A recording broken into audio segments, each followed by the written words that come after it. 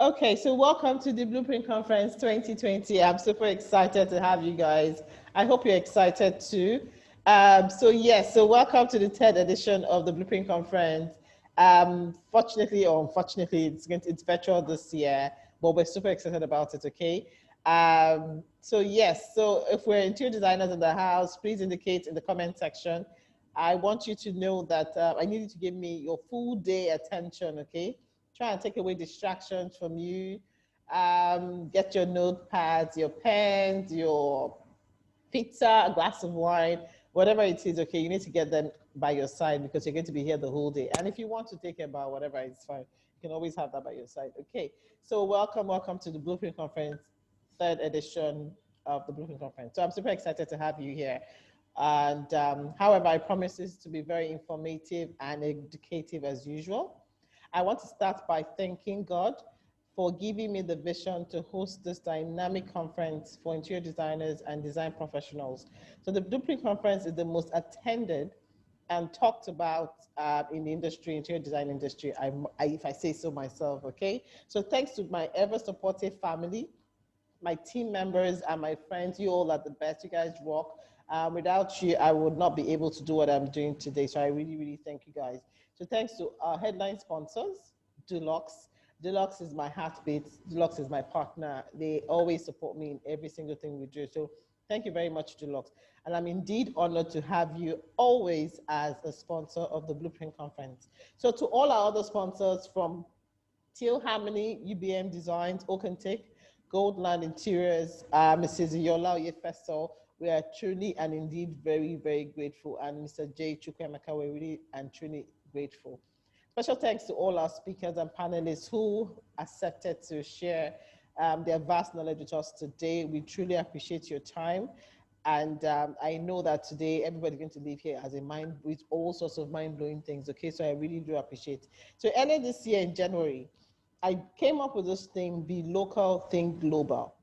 Not even realizing that there will be a pandemic, okay? And yet I'm super glad that the thing is still relevant even to today. So definitely it has to be inspired by God anyways, but I'm really excited about it, okay?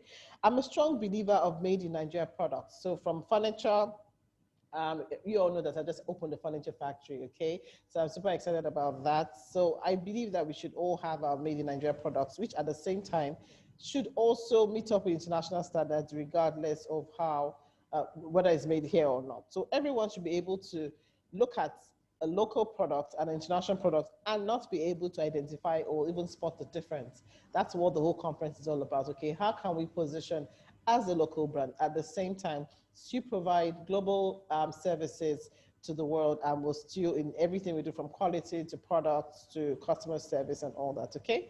So as interior designers, we should be conscious about positioning as a global brand, even as we operate as a local brand. So thinking global is way beyond quality products, like I said before. It's more about projecting yourself in terms of customer service, time delivery, excellence in everything you offer as a brand. Remember, as interior designers, we are offering an experience, not just a service or a product. So clearly, this pandemic has definitely changed the way we do things now. And we all should get ready for the new normal because things are going to change definitely, okay? So while we do that, we have to begin to think of how can we innovate and do things. Because the truth now is either you innovate now or you die. Yes, die, not you personally, if the business dies, okay? So how can you innovate? So nothing should stop you from creating products or providing services, which can be exported out. And for you, there's nothing also stopping us from also becoming a sought after international brand. So my prayer for you today, guys, is that you learn, open up your hearts, open up your minds. Let's try to unlearn, and it's time to relearn. Let's know what it is that we need to do, okay? But I know that today promises to be very mind-blowing, and today marks the beginning of a new phase in your life and your business. And my prayer today is that God will see us through and we'll definitely come out on a different level, on the next level. So also remember, I'm rooting for you all, and remember, we can all excel. So let's do it together. So welcome to the Blueprint Conference 2020 edition. If you're excited like myself, say yeah, yeah. So just type yeah in the comment section. Yeah. So if you're excited, just let me know. Type that in the comment section if you're excited about it. I need to see the chat. So we have people coming in. Fantastic. I'm super excited. You guys have decided to give me your time today. So if you're excited like I am, please share in the comment section. Yeah. So let's see. How many years yeah do we have? Okay. All right, fantastic. So yes, so I also want to let you know that the Blueprint Conference is powered by Jennings School of African Interior Design. So for those of you who do not know, it's the first and only approved interior design school in Africa. Yes, we're certified by CID International Florida. So we are definitely approved, and we are approved by the Interior Design Association of Nigeria. We're just like 3 years old, but we've done fantastic, and we're super proud of our progress so far. Okay, so just a quick introduction about myself. Well, I find it funny having to introduce myself. Okay, so but we have that all on the screen. But definitely, like you know already, I'm an interior design business coach. I'm an author. I'm an interior designer, and my role is to help interior designers make profit by helping them grow their business and scale their businesses, okay? So that you can live a life that you love as an interior designer. So I'm also a graduate of interior design, commercial interior design and business and branding from the Interior Design Institute UK. Although my first degree was in geology and I have a master's in applied computing and IT from University of Bedfordshire, UK. However, interior design is my love. And like I tell people, coaching and teaching is my passion. Okay, so I've been in the industry for over 8 years now, but Jennings School, like I said, is just like 3 years now, but we're super, I think it's even up, we're going to like 4 years now, yeah. So I'm super excited about that. And the whole idea of the school was to bridge the gap in interior design education in Nigeria and Africa, and to raise entrepreneurs through design, because we're particular about raising entrepreneurs, and that's what the whole brand is all about. Okay, so what else about me? I'm also a coach. Yeah, I'm also a coach. I'm an interior design business coach, which I'm super excited about. And yeah, so I'm also the host of the Blueprint Conference. Like you know, I'm also a grant awardee for Lagos State Employment Trust Fund, GIS project, United States of African Development Fund. I'm a mentor for Faith Foundation. I'm also the lead design consultant for Dulux Nigeria, and we're part of the Big Brother 2020 Dulux Design Challenge, which was also so exciting. Yeah, so that's a bit about me. So I think we have Adora coming up shortly. But before she joins us, I want to say thank you to all our partners, from IDEN to the Black Interior Designers Network in Atlanta. We're super excited. CID International Florida, Business Day, Jennings Design, Lagos State Employment Trust Fund, TravelQuest, United States of African Development Fund, Claire Jeffords, Purple Square, Oakentake, Overy Designs, and Teal Harmony. We're super excited to have you guys. So today, we want to say a big thank you to our headline sponsor, Dulux, for taking our time to always be with us as usual and for sponsoring the event. We really, really do appreciate you guys. So yes, so to our headline sponsors, please follow them on Instagram at Dulux Nigeria, tag them, say something nice, and definitely they have lots of things for us, okay? So definitely we're gonna have them speak today. So we're super excited. Thanks to all our other sponsors, ticket sponsors, Goldland Interiors, Oakentake, Teal Harmony. We really, really do appreciate you guys. Yola Oyefeso, Jay Chukwemeka. We really thank you guys for your contribution to this conference. So yes, so I think we have Adora Mbelu in the house. Ada, if you can hear me, it'll be nice to see, yeah? See your face. Hey, Jenny, I can hear you loud and clear. Loud and clear. Hi, how are you? I was trying to call you, I couldn't reach you, but that's fine. Yeah, so, okay. Okay. So should I introduce you, or how does it work now? Yeah, well, you can, but I'm also assuming that everyone has kind of read the flyer and all of that. Yeah, so they know all about that. Okay. Yeah. Okay, but let me just give a rundown about you. Okay. Yeah, so that we don't just let you just you're the light, so we need to introduce the light.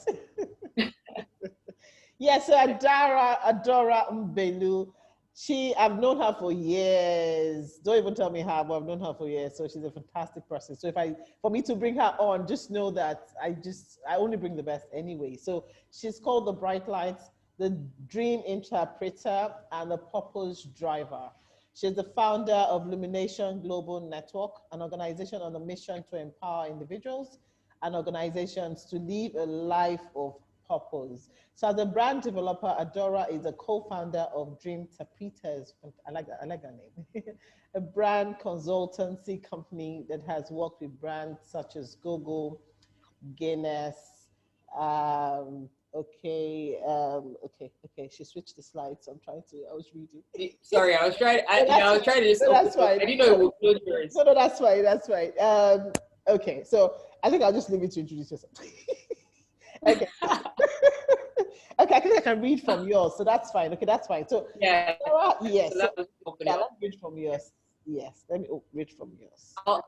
Yeah, I can actually just run through it so that you don't have to worry. Thank you, darling. Yeah, just real quick. All right, thank you so much for the beautiful attempt of an introduction. I appreciate it. Thanks for having me, Jennifer. Thanks for having me. I'm really excited to be here, and I hope that everyone who's on here is as excited as I am.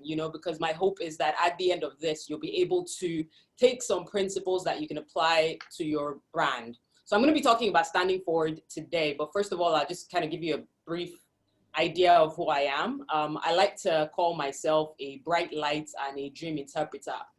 And the reason why I call myself a dream interpreter is because, one of my gifts is helping people interpret their dreams using brand development as the skill set that I have, right? So over the past 10 years, I've basically worked with individual and corporate brands. I've also worked with SMEs, but quite a lot of multinational brands. So from Microsoft to Google to Nokia, Diageo, Absolute, Sterling Bank, Union Bank, and a whole lot more people. And in the individual space, I've worked with people, I've worked with everyone from pastors to athletes to musicians, to thought leaders and people who work in those different spaces. And so my background is actually quite in brand development. It spans across brand management, experiential marketing, sponsorship, storytelling, content development, digital marketing. So I'm one of those brand people who is quite immersed in brand building. Today I'm going to be talking about standing forward, right? But because we don't have a lot of time, I'm not going to try to drive deep into some of the principles. What I will try to do is to shape your thinking, right? So that at the end of this session, you can do what I call own the skies. And I'll explain that in a minute, okay? We're in an era where, there's so much going on. The marketplace is extremely saturated. Like every day, someone is, coming up with an idea or a thought or something that you're trying to do. Everyone is now, in the virtual space, trying to create virtual products. There's so much going on. And the question is, how do you own the skies in a space like this? Notice that I didn't say standing out. I said standing forward. And even as I go through this, you'll see why I said standing forward versus standing out. This image here, I'm going to use an illustration to explain owning the skies. Okay, so this image here is of an F-16. An F-16 essentially is a Falcon fighter jet. So for those of you who watch like action movies, right, you've probably seen an F-16 in a lot of those movies, right? I'm going to give you a few thoughts about an F-16. So a few features of an F-16. So first of all, I have one here. I have a small model of an F-16 here. Yeah. I should get one. I like. You should. The beautiful thing about an F-16 is that when you see it, it's so small. Like when you see it in the sky, right? It literally looks like a dot. Oh. It's such a small plane, but it has the ability to cause massive impact wherever it hits. So a lot of times when you see an F-16, even in movies, like they fly in batches of 3 or 4. An F-16 never really flies, alone. Okay. So a couple features, an F-16 moves at the speed of 1,500 miles per hour. Just to put that in context, right? An F-16 can go from Ibadan to Lagos in 2.5 minutes. Oh, wow. 2.5 minutes. Right? Yeah. An F-16 has 500 weapon rounds, right? Carries 6 heat-seeking missiles, right? And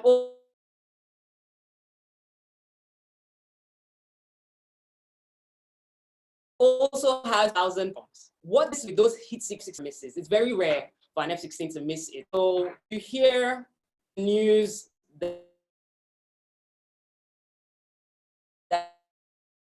an F-16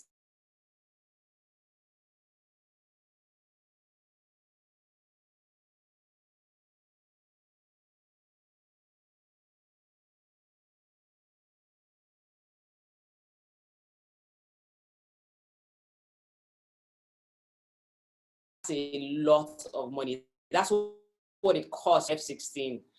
That's probably why we don't have one. We should, but we don't.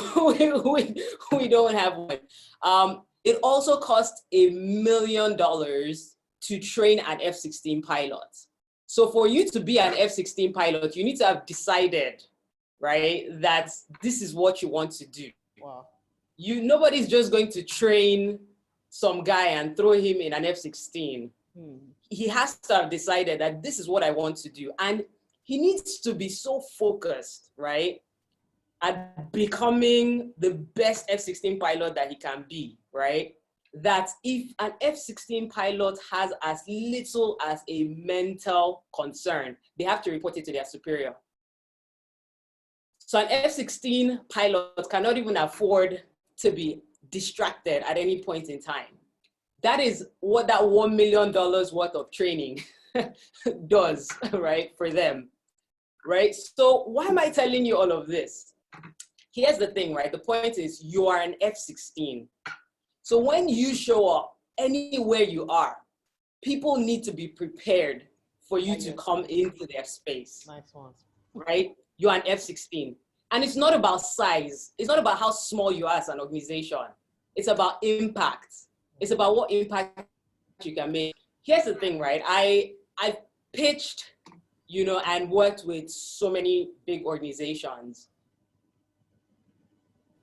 When I walk into a lot of these pitches, right, of course, they're always the bigger agencies, bigger in size, bigger in resources, bigger in everything, right? But for every time I've got the work, right, there are a couple things that me and my team go into every pitch doing, right? So first of all, I know that we're going in there with precision. I know we're going in there with speed of thoughts. I don't care how big the other agencies are, right? Our small F-16 is going to go in there with speed of thought, with precision, with focus, right? As to what it is that we want to get out of this, right? And we're going in there trained. We're trained. We're a trained F-16 pilots, right? And I'm going in there knowing that you're going to pay me the $14.6 million because you badly want an F-16 and you know that you need it. Yeah. You know that you need it because for any country to purchase an F-16, they must need it. Their dream must be, so for every client you work with, their dream must be bothering them so much that they need you to interpret it. If they don't need you to interpret it, that's when they start to, they're not sure. But they need to know that when they think about you as an individual, as an organization, they know that you're the only one that can interpret that dream the way that they want it interpreted. And that's why they come to you. Okay, I'm going to ask you guys, I'm going to ask you a question, Jennifer, since everyone else is muted. So you can take one for the theme. Okay. Take one for the theme. It's just a wild guess, right? Okay. It's a wild guess. I don't expect anybody to know this sort of information. But how many people do you think, right, put the first man on the moon?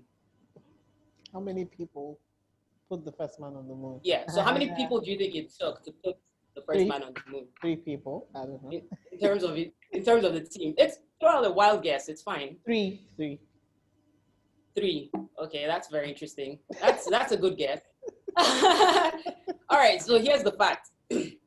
Whoa. At the height of the Apollo buildup, there were over 400,000 people working at 21,000 different companies or organizations that were involved in the program.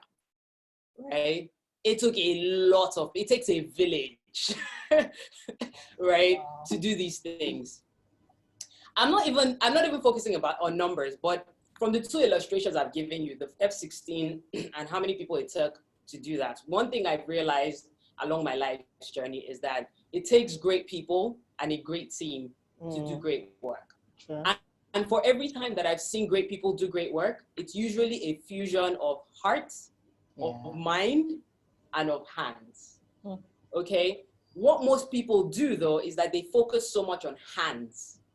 So in the interior design space, you have a lot of people who are focused on I need to get the new, technology. I need to get the new. It's so focused on hands, on the doing, right? That you miss out on the fact that great work actually comes from here. Sure. Okay? It comes from your heart. It comes from the mind before you get to the hands.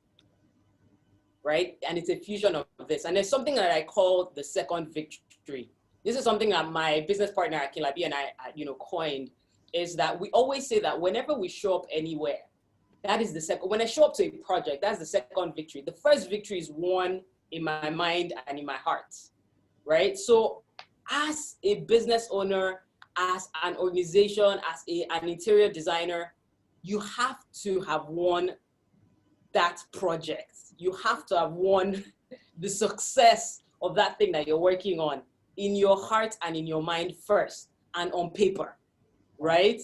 The strategy, everything needs to have been developed before you actually show up. When you show up and you're successful, at the point where people are clapping for you and saying, great work. So when you do that post on Instagram of that amazing place that, you've done up, right? You've moved on from it because you won it. Yeah, way before you even went there. Yeah. So before you even executed, you already knew what it was going to look like. You already had decided what your client's state of mind was going to be, right? When they see the work, you've decided all these things, right? That is very difficult to be moved by what happens when you get to the site. So yes, of course, you will have your moments, but it's difficult to be moved by that because you have a goal. You know where it is that you're going. You have a strategy. There's a plan. There are backup plan. There's not just a backup plan. There's a backup plan, right? So when I get to the site, one vendor is not going to stress me out because I've won, right? In my heart and in my mind and on paper first. So now remember what I said, that I didn't call this presentation standing, I called it standing forward. And here's why.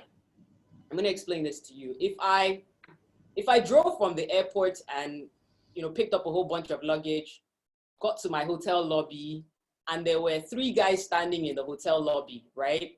And 2 of them were wearing black, and 1 of them was wearing red. When I come out of that car and I need someone to carry my heavy luggage, am I going to pick the guy who's wearing red just because he's standing out if the guy doesn't look like he can carry my heavy luggage? Probably not, right? So I'm not just going to be like, oh yeah, this guy stands out. He's handsome and he's wearing red. So therefore, come and pick up my luggage. I'm going to look for the guy that looks like he can carry my luggage. Sure. Correct? Yes? Sure. Yes? Sure. Exactly. So that guy needs to be standing forward to me, right, as a customer to say, you know what, I want you to please help me carry my luggage because you have the muscles, you have the build, you look like you look like you can pick it up, right? So this entire thing, building and sustaining a brand, is not just about standing out. People try to stand out.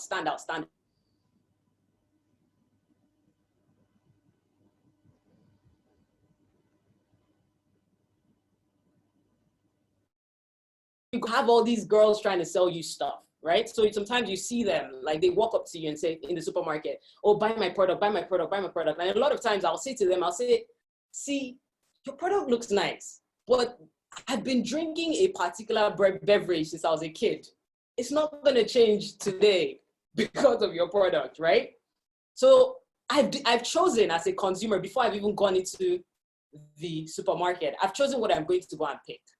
So no matter what brands show up in front of me, a decision has been made as a consumer, right, of what I'm going to get. And that's what I want to teach you today is how do you consistently and constantly become the choice in the eyes of the people that you work with, the people that you're looking to harness your service before they even show into the marketplace. So before they even come out to say who's out there, right?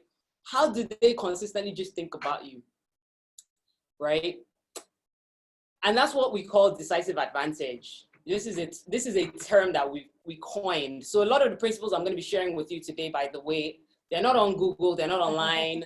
They're actually principles that myself and Akinlabi have coined over the years, based off of our experience. So it's just based off of, working with these different organizations. We've created some terminology, we've created some ideology that we believe is important, right? To understand the basics of building and sustaining a brand. And so decisive advantage is essentially the strategic advantage that a business has over other businesses, where the consumer constantly and consistently chooses to buy into your offerings even before they arrive at the sales location, right?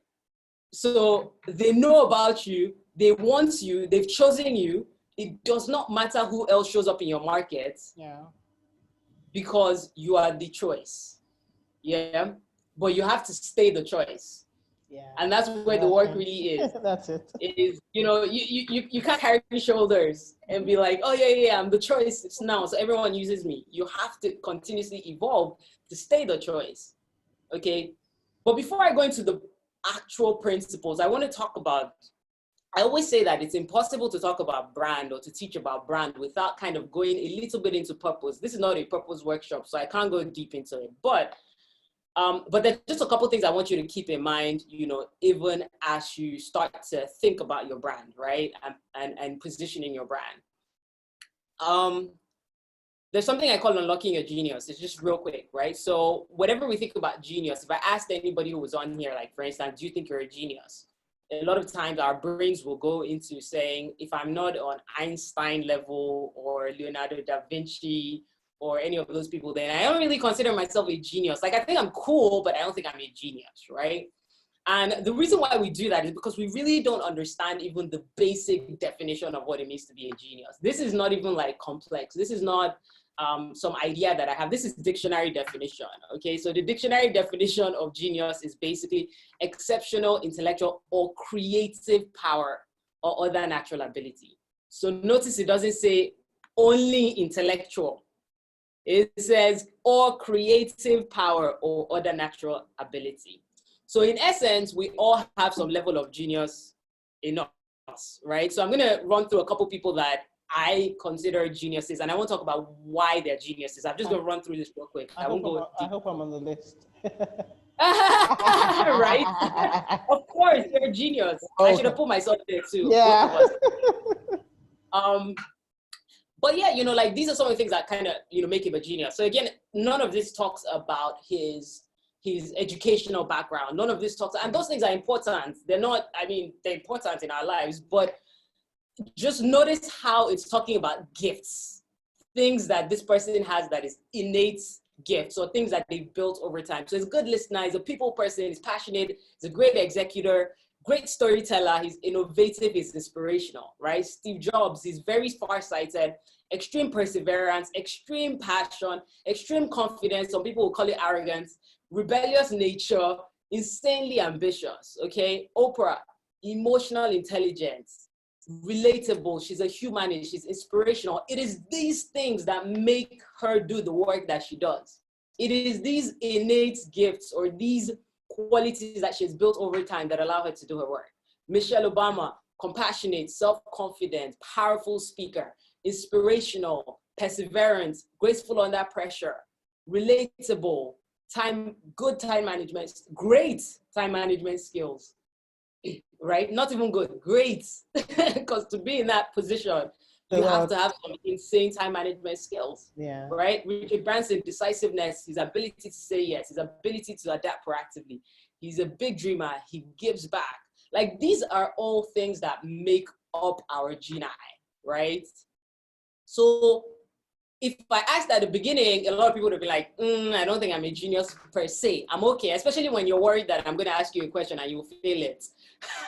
But if you look at what I just shared with you, you realize that, we all are geniuses. We all have some level of geni, right? And that is the foundation upon which your work is built. That is the foundation upon which your brand is built, right? So I'm gonna just, give you guys real quick, you can write this down, just these are just quick steps to help you even just determine like what I call like a purpose statement, right? And this purpose statement is something that you should have individually. It is something that you should definitely have for your brand as well, right? Something that you can apply, you can look at. The great thing with purpose statements is that they help you sort of see what kind of clients do I want to work with? What kind of partnerships do I want to have, right? What kind of, with my vision, what kind of business do I want to do? What kind of project do I not want to do?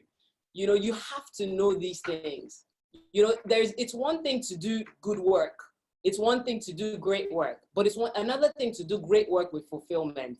And that's why for me, I don't separate purpose from brand, because you can do great work to the outside world, but for you to do great work with fulfillment, right? It requires purpose. Mm-hmm.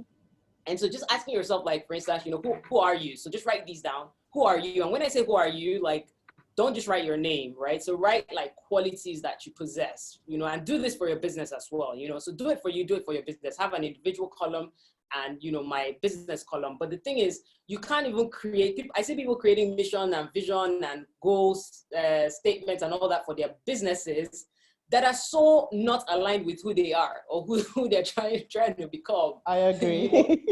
Yeah, so you're so separate, so you have these beautiful values, core values that you've put on your website, mm-hmm. right? That your company is, but you don't have those personal values. If you don't have those personal values, they will never come through in your business values. So don't just go and copy and paste values, right? And be like, yes, we stand for these things. So ask yourself, who am I? Like, what are some of my qualities? What are some of the things that I believe? What are some of my values, right? My personal values. And then that kind of feeds into your business, right? What do I do? So ask yourself, what do I do? And when I say, what do I do? Don't just write your profession. Don't be like, oh, I'm an interior designer, right? What do you actually do as an interior designer? So not just without even limiting yourself to that profession alone, like what are the things, what are your gifts? What are the things that you actually do, right? For the people that you work with. Then you ask yourself, who do I do it for? So who are these people? When you say my target market, who are these people? Right? What you can do is to even create like personality grids for them. What do these people look like? What do they sound like? What kind of work do they do? Where can I find them? Start to look at those things, right? These people that I'm trying to target, what do these people want and need? Because it's very easy for us to lose sight of what our consumers want and start focusing on what we want them to want, right? So we start to get focused on, okay, if I just come up with this thing, everybody's going to like it, everybody's going to buy it, right? Mm-hmm. But the question is, what do they actually want and need? How can I listen to them? And a great way to do this is to remove yourself from the thoughts that this is your business and ask yourself, even for me, if this was not my business, what do I want? Sometimes you will find that when you do that, it's easier for you to see, what these wants and needs are. And then ask yourself, how do these people change as a result of working with me? So when they work with me, not when they work with someone else, when they work with me, how do they change? What is it that they get from this process? And you will find that your business is not just about the service that you provide. It's not just about the external service that you provide. Sometimes when you're doing this work that you're doing things as simple as mending family relationships and you don't realize it. Yeah, true. You have spouses that have been fighting because the woman just doesn't like how the bedroom looks for a long time, and she's been carrying it in her head and it's frustrating her, right? And the guy doesn't like how the garage looks, and it's frustrating him. And so that it's deeper. The point I'm trying to make is that the work that you do is deeper than surface and aesthetics. Yeah. And sometimes it's easy to get lost in that aesthetic, right? That you don't realize that. So there are times where you personally work with someone and that person just tells you, you know what, like, because of you, right? This is like, you've given me a mental escape. You've boosted my creativity. Like you know, don't let your client's response always be, it looks beautiful. It's just a nice sometimes just yeah, you know, nice chair. Exactly, you know, sometimes just like digging deeper, you know, into actually knowing how they change gives you a boost of energy to keep doing the work that you do, right? So now I'm going to jump into the principles so I don't go over time. I'm going to try, Jennifer, stay with me. I'm going to try not to go over time. No, that's fine. But the first principle that, you know, I try to teach with this is people eyes, okay? It's people eyes. And what it basically is whenever we're thinking about, you know, relationships with our target market, like you hear the terminology with marketing terminology, like, oh, B2B, B2C, you know, all that kind of stuff. But the truth is, the world is at a point where everything is P2P. It's people to people. All that B2C, B2B, blah, blah, blah, blah, blah is it is non-existent because it's people who are behind these businesses. So for every time that a brand, I have an issue with a brand, there's actually somebody, maybe it's the customer service person, but there's somebody behind that phone that I'm speaking with. For every time I'm talking, you know, I go to try and fly, and you know, there's an issue with the airline. It's still a human being that comes on and says, fly 347 to Abuja is not, but there are people to people. And these people, guess what? These are the same people that are interacting on a daily basis using social media, right? And are somehow connecting and building relationships. So how is it possible that people to people relationships are growing, but business to people relationships are dying? When in fact, it's the same people that are behind that run these businesses. So somehow they're connecting on their personal networks, but when it comes to dealing with the business side, the businesses are dying. And it's just that simple thing of, with a lot of people and a lot of teams, is not understanding the full story and vision that that company wants to tell. It's that idea of knowing your story and knowing the story that your customer wants to tell and finding an intersection point between those two stories. That is the simple connection of peopleizing. So for instance, I have these Louboutin shoes, right? If I was going to buy a pair, well, maybe not me, but if someone was going to buy a pair of Louboutin shoes, and maybe she, on a normal day, you know, this person's income level doesn't really allow them to buy, you know, such expensive shoes. If I saw them wearing these shoes at a meeting, I'm going to say to myself that there's a story they want to tell with these shoes. There's a story, right? So you're either coming in trying to, maybe you're wearing it to a particular type of meeting to show a particular, you know, to tell a particular story. Like, I'm a powerful woman. I'm trying to come in here and show you guys that, you know, like I've got this. I've got this cover, right? That so brands, what I'm saying in essence is that brands sell stories. They don't sell products. They sell stories. What's the story that I want to tell? If I'm going to buy a Mercedes, what is the story I want to tell? You know, I'm not just going to buy a Mercedes because the Mercedes just looks beautiful. That is the aesthetic part of it. But there's a feeling that I connect to owning that Mercedes, right? So even though, yes, it looks beautiful, but that beauty, there's a feeling that I want to get, or there's a story that I want to tell with this. So what is a story that your consumer wants to tell? Know their story. Know their story. Then know your story, right? And then find a way to intersect your two stories. Find it. You're not just an interior designer. You are telling somebody's story. You are an extension of them. They need to see you and say, if I work with Jennifer, right, I know the story I want to tell. I know that she can bring that story to life. I've seen her brand, and there's a type of story, right, that her brand already tells, and I want to be a part of it. And forget, not just with consumers, it's the same with partnerships. It's the same with people who want to collaborate with you. There's this story that she's already telling. Yeah. It's existing. Yeah. You know what I mean? I want to be part of that. Yeah, I want to be part of that story. So I'm buying into an extension of myself, of the story that is already inside of me that I want to tell. Yeah. So people know their story, know your story, connect it. Okay. The second principle is promise. Promise. Okay. And this is the best global brands list for 2019. 2020 is not out yet, but every single year, right? This is by Interbrands, and you can go check it out. So you can check best global brand 2018, check it out for 2017. The top 10, right, that are on here, they've always been in there. They're consistently top 10. So they might shift in terms of the numbers, but they're consistently in that top 10. Why are they consistently in that top 10? It's obviously not their logo. It's obviously not their design. Nah. It's a promise that they've made over time that they're adhering to. They're keeping a promise, right? So I'm going to dispel a couple brand myths. First of all, your brand is not your logo. So please, when you're thinking about this, building a brand and sustaining a brand, and you're attending all these courses and you just want to jump right in to say, let me start redesigning my logo. Let me start redesigning this.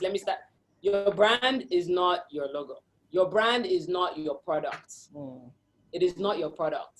Okay, so it's not whatever new technology you have, whatever new design you have. It is not those things. Okay, it is not your ads. It's not about pumping into Facebook ads or sponsoring posts because you took one digital marketing course that asked you to start doing those things. Yeah. Okay, it is not those things. And this is not to say that these things are not important. They have their own, they have their importance, their level of importance. But for you to effectively do any of these things, you have to have decided what the core brand is, right? And essentially what your brand is it's a person's gut feeling about a product, a service, or organization. It is the sum total of people's experiences and perceptions, some of which you can influence, some that you cannot.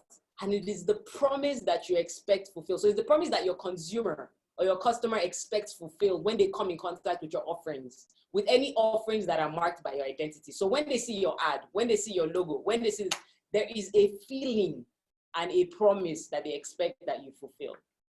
So if for instance, right, I look at like Nike, there is a promise that I expect fulfilled with a Nike product. I say to myself, okay, if I get a Nike product, it must last. There's durability, if it's original, right? Not the about Nike or Nike. There's durability, there is comfort. Yeah. So even if somebody else created a space and they had Nike logo, they had this, it was perfect, it looks beautiful, right? If I walk into that store and that product does not fulfill my expectation, the brand has failed. The brand has not kept up to its promise. That's how I know that it is not the real one. Correct? Yeah. That's how I know that, nah, this ain't Nike. Yeah, I'm like, this is not Nike. So it's about the promise that is fulfilled, right?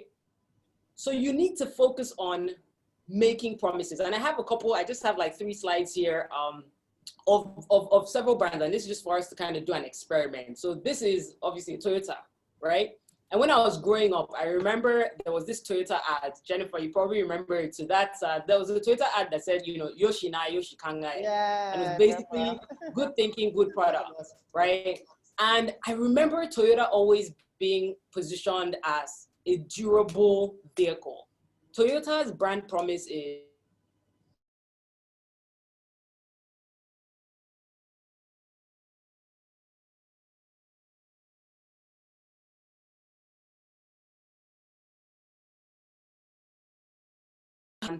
durable. So by the time I went into university, guess what my first car was? Toyota Camry, right? Because I knew that I could not afford to start fixing any engine problem or I don't want to fix anything. I don't have the money. I'm a student. So I can't afford those things. Let me buy the conk car that is going to last me, right, in this period. So again, you're making choices, right, by the promise that brand is making. If you look at what city is this? We all know what city this is, right? Dubai.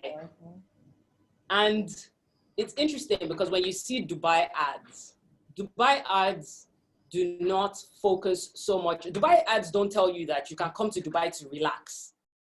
They don't promise you relaxation. They promise you adventure. They promise you family fun and entertainment. They promise you, they're not promising you Dubai is a place for relaxation. So people don't go to Dubai just to go and chill and relax. People go to Dubai to have fun, to hang out with family, and to do business. Dubai promises you innovation. It promises you that when you go there, your creativity, your brain will open up. You'll come back, gingered and energized, right? But when you see ads from like Malaysia, for instance, Malaysia does the whole Malaysia, truly Asia, and they do a lot of like, you see people sitting on the beach, on the spa, in spas with stones on your back. It's telling you, okay, well, we're kind of more touristy for relaxation, for those things, right? And that's the same with making promises. You don't have to promise the same thing that the other person is promising, right? So for instance, I don't have to, as a business, the problem that businesses make is you're trying to promise what Jennifer is promising. Jennifer might promise that, okay, I can do this. Jennifer, I'm just using an example. Right? This might not be your promise, but I'm just saying, Jennifer might be promising that, I can deliver within 48 hours. I don't even promise that. I know. Okay, let's use another name. We use Bumi. So Bumi promises I can deliver within 48 hours, right? Or I can deliver within 72 hours. But I cannot promise you that it will be 100% quality. I'm just going to promise you that I will deliver, right? Jennifer is like, I will deliver in 2.5 weeks. Yes. I can promise you quality. Yeah. But you will wait for 2.5 weeks. Mm-hmm. So what the consumer now does is the consumers get to choose. They choose whether they want to go with Bumi or whether they want to go with Jennifer. If the consumer is not bothered about how it looks, they just want chair and table to come in, they'll go with Bumi, right? But what happens a lot of times is that you find people trying to make other people's promises. And you don't know the dynamics within Bumi's organization or Jennifer's organization that she has created over time to be able to deliver on that promise. Mm-hmm. So now you're making a promise based on what you see that she's getting, based on the work you believe she's getting, right? But you don't know that internally, she has been training her staff to deliver within that 48-hour period, right? And that is where she puts all her energy into to make sure that is happening. So don't promise things that you cannot deliver on. Make a promise that you know you can keep. Yeah. See, the Nigerian government should not sue me for this one that I want to talk now. What's the promise? But I need to use this as an example because it is such a perfect example, right? Of no matter how much you change your logo or your look and feel, there is a promise, right? So for me personally, if I was driving on the road on a Sunday and these beautiful boys in black pulled me over and said, "Happy Sunday, ma," right? I know what that means. There's a promise. Yeah. It's a brand promise. It's that simple. I know your promise, right? So for me, I'm going to say, okay, happy Sunday, right? I'll move on. If I see these boys the next Sunday, right, and their uniform is clean, their branding, in fact, they've done a full brand overhaul, their car is beautiful, everything is, changed about them, and they said, "Happy Sunday." I will still say happy Sunday. Yeah. Right? Because it doesn't matter, right, that the look and feel has changed. There is just a brand promise. There's an expectation that we have as a consumer when we come into contact with their brand. Mm-hmm. That's just what it is. So we have to keep that in mind. I use this as an example for us to just visualize that it is not about the things that we think it is about. Those things are beautiful, they're important. But the basic foundation is, what do I think about you? What do I expect from you when I see you, when I see your product, when I come in contact with what you're doing? Okay? So your brand isn't what you say it is what they say it is as well. So you've decided what this brand is. You've decided, okay, this is what my promise is. But the question is, are you fulfilling that promise? And of course, I mean, this is not to say you're not going to have some moments where there's some clients that are just difficult. That's inevitable. There's some clients where you will never fulfill your brand promise. Yeah, from hell, clients from hell. You will never fulfill your brand promise. But I think the important part about this is always making sure that you're doing your best, right, to fulfill that promise. So there are times even where if your promise is clear, like if you say that this is what you provide, even when a client has an issue with certain things, you can go back to the fact that this is not what I promised. This thing that you are arguing with me about, right? I didn't promise it to you. And I've done that with my clients sometimes, because what your clients will do is that sometimes they will have expectations based on other vendors' promises. I didn't promise that. That's what that vendor promised. So I will always make sure that I'm clear. So that when my client says, but you know, we engaged you and now you're telling me that you cannot deliver this thing by tomorrow. Excuse me. You know, like when, because now they're saying we need it by yesterday. I'm sorry, but when you engaged me, I told you very clearly this was what the timeline was going to be. Can I shift? If I can shift and I can be flexible, I'll try. But what you will not do is to try and make a promise for me and then force me to keep the promise you've made. Yeah. Okay. So with your promise, make the promise, right? Keep the promise. So make the promise, communicate that promise, right? Then keep the promise, then communicate that you kept the promise. What happens with most people is that they stop at keeping the promise. So you make the promise, you communicate the promise, you keep the promise, then you move on. You don't communicate to the people that you've kept the promise. And that's where your brand equity, right, comes from. Is telling your story, is saying, see, I promised this client this thing. I kept the promise, guys. Communicate it, say it to people. And that's, you know, you do that through testimonials. You do that through telling your own part, because sometimes the client will not give you a testimonial. It's fine, don't worry. I will testify for myself, right, of the work that I did. Okay. There's another principle called the second law of competition. And essentially what it just basically says is that competition is not the only competition, okay? Competition is not the only competition. I'm going to show you 3 different brands that are in the same category, right? And we kind of don't think about them as being in the same category. So if Genesis Deluxe Cinemas was not getting as many customers as they should get, the conversation they will have internally is, our customers are going to the IMAX theater, they're going to Silverbird, right? So let's find, is it that Silverbird's popcorn is very nice? Let's make our popcorn better, right? Let's add sugar. Exactly. You know, is it that their chairs are finer? We're going to change all our chairs to velvet, right? And so what happens with these organizations is they're so focused on their direct competitors that they don't realize that people are not coming to your cinema because they're watching DSTV, they're watching Netflix. They now have all these websites, you know, that you can watch stuff on. Sometimes they're not even coming because they're at the beach. They're not coming because they've gone for family picnics. They've gone to Owambe parties. The truth is people are making choices revolving around promises, not categories. And the promise that all these 3 guys state is wholesome family entertainment. I can get that from anywhere. I can get that from playing video game with my family in the house, right? Do we understand that?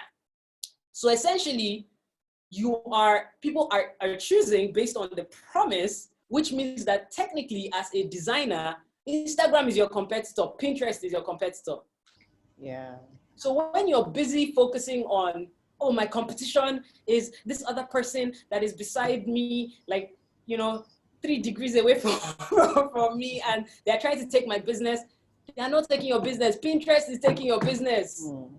People are starting to DIY it, right? Like there's so many. So when you think about it, you have to think about it as, what are all these other guys doing?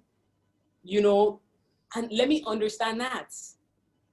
So what is my promise? And then who else is promising that? Anybody who is promising that I don't like to look at it as competition. To be honest, I'm usually like, collaboration over competition. Yeah. But this essentially is just showing you more about promises. So I'm talking about competition in relation to promises, in relation to understanding that, this is not about the next person beside you doing the kind of work that you're doing, but this is about understanding what other brands are promising in relation to the promise that you're making, right? So when you're trying to innovate and you're trying to do better at your business, you can actually say, you know what, okay, so maybe I should maybe because Pinterest has this now, maybe I should create a gallery of some sort that allows people to see certain types of items, like it allows you to just innovate better. If you understand this. Yeah. The next one is engagement. And I'm going to run through this real quick because it's kind of explanatory, but essentially, right, with engagement, this is a typical customer life cycle. You go from introducing your brand, right, to educating people, to them buying, to them becoming loyal to what you're doing, and then to them introducing somebody else. And then it goes round again. So let me explain some of the challenges that most businesses have with understanding the customer life cycle. Sometimes you're so focused on introducing.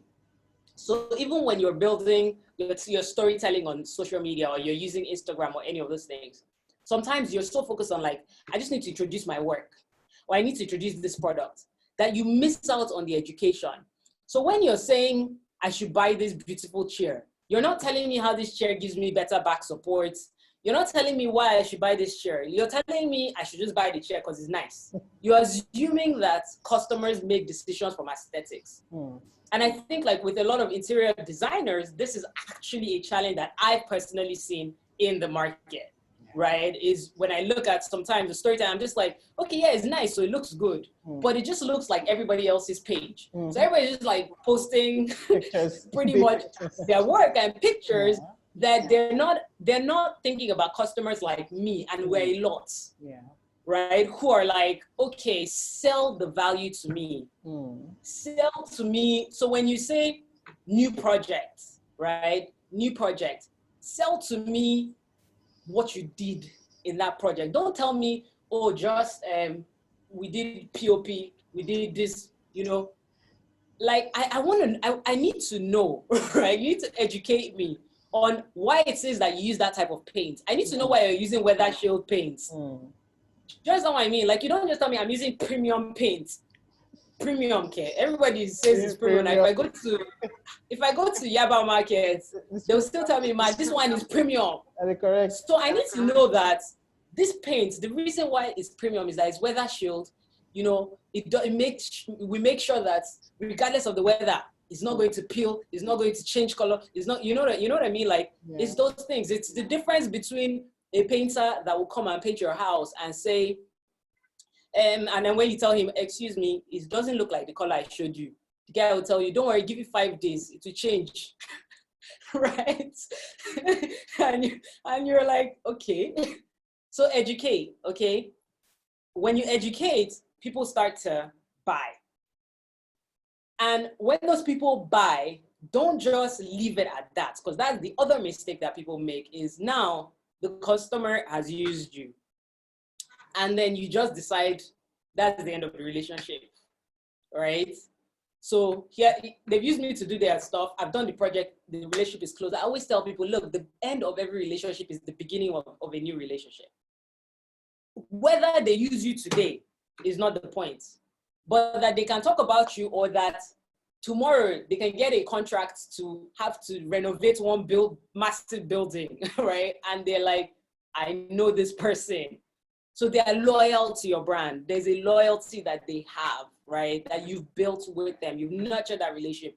Sending simple things like proper, not just, oh, thank you very much, but even sending a small gift to your clients, like just things that remind them of the fact that you are humanizing that relationship is incredibly important, right? So you build that over time, then they introduce you. And when they introduce you, don't assume that because somebody has has walked into my house that you've done work in and that I've introduced them to you, that they should just have figured out the education part themselves. Do you get what I'm saying? So now you've been introduced to somebody else, and then you automatically start trying to convert them to buyers. You skip the education part because you're like, after all, they've seen your house now. have they not seen your house? Hey, you know, they've seen your house. You know, but the thing is, yes, I've seen your house. The house is beautiful. I like it. I like certain things. But maybe I have my own personal needs that this particular project that you didn't necessarily cover those needs, right? And if you don't pull out those needs from me, I'm going to just probably use you for the same sort of needs that you solve for the other person. Do you get what I mean? Yeah. So it could be possible that I need you for more, but I just say to myself somewhere in my head that maybe she doesn't really, or maybe he doesn't really know how to do that part. So I'll just use him for only this part because at least I've seen that he does that. Do you get what I mean? So try to always make sure that you re-educate again, okay? And then this cycle just goes on and on. And this is the final part of understanding principles, right? Is to execute. It's to execute, to take everything that I've shared with you today and to actually put it into practice. How do you execute, right? First of all, is to know your objectives. Know your objectives. So even when you are trying to build out this brand and you're trying to sustain this brand, make sure you know internally and as a team, right? What are we trying to achieve in terms of our marketing and our brand and business objective per time? That is going to determine how you execute it. So let me give you an example, right? For instance, your priority might be, you know, for now, we need to collect database. Like we need to find a way we just want to collect a database of people. We'll market to them later. Our focus right now is not we're trying to market, right? How can we create free ebooks, free, you know, marketing collateral, I guess, that you can use, right? But things that bring value to people just so that I can collect data. I just need to collect data for people that are interested in this thing. Because when you understand that that is our objective, you're not so focused on like, oh, did we get 50 likes? I'm okay. I didn't get 50 likes, but guess what? I have 100 people that just signed up to this thing. And that is what my objective is for this month. My objective is not the same as somebody else's objective. So you are very focused, right, on what it is that we want, right? So you create a strategy that works for that particular thing that you want. So for instance, do we want to sell furniture, you know, this month? Is that our focus, right? We want to sell furniture, we want to sell appliances. So how do we show the benefits of those things, right? How do we focus on showing the benefits of those things? So it's not just about the aesthetic, but this is what I want to push for this month. So do that with whatever marketing efforts that you're trying to put in to building this your brand. Don't just be like, oh yeah, I noticed that these people, they pour money into advertising and sponsoring their posts. Me too, I'm going to sponsor my post. Don't look at what other people are doing and just doing it blindly.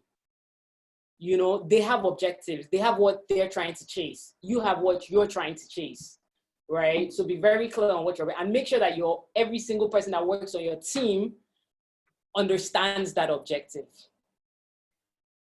Okay. Mastery comes from repetition. So training is not just about gaining information for action, but it is about repeating an action for reaction. And I say this because don't be a person that takes every single course that comes your way without applying that course. Because it is one of the frustrations of being a thought leader, honestly, is when people take your course and don't apply it and wonder why their lives are not working. Or their business is not moving the way you promised it was going to move. Yeah. Have you applied my principles? Mm-hmm. No, you haven't. You've thought about it because you see, we're very, as human beings, right? Our brains have the capacity to just like take over everything. And our brains are very egotistic. That's the truth. Your brain tells you this thing she's saying, I know it's, I'm not saying you don't know it, but have you done it? You probably haven't. My job is not to tell you something new. My job is to continuously repeat what works. so that your brain gets to the point where your brain decides, you know, I'm going to apply this thing. My job is not there's nothing new under the sun. There is nothing. That's the reality. There is nothing new, right? So as a teacher, my thing is, how can I get, if 5 people off of this, or 1 person off of this call decides to apply these things and actually start to see it work for them, then the job is done. Yeah. Right? So keep repeating. So don't just say, oh, I know it's, or, and we tried it once, we tried to do that storytelling thing, the thing didn't work for us. Consistently do it, repeat it over time. And if you keep repeating it, it will teach you some form of a lesson, and then you can allow it to evolve. You can now start to be like, okay, we'll tweak it a little bit until it actually works. So keep doing it over time, okay? Because at the end of the day, like I said, flawless execution is the difference between good and great companies. It's not the knowledge, it's not the head knowledge. It's not about how many classes you attend. It's not about how many courses you take, right? It's about applying those things. Within execution is also what is called outside innovation, right? And what outside innovation is simply getting your customers to co-design your offerings that they end up behaving like they co-own it with you. And what I mean by this is, okay, so culturally, right, we come from a culture, and when I say culturally, I'm talking about Africa in general, right? We come from a culture that tells us not to tell people about the product that we have or the idea that we have until the thing is done, or 2 days before it is ready. That's why we don't tell people that we're traveling. When we've arrived, we'll be like, yeah. When we've arrived, we're like, I'm in London now, right? Because we're afraid of bad belly. But a lot of the corporate organizations and amazing businesses that have been built globally, right, usually engage in outside innovation. And what they do is they announce to their customer base or to their audience, right? And just say, hey, you know, I'm working on this conference, I'm working on this project, you know, like, and they carry them along and they get information from them to be able to create this thing so that the people feel like they're part of it. They don't feel like it's your thing. They're not like, oh, it's your thing. And I've seen this work several times. I even did it, even as simple as like my book, for instance. I did it with my book. Like before my book had actually been published and printed and all of that stuff, right? From when I started writing it, I started telling the story to writing it. I started talking about the experiences that I was going through, and I'm doing it right now with my second book, same thing. I started telling the experiences that I'm going through that are allowing me, and the experiments that I'm conducting that are allowing me to write this book, such that I'm carrying people along. By the time the book came out, it was a no-brainer. Like a lot of people already wanted the book because, yeah, look, everyone wanted this thing corporate because they're like, oh, okay, well, we were part of the process. We now want to see the finished product. We wrote it with you. You understand? So with your products, with your business, with everything that you're doing, you know, find ways to carry people with you on that journey and allow and get their information to innovate. And the last one is just like measuring your results against your objective. And this is basically just collecting data, analyzing that data, right? Don't make assumptions. Don't make assumptions, right? Ask yourself things like, okay, document how many clients did I close from this particular marketing effort that I put in. Don't assume. Because when you're assuming, like, you're just like, oh, okay, maybe this didn't work, that didn't work. And sometimes you're even telling your teammates, like the people that work with you, that thing that you're doing is not working. But have you measured it? Because sometimes you'll measure it and realize that, you know what, it may not be converting clients, but it is actually giving us top of mind awareness. Because I've now gone to a meeting and 2 people have talked about this, have talked about our company, right? Based off of something they've seen. So it is working. It may not be working in terms of the expectation that you have of it, but ask yourself, how is it working? What is it doing? Everything is doing something, right? So how many clients did I close from this? But also, how much top of mind awareness did I get from this? How many partnerships have I got from this? In fact, how many personal relationships have I built because of this, our company? Because you might be leveraging those relationships for something else, but don't forget where they came from, right? Don't forget where they came from. So surveys as well, you know, find out from people, like, what do people actually think about our brand? You know, so when you think about our brand, what are the 3 words that pop up? You know, create opportunities to get information, data is extremely important. Sometimes throw out questions, throw out questions online. Like, sometimes I would just even ask people, in my community, certain questions. I'll do it in my Insta stories, and it's not because I'm just asking, it's because I actually want to know what some of these problems are and how I can solve those problems. You understand? So it's important to collect that data, to analyze that data and keep track, right? Results rule, period. So I'm hoping that everything that I've shared, that's the end. I'm hoping that everything that I've shared with you today, will just help you at least shape your thinking, right? In terms of building and sustaining the brand that you're building. And never forget this guy. Okay, if you can even just print off, if you can't get a model, just print off a photo of an F-16 and put it on your vision board. Yeah. So that it reminds you every day that it is not about resources and size and all those things, right? It's about being small but mighty and powerful. It's about speed, it's about precision, right? It's about knowing the damage that you can cause when you show up and people being prepared for you to show up. Okay, so that's really what it is about. So I look forward to seeing the amazing brands that you guys are building. I look forward to hearing more success stories. And thank you so much, Jennifer, for having me. Thank you so much, Adora. As in, there was a part you were talking and I was having goose pimples, as in. So yeah, so if you have any questions, please drop in the chat section so that we can ask Adora for like 15 minutes before she runs away. Yeah, so I'm super excited about this because, especially when we're talking about the genius thing, I always tell people, especially when I see people put up all sorts of things where we offer on-time delivery, where the first and foremost interior design brand, I'm like, hello, who is in the first? The truth is, what comes to you naturally, that's what your genius is, okay? Right. Like I tell my people, never say on-time delivery. Number one, as your CEO, I'm always late. So, I'm always late. So if you want to now say we offer, and that's honesty. Yeah, I'm always late. So I don't know, because I don't like to come and wait. I just want to come and start. So I definitely would just come for something. And like, if you tell me 10 o'clock, I want to be there like 10:05 or so, we just start. Yes. So if you go and offer something else that is not me, on your own, I always tell them. So you're right about your genius. It's not about how intelligent you are and all that. So for some of you, it could even be like your systems and your processes, and that's what works for me. I'm a very systematic person.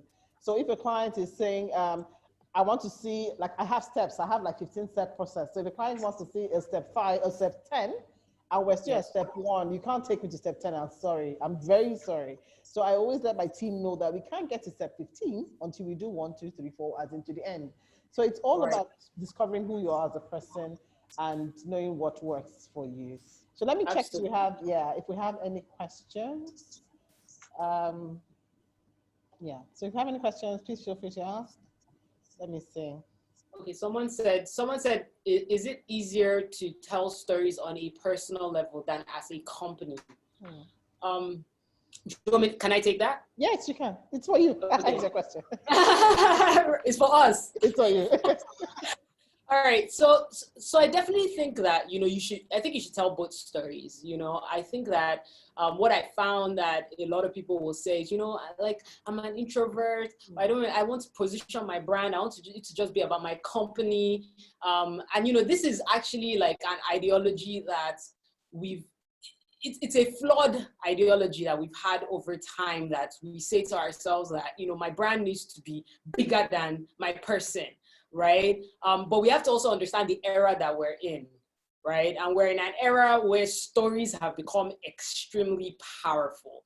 And those stories, remember what I said, they have to be relatable. So the reason why I will buy into Apple is because I also know about Steve Jobs' story, right? So if I don't know Steve Jobs' story, I may not be as much of an Apple stan as I am. The product is great, but I'm an Apple fan because of the founder's story, right? So I think that it is important to tell both stories simultaneously and talk about how they're intersecting, right? So you want to be able to tell your story as a person, you want to be able to tell your story as a business, and it's easier for me to see why you started your business, right? So if I'm going to tell the story of my brand development company or the story of my purpose company, which is Lumination, because people know my story, they can see why I do those things. They can see why those things are important and why those businesses operate the way they operate, right? Because you know that, okay, this is the type of person Adora is. These are the experiences Adora has had. So I think it's important. I don't think it's easier. I don't think it ever becomes easy for anybody, really. Like, sometimes you look at people and you say, it's easy for you now, you're an extrovert.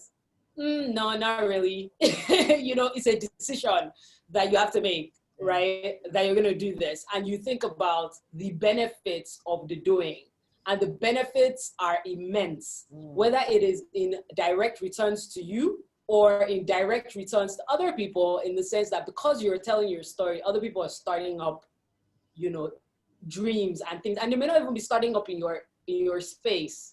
Like something you're doing in interior design has made some guy who's a painter, who's an artist, to start creating his own art now because he loves the fact that you pursued your passion, your dreams, and your vision. So I think tell both stories, you know, it never really truly becomes easier. But what I would tell you is that, you know, it becomes, I think you're so focused on the purpose of what it is doing, right? That it's just, it's a bit of a breeze mentally, you know, to do.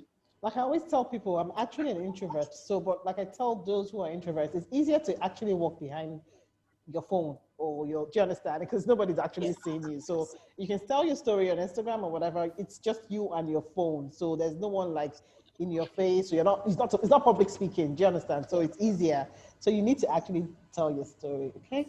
Let's see if we have more questions. Okay. Okay. As a business owner, Jennifer, this one is for you. Are you not a business owner? Listen, so as a business owner, right, how do you lead by example, especially when you have a lot to cover? Sometimes you tend to go against the rules that you set to your staff. Right? I'll let you answer that, and then I'll answer my own. This is an interactive session. Yeah, okay. So tell me what works. Tell me what works for you. Definitely you have to lead by example. Sometimes you might need to bend a bit, but even when you do, you just have to let them know that, come on, I just did this not because of, do you understand? So they don't think it's the norm. They don't think that it's okay to just bend or do otherwise. So it depends on the situation. But yes, you definitely have to lead by example. Like I said before, I'm a late comer. Doesn't mean that they should come late. Do you get? But right. Yeah, but you should lead by example. That's what I think. Yes. So you can bend. Yeah, I think. Yeah. Honestly, I think you answered the question aptly, simply, but truly, because I think the important thing is to be honest when you bend the rules. Yeah. And that is where true leadership lies, is to be able to accept that you made a mistake, or to be able to accept that, you know, you knew and you just did it anyway, but that but that it is not the norm. Yes. Right? So it is not the norm. That's the important thing, is to not let it go to where it becomes the norm. Because there are times where you will put a system in place and you're like, you know, but because maybe right now, even just like say finance, you know, normally you don't just, you know, collect money without requisition. But then something needs to be done right now. Accountant's door is locked. It has gone somewhere and needs to be done right now. And I haven't written the requisition for it, right? But that your staff know that, listen, doesn't mean that tomorrow we will stop writing. And that you rectify it as soon as the person shows up. So I'm like, hey, see, you know, this thing, we're supposed to write a requisition for it. We didn't do it, but now here it is, right? So simple things like that. I think just being honest about it. So you answered it well. Yeah. Okay. So let me see any questions. Any other questions? Okay, lots of thank you. Okay, valid points. Thank you, Adora. Okay. So I think that's lots of thank yous. Okay. So thank you very much, Adora. I really do appreciate your time. You know I love you. Me too. I just watching all the takeovers. As in, I love you. Thank you so much. I really do appreciate. So you guys. So we'll move over to the next speaker shortly. So Adora, you can sign out. Thank you very much. Thanks for having me. All right. Take care. Bye, guys. Bye. Thank you. Hi. So we have Busola Onamuse in the house. She's the brand manager for Dulux Nigeria, my go-to people. So Busola, hi, can you hear me? You're looking all Yay, hey, Dulux is treating us well. Thanks. Nice to have you, Busola Namasi. So she's the brand manager, like I said. Nice to be here. Yeah. And Dulux is our headline sponsor, like you said. But like they told me, Jennifer, we're not sponsors, we're partners. So it's my yes, we are. Yeah. So meet my partners, Dulux. So over to you, Busola. So you take it from there. Thank you. Yeah. Good morning, everybody. It's a delight to be here. We're always honored to be part of Blue Conference events. From the very first beginning that I started this conference, we've been part of it, we've been supporting from the outset, and we've never regretted supporting because Jennifer, as it were, and interior designers are the target, and they are our go-to person in terms of colors, in terms of decorating our space, adding colors to our customers' lives. So we always want to be part of what your team is doing to ensure that we keep adding value to both you and your customers alike. So today I've learned a lot, even from the first speaker that spoke, and I was quite very commendable, speak some of the things she said, and it's a takeaway for a lot of us. And I just hope that we'll take it in and use it as much as we can to keep pushing our brands forward and to also better the lives of our customers and our audience alike. So today I'll be sharing just things about Dulux. But before I share, I would like to share a video. I know some of us have seen this video before, but just want to share. Just pardon. Just want to seen this video before. Just 1 second.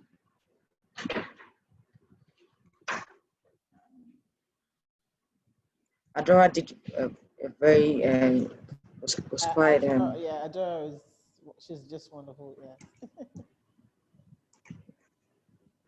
Okay, so we'll just wait for Busola. So yes, you guys will get a recording of the conference. Someone is asking if we get a recording. Yes, you will get a recording. So not a problem. You would. Okay. Yes. So just been playing this video. Yeah, our popular video. Yeah.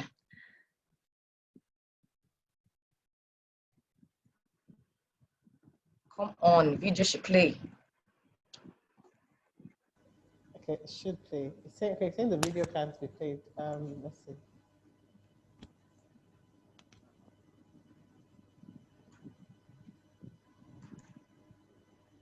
Okay.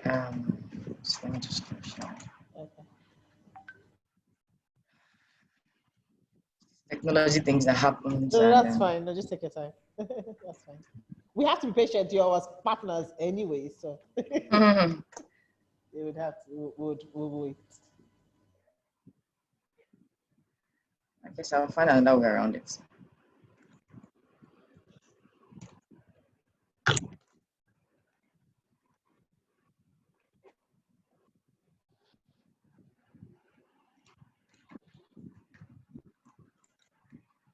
Okay.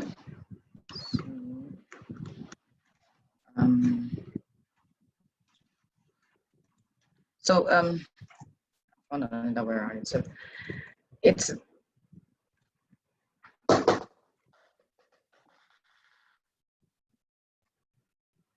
on now. Okay.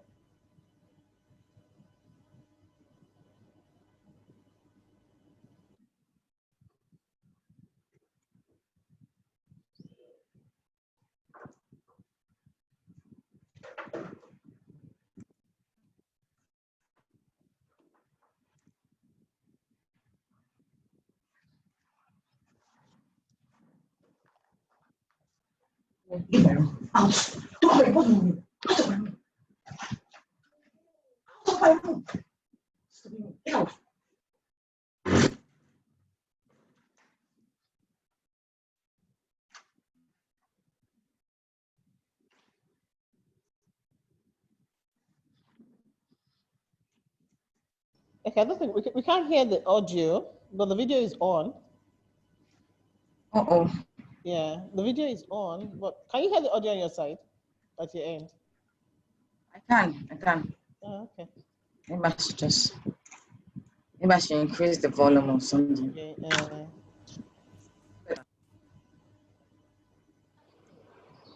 Uh-huh.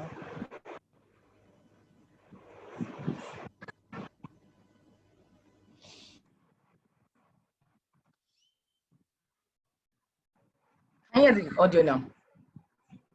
I can't hear it. I can't hear It's the really audio. faint. I can't hear it. But we can see actually. Yeah. Can you hear now? Yeah, increase it a bit.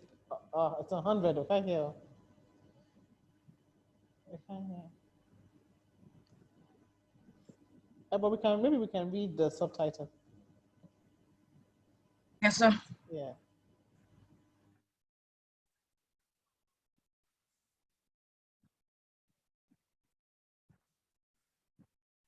No Tauma. Tao?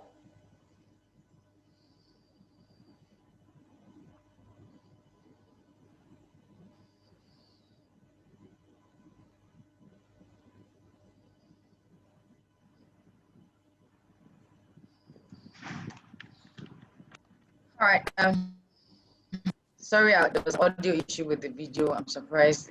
Tried it. I've played it. I don't know what happened. Just technology just happened. Can you hear it on your own side? I was hearing it. I could hear it. I'm surprised. Earpiece.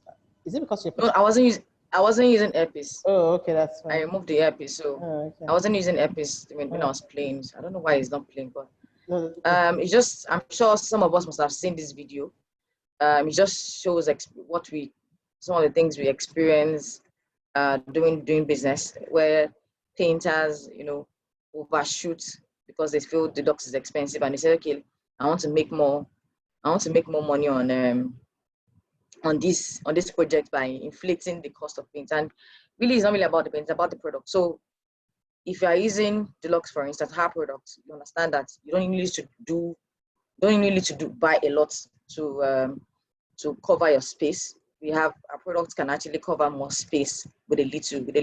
It actually goes a long way with our product. So today I'm just going to be sharing some of the things. One of the things that we'll always want to offer you as a brand, and how we take you as our customers to ensure that you continually deliver value to your own customers.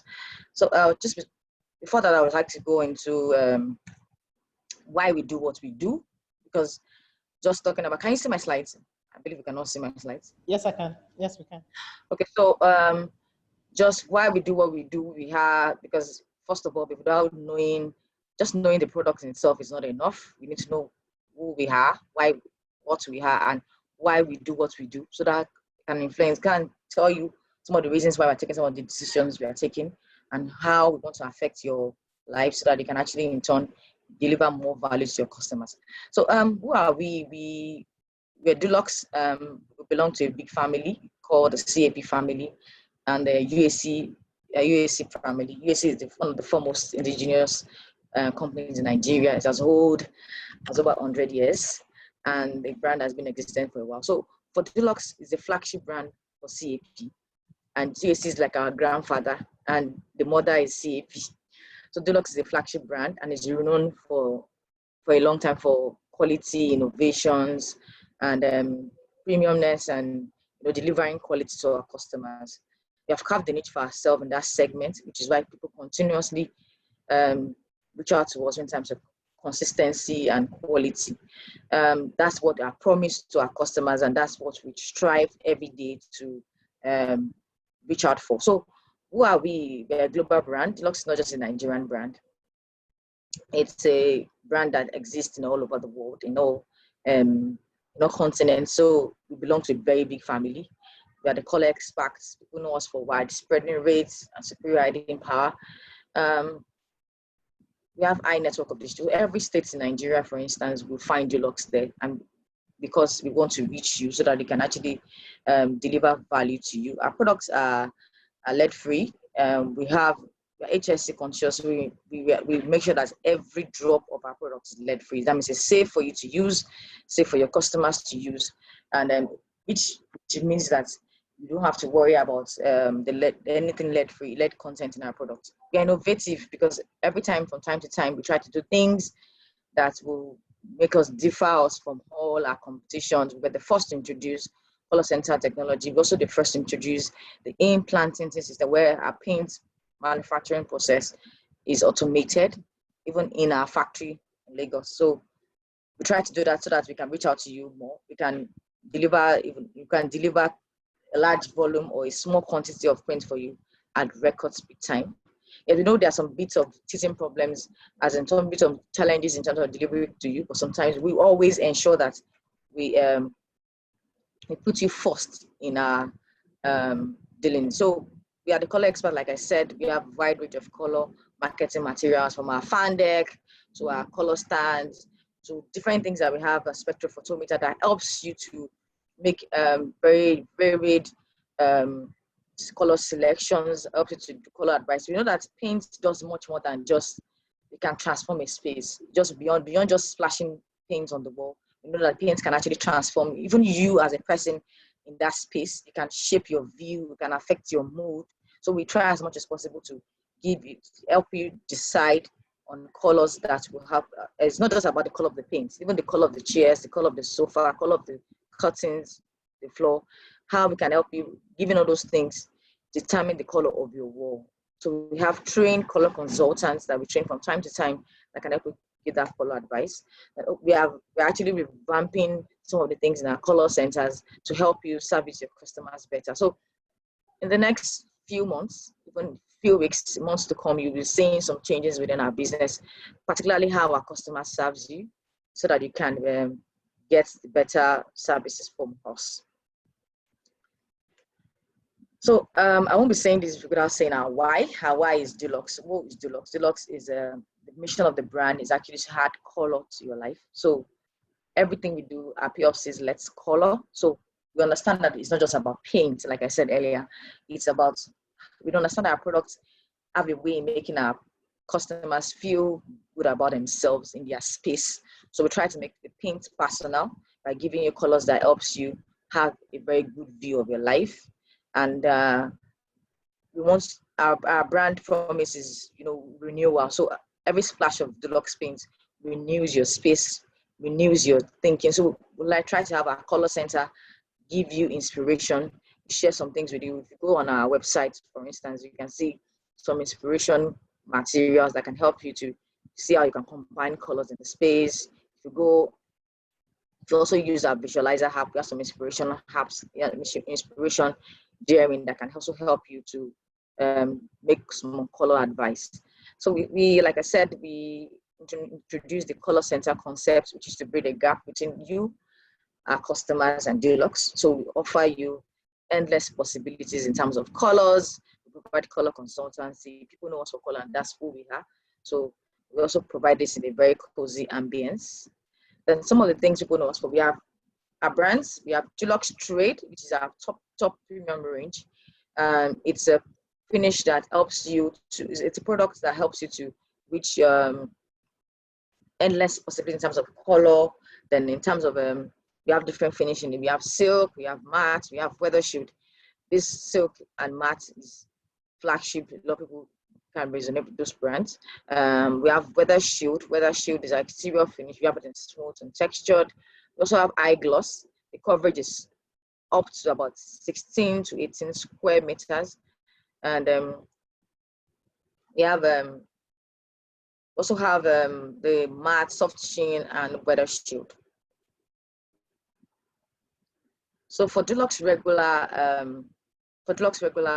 we have silk. Dulux regular is our next line. It's also a premium category, but it's our next line. It's our next line of premium.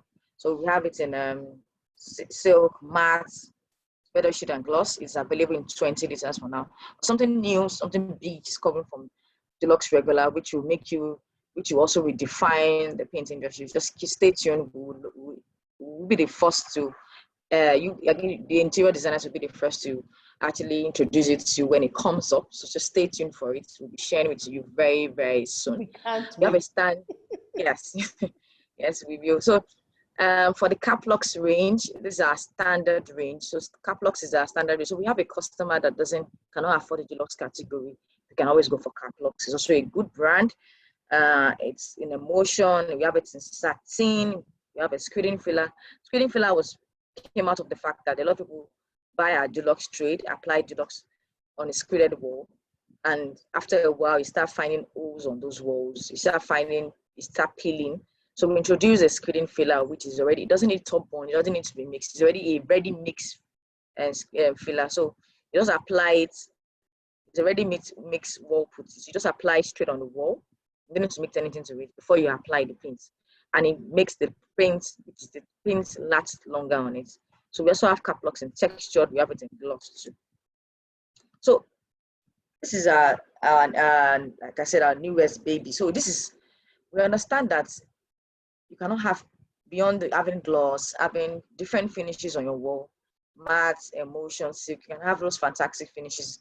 But sometimes if the walls that you want to apply those paints on are not well prepared to take in those fantastic finishes you have, those paints will not last. So we realized that we need to introduce some specified products that will help you to have a long-lasting finish, and customers can continue to get value for patronizing you, which is why we introduce these finishes. We call them the super finishes. So they are deluxe. They're not finishes. They are pre-paints. They are like pre-decorative paints before you apply your silk, before you apply your matte or your emulsion paint on it. We have Super Grip. We have Dam Shield. We have Rain Shield. So for Super Grip is an all-purpose primer. So you have a space you have a surface you want to apply, and it's not a wall, maybe it's a wooden place, it's a wooden space or wooden surface, it's a tile, it can be an Alico bond. I want to apply paint on it. Any paint, whether it's emulsion, whether it's silk, a Super Grip will do that for you. So it will help you. It doesn't need to apply Super Grip on the surface. Whether it's tiles, like I said, you can apply this Super Grip on it. Then after applying Super Grip, then you can apply your silk, you can apply your emulsion, you can apply your gloss. Super Grip is the layer that helps you to hold, it grips the paint. So if you apply emulsion, or if you apply silk on tiles, it will not stay. After a while, start peeling. But with the Super Grip, it binds the emulsion, the silk, and your top coat together with the wall. So you're sure that for a long-lasting finish. So, and you don't need to worry again if you have a place you want to paint. You're like, this is not a wall. Just get the deluxe Super Grip, and you're sure that the product will do justice to your space.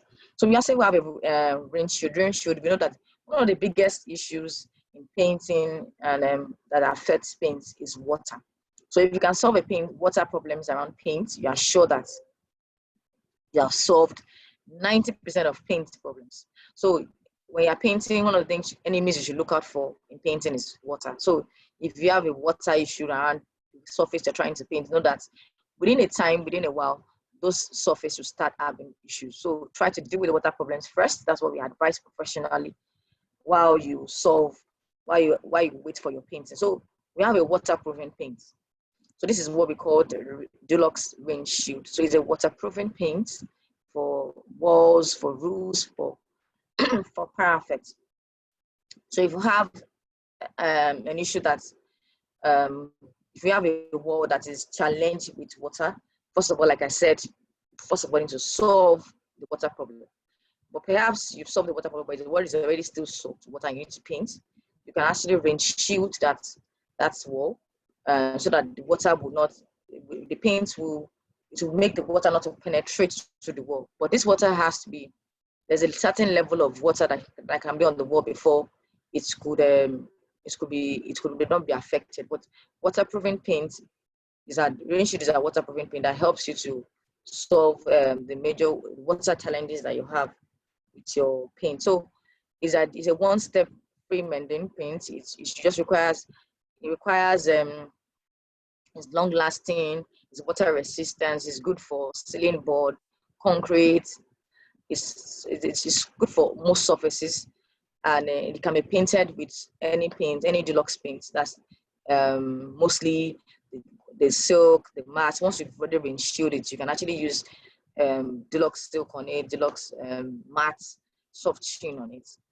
So the other one is a damp shield. One of the challenges people also have is damp. So the moisture level of like I said, of walls, if it's more than 50%, then the damp shield might not solve it. So we have something we call the moisture tester. If you go walk into any of our color centers, so we can do this for you for free. Go to our color centers, and you have a space you want to apply paint to, but the surface is actually challenged with damp. So you can walk into our color center and say that I want to buy paints. This is an example of the wall that has that challenge. This is something that is common scenario to most of us.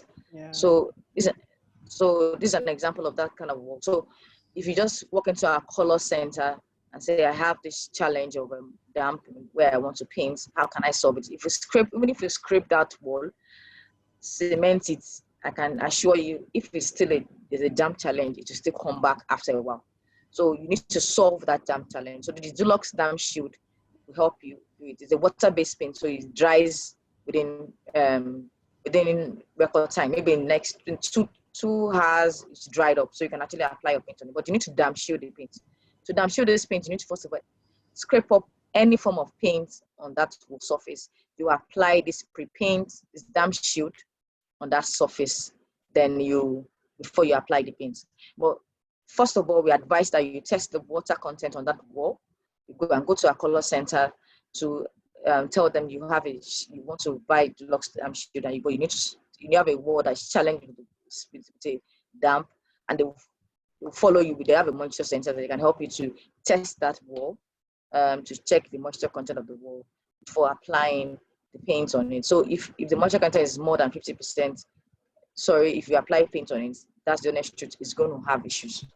So you need to solve the challenge of the moisture on that wall, but the damp shield can solve that problem. It is less than 50%. So you damp shield the surface, then apply your paint on it. So this is an example of a wall that is damp,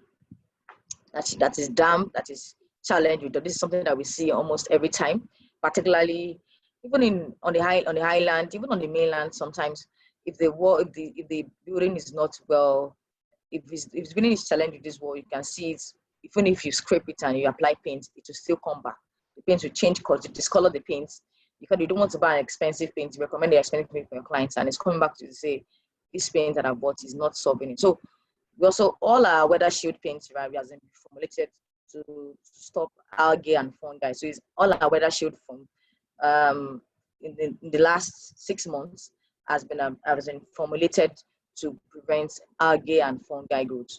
So that's a new addition to our weather shield. So our exterior paints, if you buy it, so you're sure that in terms of algae and fungi growth, you are covered. So those are the 3 new products I would like to share with you today. But we can't do that without showing you something very interesting about us. In October, we're going to be launching something very soon. We know it's almost Christmas time, it's shopping time. So we're going to be introducing our promo. So I'm sharing this with you first because you guys are very I haven't shared with anybody yet. You're the first customer we are sharing. Yay! My partner. So so we are going to be doing buy more, win big promo, where when you walk into our centers between now and the end of the year, you can win vouchers. Anything you buy from us, the lowest you can win is 2,000 naira voucher, but you can win up to 50,000 naira voucher from as much as the more you buy, the more you win. We did this promo last year, and a lot of customers are asking for it again. So we have introduced it again, even with a bigger band, with a bigger bang, and we have more things to show. When you go into our centers, just buy anything you buy from us between who launched. It's going to happen in October, so the date will be sent to everybody through Jennifer. So from between now and the end of the year, when we introduce we will launch it this October. So you can just walk into our color centers and buy our products, and you get super vouchers to buy anything. So whether it's going to be Spa, it could be ShopRite voucher, any voucher to buy anything. It doesn't have to be a Dulux voucher. any voucher you're going to buy, anything you want to buy, you can buy with our voucher. So some other things we also have to offer you also is we provide customized painting beyond just the tinting of the products. Sometimes you have some colors like solar green or Jennifer yellow, or somebody's asking for agbalumo brown or WhatsApp more brown. So any color you're asking for, we can actually customize it and for you. So at can be our color centers, even for our head office. So we also do bulk packaging. So you have a very big project you're trying to do, which makes your cost go down. Everybody's watching cost at this time. So we have some special packaging that we can do for you to bring down your cost if your project is big and we have a big project. We offer customized color scheming, like I said. You can leverage on our visualizer app. You can also you can be a partner by taking an order taking points. You can walk into our color centers to ask about the order taking points, how you can be a part of the Dulux family in terms of partnership with us. And we also offer free technical advice during, before, and after the painting projects. Thank you very much, and I'll be waiting. You can reach us through our color centers. You can follow us on Facebook, Dulux Nigeria, and Instagram, Dulux Nigeria. We are again, we have a visualizer app. You can download Dulux visualizer app on iOS, on Android. So through Play Store, you can just download that app so that the app helps you to visualize. You can paint it, picture it before you paint it. So you can visualize the color before you actually paint it. So we're reachable. You can reach out to us on our customer care number 0815-949-3070. So that's our customer care line. And you can send us an email, careline@capplc.com. I'm going to take that again. Our phone numbers are 0815-949-3070. And our email addresses are careline, care as in CARELINE @capplc.com. So we are reachable. We would like to hear from you. Feedbacks, comments, complaints, just get it to us. We would like to see how we can always fulfill the Dulux promise to you, because without you, we are not in business. Thank you very much and welcome. Any questions, comments from us? Thank you very much, Busola. I'm super excited that you announced the first. So we're the first to hear about the promo. So I'm sure yes. buying now, she even give us. So it's not the voucher, we can use it anywhere, even KFC. Yes.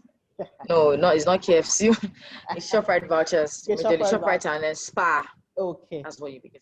Okay, that's fine, fantastic. So I think we have questions here. So you guys, you've heard it from Dulux, right? So we have lots of goodies to be won. Okay, someone is asking, can we get a price discount for students, JSET students who are buying Dulux paints?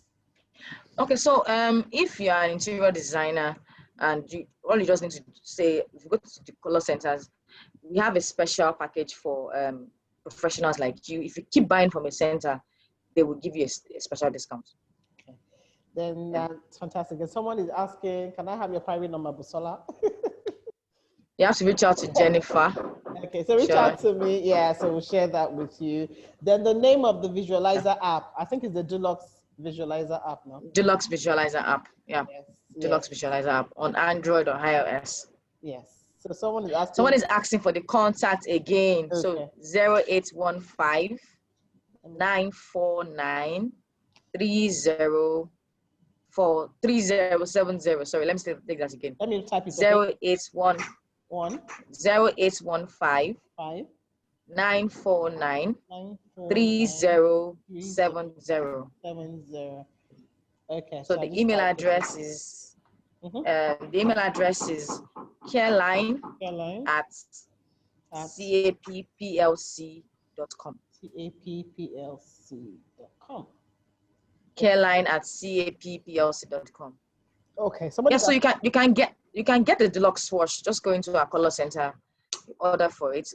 But it's not for free. You can get the color when you get to just go to our color center and order through our color center. You can get it.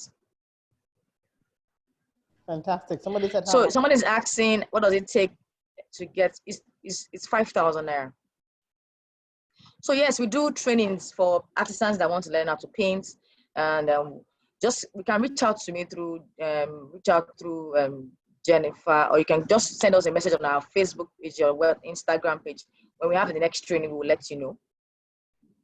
So Dulux Fan Deck is 5,000 naira. For you to get, you need to send a letter to us if you want to Dulux Color Center in Magboro. You can send a letter to us. Same things, careline@CABPLC. Just send a letter to applying to have a color center at Magboro, and we'll reach out to you to know how that can be possible. Okay, I think the person wants to have one. So can someone actually be an owner of a Dulux Center? Of course, you can be an owner of a Dulux Color Center. Just if to indicate interest, just send it. Okay. Do a letter on your company letterhead to careline@capplc.com. Stating your intentions. I want to be a Dulux partner. Stating the location, and but it has to be on your company letterhead. It's not going to be an individual. So you can send that as an email to subject to just be maybe your interest to be a Dulux partner and stating location. So once you get that, your contact will be there to contact you. Have to have a face-to-face meeting or maybe a Zoom meeting, social distancing. So just talk to you about how we can make that come to life. So what's the difference between rain shield and damp shield? Okay, so the difference between a rain shield and damp shield. Rain shield is a waterproofing paint. So that means rain shield, you cannot, waterproof is water cannot go through it. So damp shield is just to solve the issue of damp. So damp and waterproofing is different. So if you have a challenge with damp, like the water, there's blistering on the wall, the water, so you need to damp shield the wall. Waterproofing, for instance, is meant for, even before you have that damp challenge, before you the damp shield is for solving damp challenges. Before you even get to the level of having a damp challenge, you can rain shield your products. So you can rain shield your surfaces. So you're painting like a decking wall, you can apply the rain shield on it so that the water doesn't seep through to the decking. So you have like a anchor, you can just do a rain shield on it so water doesn't seep through. Okay, so rain shield is preventive. Then it's more preventive than the damp shield solves the problem. Okay. There's a problem already that's already challenged. The damp shield. Okay. Yeah. Okay, fantastic. The visualizer. Someone is. Yeah, it said it's not on Apple Store. I know it's on iOS. It's on. Actually, I have it on my own. I don't know. Maybe we'll check that after. I'll check it after this. It's on Apple Store, on iOS, and Play Store. I'll check that again. Maybe there's I'll check that again. The question there for you again. If someone is asking, can rain shield be used on a garage floor? It can be used on a garage floor or inside a swimming pool. No, that's constant water. No, there's a special paint for swimming pool. A special paint for swimming pool. Don't advise that. It's like for painting rain shield in swimming pool. So yes, where rain can fall in, yes, it's super, but constantly rain water on it is not for that. Don't worry. Okay, we'll send you. I know there's a Dulux Visualizer app, so we'll find out and send it to you guys so that you can check out the Visualizer app. Yes, but I know there is, so you can actually go to the website. I think you can also go to the website too. Yeah, I guess from the website. Okay, so you've had Busola, so we have a promo coming up, and we're looking forward to it. So definitely, there's the Dulux Center definitely everywhere around you, and if you do not have one around you and you want to be part of it, you can always reach out to them. So just, we've sent you the numbers, and or you can reach out to me. I can reach out to Busola and I'll hook you guys up so that you can also reach out to her and do what you need to do. But we need to sell this product, guys. This is premium. And Dulux definitely, forget about the price. At the end of the day, what you should be selling to your clients is the value that they get, rather than having to buy paint and having to change different colors and all that. And the truth is, they have over 12,000 colors. So even if it's Agbalumo brown or more brown, I'm sure Dulux can hook you up and all that. So there's every color for you there. So someone said, I didn't get her number, please. Okay, we didn't drop her number, but we'll reach out to me. Oh, after this, we'll share the number. Just reach out to me, then I'll share the number, okay? Or so like, do the number, or do we just share? Someone is asking, I can drop my number. Let me drop my number. So then I just drop it to make it easy. I just dropped my number now. Oh, sorry, I didn't. So I've sent it so you can share with everybody. So someone is asking, someone is asking that, do you need to apply the rain shield or dam shield before the actual paint? Yes, all those paints are pre-deck products, so they are the pre-decorative products. Whether they are rain shield, dam shield, super grip, they are what you apply before you apply the paint itself. So you can get the Dulux color charts. You can get Dulux color charts at any of our color centers, color shop, color center, color shop. Our color chart is available for everybody. Yeah, I think it's the fan deck you pay for. Do you pay for the color chart? Yeah. No, you don't pay. Okay, don't pay for the color chart. So you can get the color charts from Dulux, but the fan deck. Okay, I don't have mine here. The fan, I don't know where it is. Okay, so the fan deck, you actually pay for the fan deck. Okay. Then do you have water-based primer? Yes, I just said it now. Our super grip is a water-based primer. The Dulux super grip is a water-based. I'm gonna share open again. So this is a water-based primer. It's an all-surface primer. It's an all-surface primer. This is a water-based primer. And we also have the regular primer.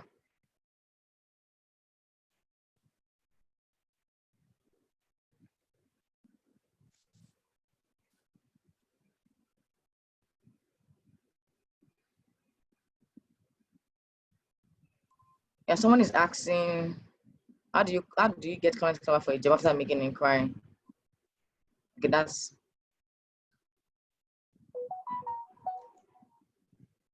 any other question for me?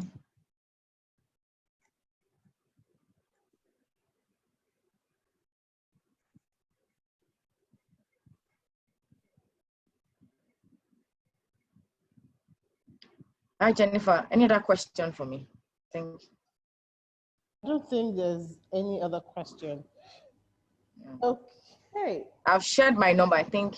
Yeah, she shared her number. I've seen mine. All right.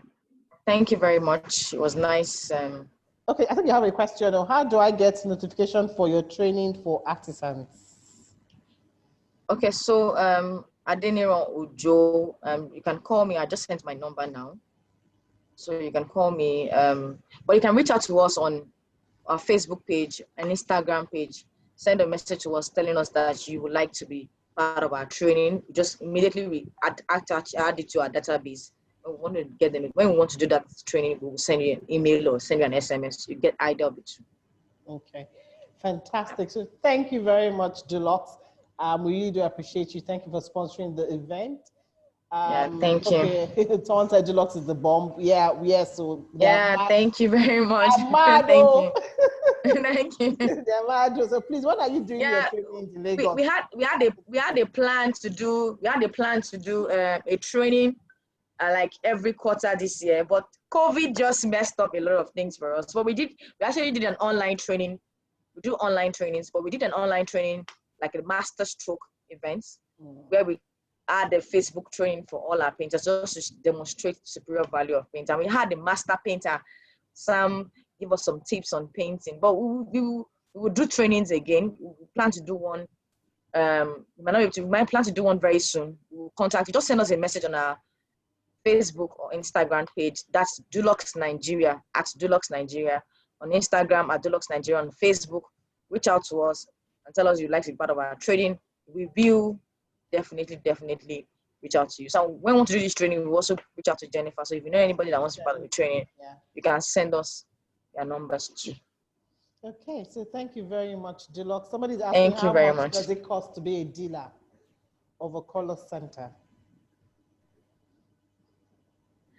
Okay, so that you have to reach out to us. Like I said, you need to send us a letter to state us where you want to be part of. Send us a mail. Okay, I would like to be part of the Dulux family. What you want to. We have different levels, different categories of that. Okay. So don't worry. Yeah, thanks. And then you were part of the Master Strokes. Master Strokes was great, and we had lots of fun. Awesome. So thank you very much, Deluxe. Thank you very much, Busola. I really appreciate you. You know I love you. Yeah, we do love you too. We love you. I love we you. love you. Thank you very much. Yeah. So guys, so before Busola, before we leave now, so we're going to go on a break. We'll be back in the next 1 hour. So we'll be back by 1 p.m. And 1 p.m. we're going to have an interior designer all the way from Canada. She's called Claire Jefford. She's also an interior designer and an interior design business coach. She's one of the people I look up to. She's one of the people that inspired me to become a coach. So yes, we're going to have Claire Jefford in the next 1 hour. So please go grab your lunch, whether it's eba, fufu, because it's going to be mind-blowing. Because this second session, we're going to have not just Claire Jeffers, we're going to have the president of the Black Interior Designers Association of America, Kia McSwain, join us, and we're going to have a panel session with Overy Design, Steel Harmony, and Lisa from Ghana. So I look forward to seeing you guys in the next 1 hour. So don't forget, we'll be back in the next 1 hour. So see you guys, and yes, let me go for lunch. All right, guys.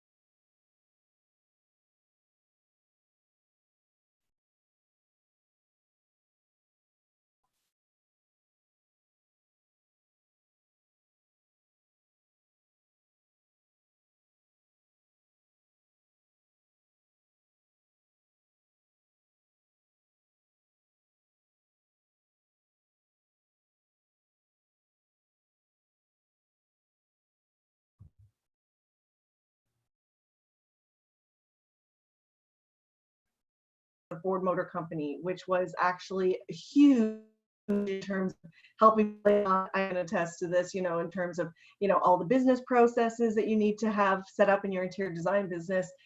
So that was really fundamental in getting me to where I am today. Then in 2004, we moved back in 1998 to Canada, and 2 kids. I stayed at home. That was lovely, very different to what it is now. It's telling me internet is unstable, so hopefully we're still good. And then in 2011, I received my certification as an interior decorator. I decided a few years earlier that I was going to move forward with my passion, which I know you can all appreciate, because we get into this business not for the money, but because of the passion, because we love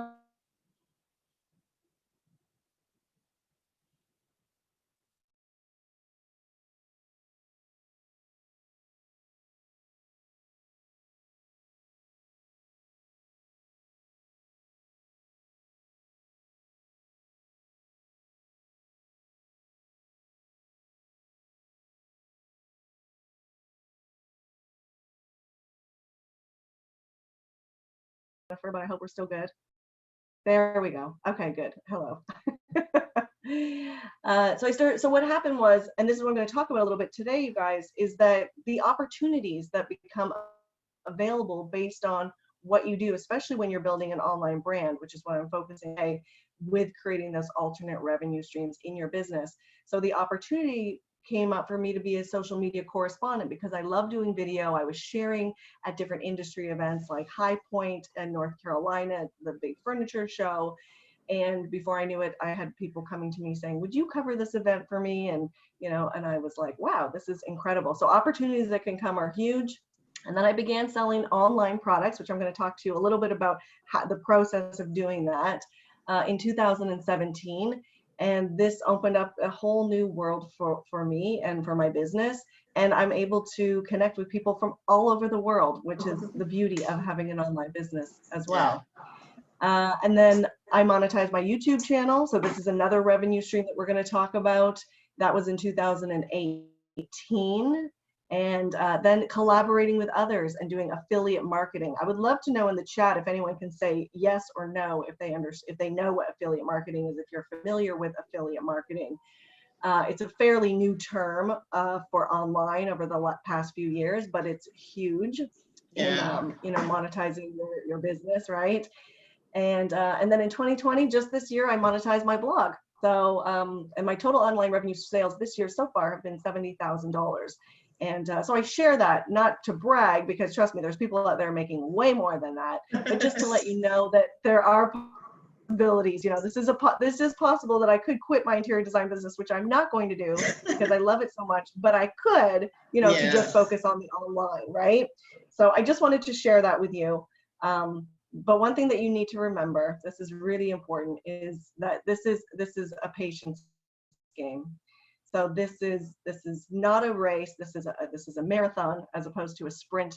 This doesn't come fast. You can see with the timelines there and what I've done over the years that this has taken a long time to build the business. And you need that to, you know, be able to establish a brand, build your audience, earn your audience's trust.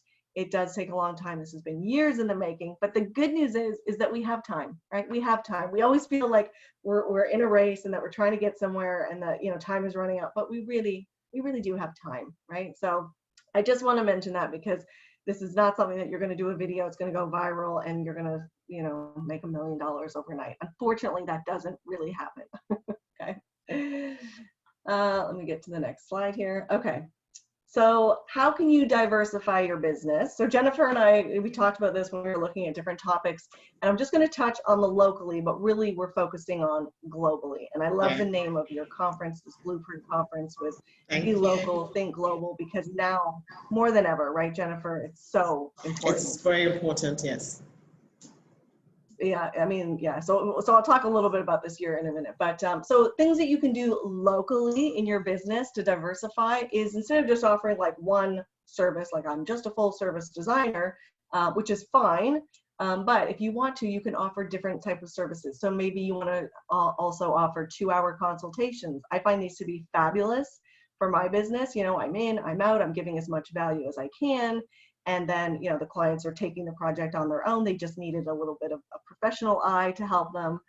You could do a designer for a day, a designer by your side. Those are more like you're working with the client, but you're not, you know, doing the full service. You're helping them along the way, different steps of the process where they need you.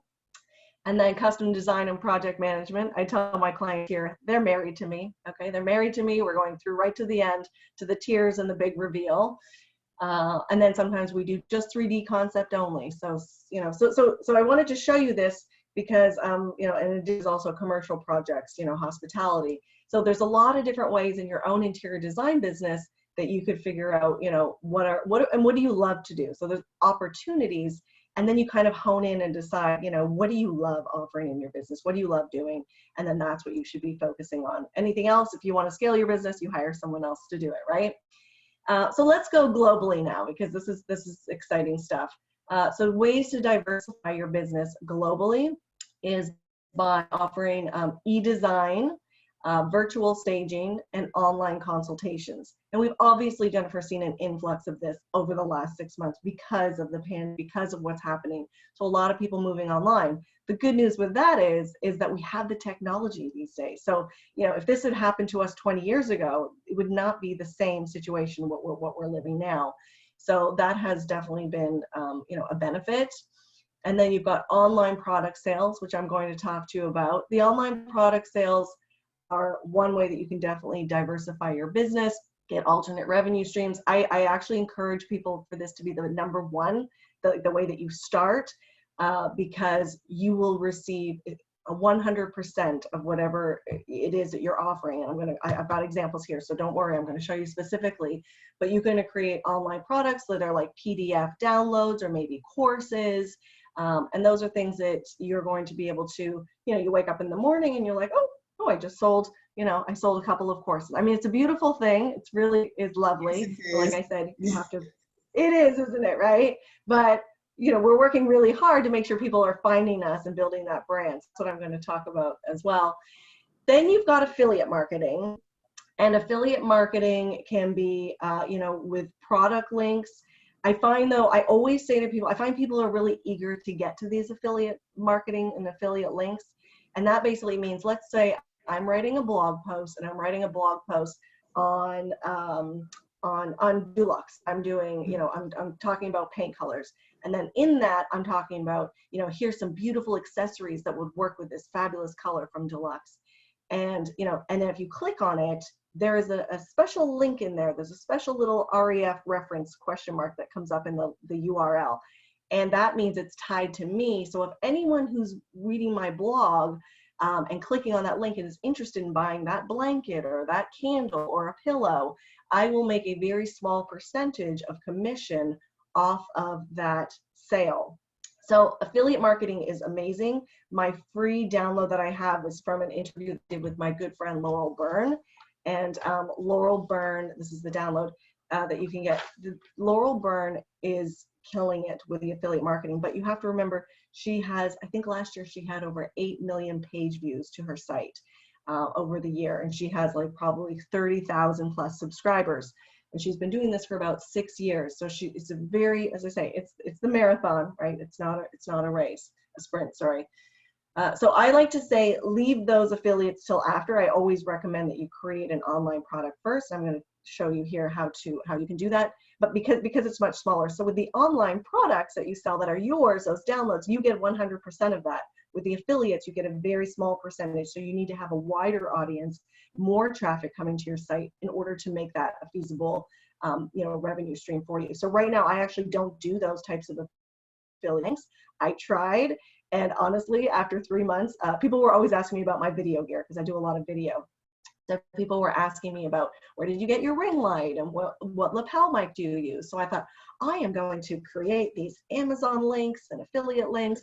Yeah. And in 3 months, I made $13. Yeah. So, I thought, and it was a lot to set up, and then the links break. So I touch on affiliate marketing because it's important, but those links, I say, just leave it until you build and build and build.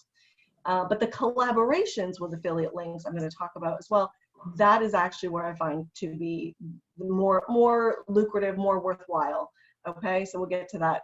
Monetizing your blog. So this is something that I've just done this year. So you can have, when you go on websites and you're on someone's blog and you see these ads for something that you've probably searched recently on the internet. They know exactly what you're searching, okay? And they're targeting you. So if you've looked at a lamp for a client, or you've looked at a certain coffee table, or a fabric, then that little box is going to come up on that blog that you're reading because it's targeting you. And so those are ways that then whoever has the blog, they are getting paid to have those ads on their site. And I'll let you know so far that I'm 3 months in, and I will share details of how much money I'm making on that so far. You could do membership groups. Membership groups, you could charge a fee to join. So once you've created something that's, that whatever your niche is and your niche and what's your area of expertise, you could create a membership group that's a paid group if you want to offer decorating advice to people all around the world, and they want to come into your group, and you charge a small fee or whatever, to join, and it's a monthly fee. Yeah. It could be, it could be $25 a month to join, and you can ask me any questions you want. If you get 100 people in your group, now that's $2,500 that you're making per month. I'm not making that. Okay. Yeah. So that's another way. Or you could also become a brand ambassador. So there's probably more ways. These are some of the top ideas that I wanted to share with everyone here today at the conference. But you could become a brand ambassador. So maybe someone that you work with regularly, whether it's a fabric company or you know, an appliance company, or Deluxe. You know, Deluxe, yes, Deluxe, yes, exactly, yeah. So you can become a brand ambassador for them, which means that, you know, you have a contract where you're doing a certain number of posts or whatever it is that you're contracted out to do, whether it's blog posts or social media, and then in return, whether that's payment or which is obviously the best. Sometimes brands will give you, you know, their products, you know, but we obviously in business to make money. So if you can strike up a deal and have some payment for that, then that's really the best way. So that's it, kind of in a nutshell. Okay, some information there on how to diversify your business globally. For some reason, my slides are not working when I click them. All right, are you seeing this one now? Think global, right? Yes, yes, I can. Yeah. Okay, so I wanted to throw that in because, again, Jennifer's Fabulous Conference here, you know, we are thinking global. I mean, right now, it's amazing to think that I am 5,500 miles from you, where you are right now, Jennifer, right? I mean, this is the beauty of the internet. This is the amazingness, which I don't even think is a word, you know, of being able to bring people together. And be able to connect with people anywhere in the world. So as I said, I just love this conference, the name of it. It's just so fitting. It's so perfect for what's happening right now. Yeah. So why diversify your offerings? Okay, so we're going to get into this a little here.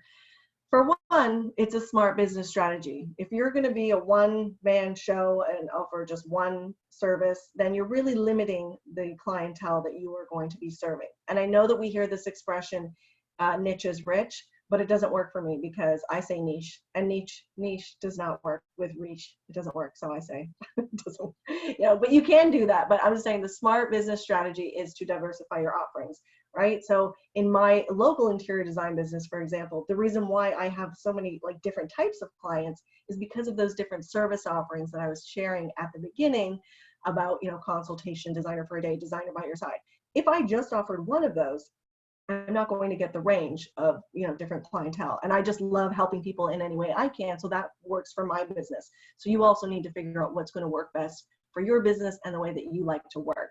The other thing that you can do when you diversify your offerings is you can scale and grow your business. This is a great way business to scale it if you're offering, you know, different sort of services. The other thing is use unexpected opportunities, like connecting with fabulous people like Jennifer, you know, halfway across the world, because of, you know, what you put yourself out there. And, you know, it can be scary to put yourself out there, but, you know, I always say, what's the worst that can happen, right? What is the worst that can happen? Sure. The flexibility. So this is huge for me. So in Toronto here, we're coming up to winter time. I do not like winter. I do not like snow. I love looking at it. It's very pretty, but I'm not a skier. I'm not an ice skater. My goal really is in the next 10 years, you know, is that I will have my business all online and I can work from anywhere in the world. So whether it's Portugal or Florida or Nigeria. Nigeria, yeah, right? You can work anywhere. I could be sitting here and I could be blogging and I could be doing my videos. And so it doesn't limit you. It doesn't limit you at all. So that's very exciting. You know, and again, you know, we hear of passive income and people that sit on the beach and just collect money. I don't really think, you know, you can't, that's, you know, you'll get days of that, but we still have to work hard. This is not easy. This is not easy. Okay. So this is not an easy way out. And then we have it's a great exit strategy. So like I said, like right now I'm still in the thick of it with my business. I'm still working with clients regularly, but this is my exit strategy. This is where in the next, you know, 5 to 10 years, as I wind down my business a little bit and figure out, you know, what we want to do when we retire, you know, this is my strategy. This is what I can do to continue, because I don't want to stop working, Jennifer. I mean, I love working anyway. Yeah, it can be tiring. That's right. That's right. Yeah, I don't know. We may never retire, but you know, you have that strategy. You have an exit strategy. And then obviously, if 2020 has taught us nothing, it's that life is so unpredictable. There's no absolute certainty in life. So I'm a big proponent of wanting to embrace change, seek out new opportunities, and rise to new challenges, and just continue to soar.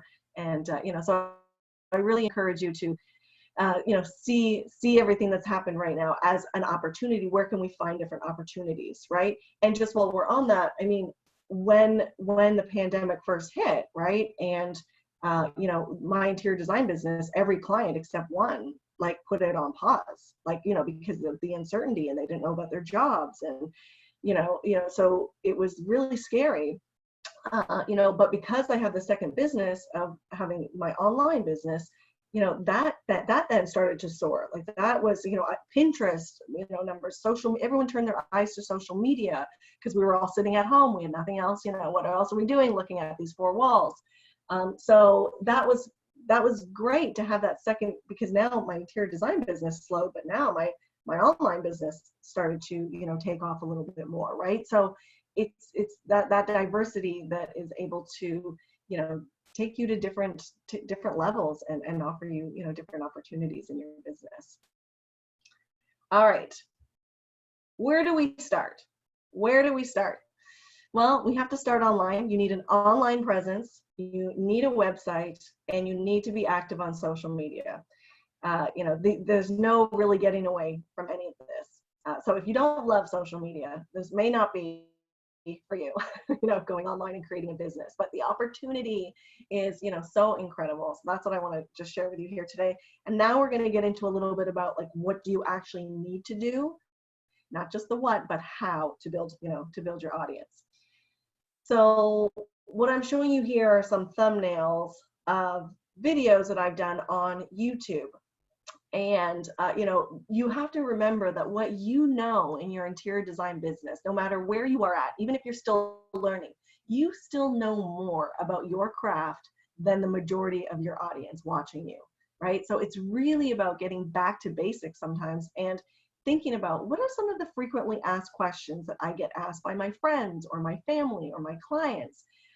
So for you, you may think that, how to choose the right size area rug. Well, that's easy. Like, I know how to choose the right size rug, but most people don't. How often do you go into a client's home and the rug is the wrong size, or the artwork is too far away from the sofa, or, the colors are wrong, right? Yeah. So, these little things. And, I was even at a consultation a couple of months ago. Actually, it was before COVID, so it was longer than that. And they asked me about their living room design, and the client said, we're thinking about making, the TV wall over here. And it just didn't make sense where they were suggesting it. I mean, they had this beautiful fireplace, and I was like, it was a full wall, no windows, no nothing. But on this side over here, we had a window, we had a sliding door. And I mean, the fact that they were even contemplating putting the TV over here, it didn't make sense. Yeah. Right?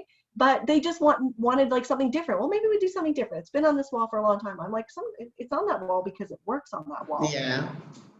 So it seems so bizarre to me that they would even think about putting it on this other wall where there was like stairs one end and the patio doors the next. People would be walking in front all the time of this TV. Yeah.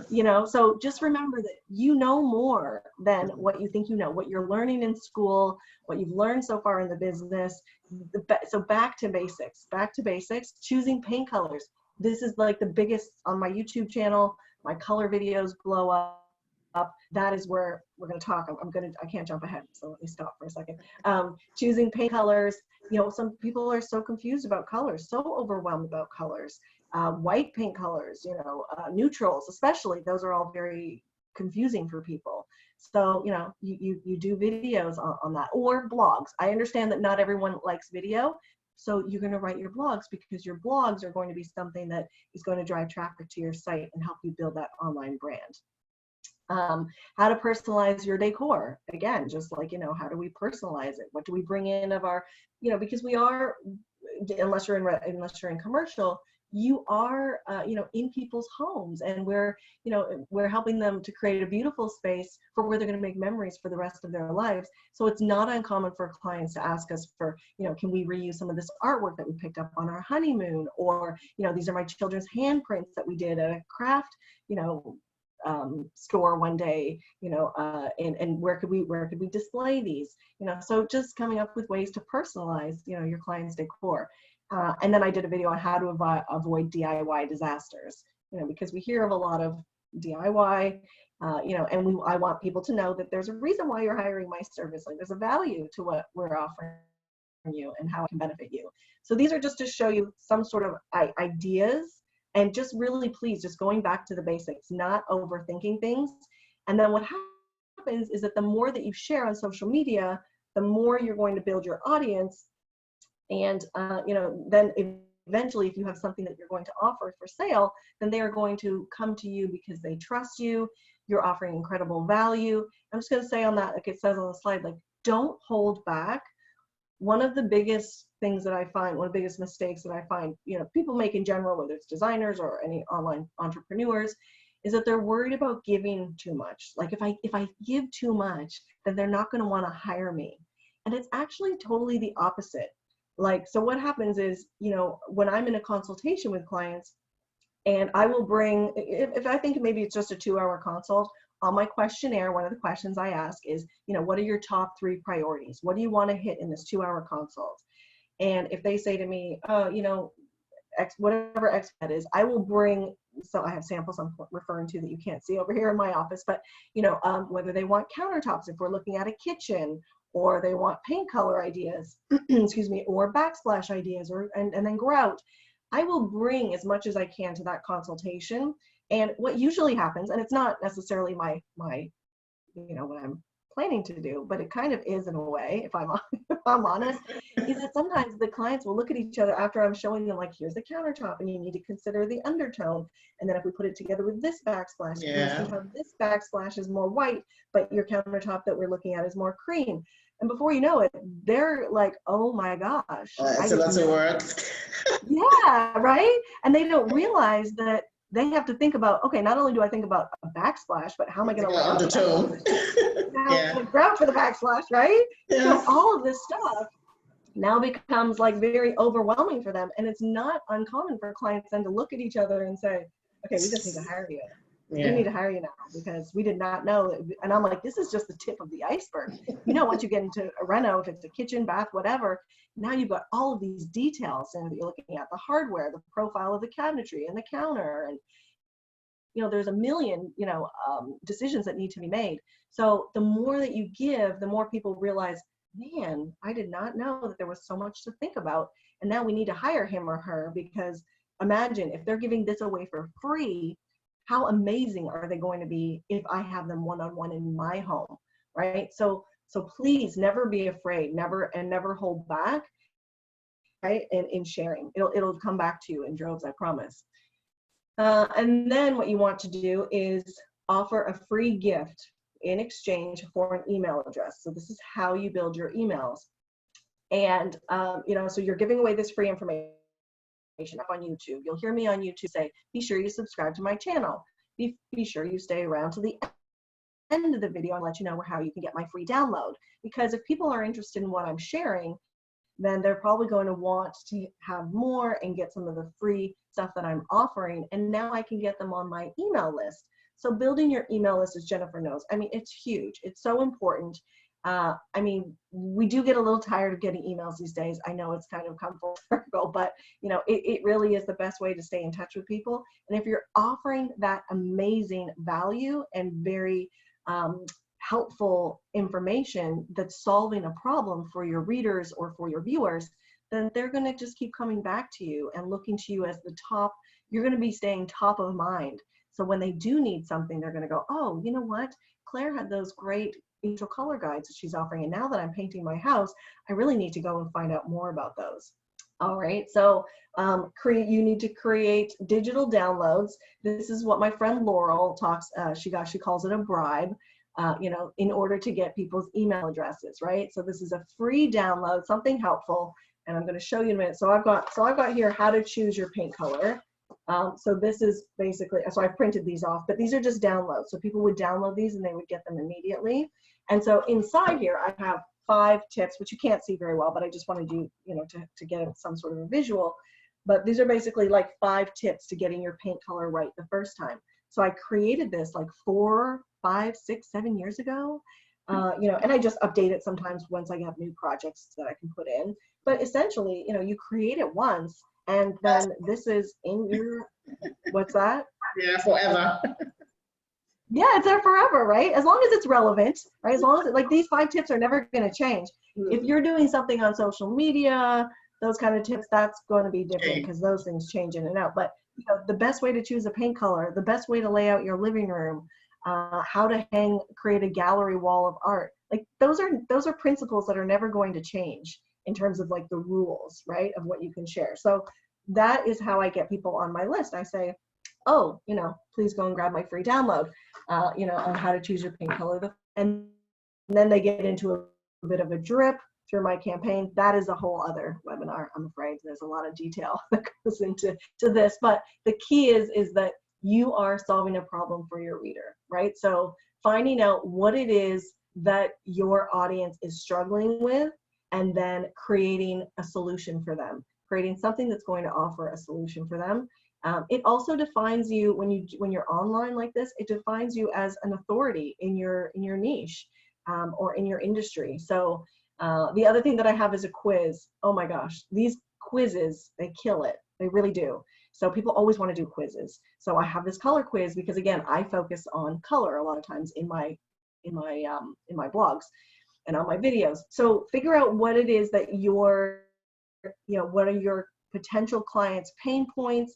Maybe you love, I've had a client that I've coached before, she loves art. So I'm like, look at all the different topics that you could come up with art, how to hang your art, what to consider about framing your artwork, you know, where to buy your, how to incorporate colors with artwork. Like think broad and brainstorm of different topics that you can share with your clientele. So those are a couple of different downloads that I have on my website right now. And yeah, so you have to, so there is work involved, and I highly recommend that you have a good web developer or someone who's doing your website or at least supporting you, or maybe you're really savvy with your website, which is amazing because you'll save a lot of money. You know, but either way, just having a website set up, it's a true investment that I really believe in for your business. And then I'm sorry that these are not Dulux. I'm sorry, I feel bad. But I just wanted to let people know that these are design products now that I have designed based on the struggles of my audience, right? So my audience, like I said, it's paint colors. They're struggling, they're coming to me, they're asking me questions every day on my YouTube, on my blog. I have questions about paint color. So I'm like, how can I offer something that will help solve their problem and that I can also, as a business, that I want to, you know, generate money from? So I created my essential color guides. So these are, again, digital downloads. I've printed them for my own, so I can have them, you know, people, some get these, they take them to clients, you know, to their color consultations, you know, and so inside basically, and here's the thing that's really interesting, is that when I do my color review videos are pretty much talking about the undertone of a color, what are the best whites to pair with a color, and then, you know, what are some nice coordinating colors. And I'm really just recreating that as something that someone can download in a guide. You know, I do offer more colors, so here's 10, where in my videos maybe I only talk about 4 or 5, but you know, it's something that's already kind of, I'm giving away for free, but people want to have something in their hands, they want to see it, they want to be able to you know, find out more information. So again, don't look at recreating the wheel in a crazy way, thinking it's got to be something, you know, an ebook that's 500 pages. I mean, it could just be something very simple that you know that you're going to be offering, you know, to your clients or to your viewers. And then I created collections. So I actually created collections now. So now that I have more, I put them into groups of 10 or groups of 20. And so far this year, just to give you an idea, I've sold $4,000 in these colored guides to date. So, you know, so slowly, you know, getting there. The other thing I just want to share as well is that, you know, we talk about time, I talk about patience. Like I have just over 4,000 people now on this list, excuse me, for my color. You know, but when you're in my friend Laurel Byrne, who has 25, 30 plus thousand, you know, you can imagine that now that 4,000 in color guides might spike up to 40,000, you know. So the more you're building your audience, the more you're sharing, the more you're offering that great information, then the more you're going to be able to, sell with your different revenue streams. Am I talking too fast, Jennifer? Are we okay? We're good. We're good. We're good. Okay. Yeah. Okay. So the other thing that's huge when you go online and you create this, brand online, you have your audience, is the relationships that you're going to make and the networking that you're going to do, which all helps to build your audience. So, for example, the top slide here on the left photo is my friend and I, Maria Killam. Maria Killam is a true color expert. I've taken color courses from her. Do you know Maria? Yeah, I do. So I can see Maria, I can see Veronica. Yes. Yes. Yeah. So I can see you. Yeah. Yeah. So what happened was with Maria is that I took her course and then I started doing, my color videos. And then I said to Maria, hey, do you want to send me your color boards? You can see them behind me. Yeah. And I will, I'll do a video on these color boards for you because I use them every day in my business. Here's another little tip that I haven't written down, but this is so important. Stay true to your core values. I mean, I'm not just going with anybody because it's an opportunity to make money. I am, supporting Maria because I use her boards every day in my business. So it makes sense for me to collaborate and to network with Maria, right? So, Maria and I, just to give you an idea, we support each other in different ways. She promotes some of my courses for designers when she does her in-person courses on the last day. And so I give a special rate for her people, and her people are happy because they need to know about how to do a consultation and that sort of thing.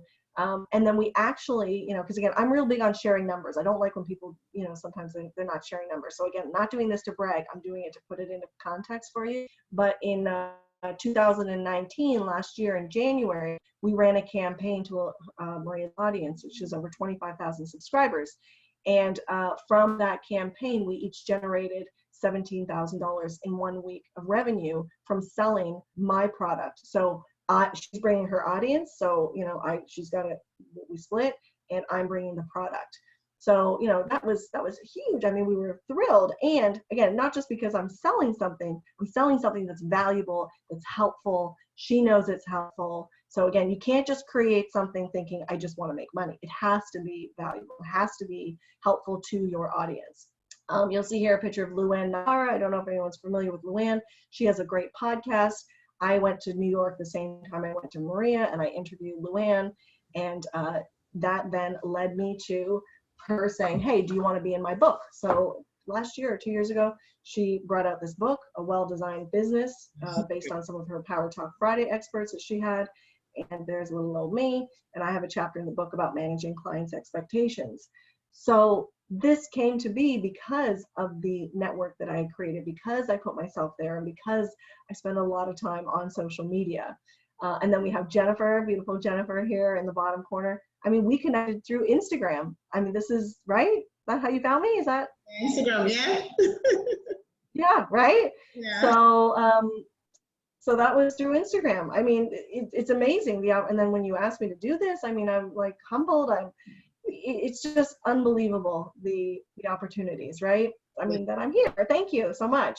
And then we have Veronica Solomon. I love Veronica. She's another business coach. Her and I are very close. We talk a lot on closed doors. We both have Facebook groups.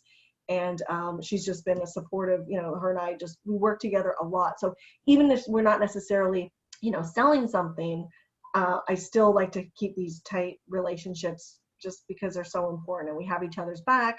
And we went to High Point last year, and we did a group meetup, so her group and my group, and we had about 20 people, 20 designers come.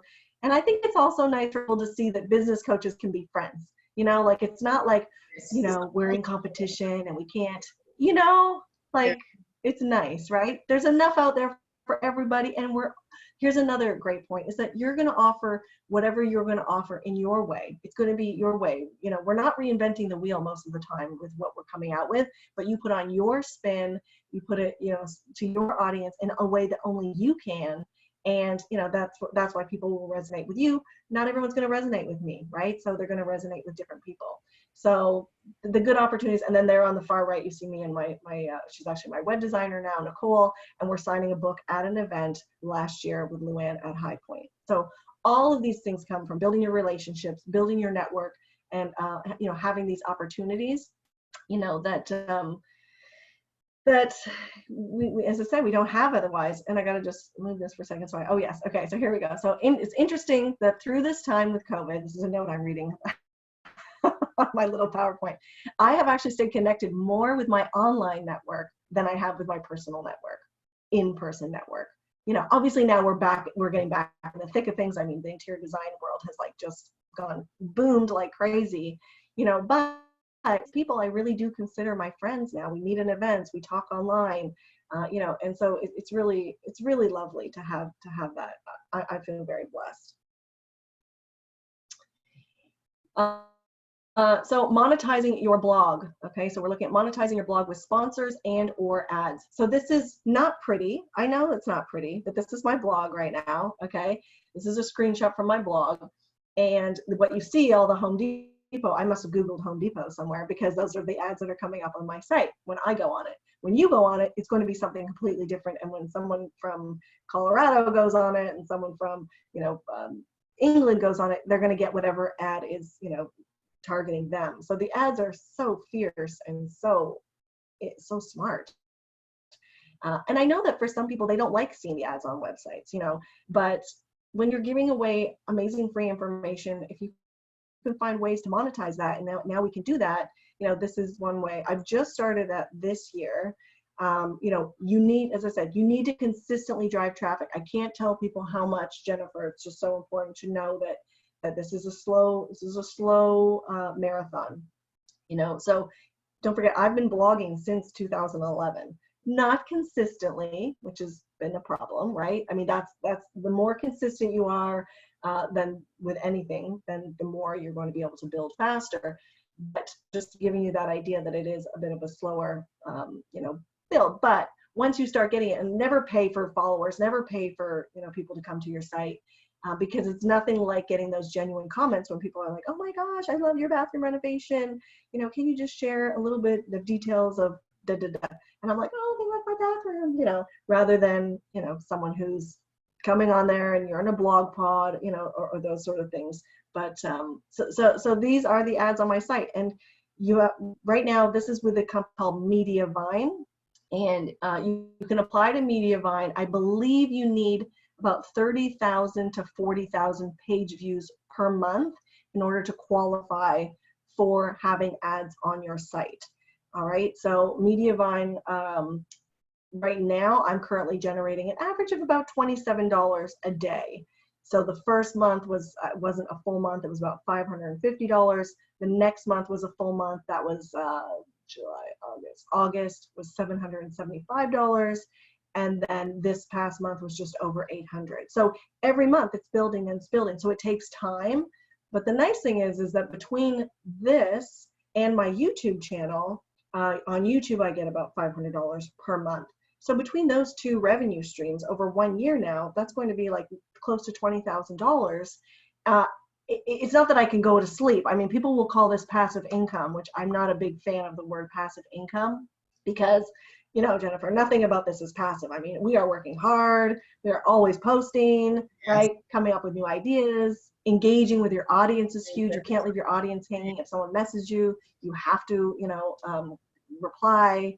Mm-hmm. You know, so it takes time, but that is the nice thing, is that, and that YouTube is pretty good in that way. But I didn't want to monetize, as you saw earlier, the YouTube channel until a couple of years ago, because you have to have a minimum of 1,000 subscribers. They don't want something to just go viral and then now you're living off that viral video. You know, they want to see that you're building a genuine audience. So again, so it takes time, but now I feel like I've put in all of this hard work, and now I just continue to build on the momentum that's there and leverage that. So this is part of that exit strategy, you know, that I talked about. I think that really we've just got one more slide, and this is the free tip. So if anyone's interested in getting this is from my interview with Laurel Byrne. So Laurel Byrne is really killing this. I interviewed her years ago, a couple of times actually live, and she's become a very good friend of mine.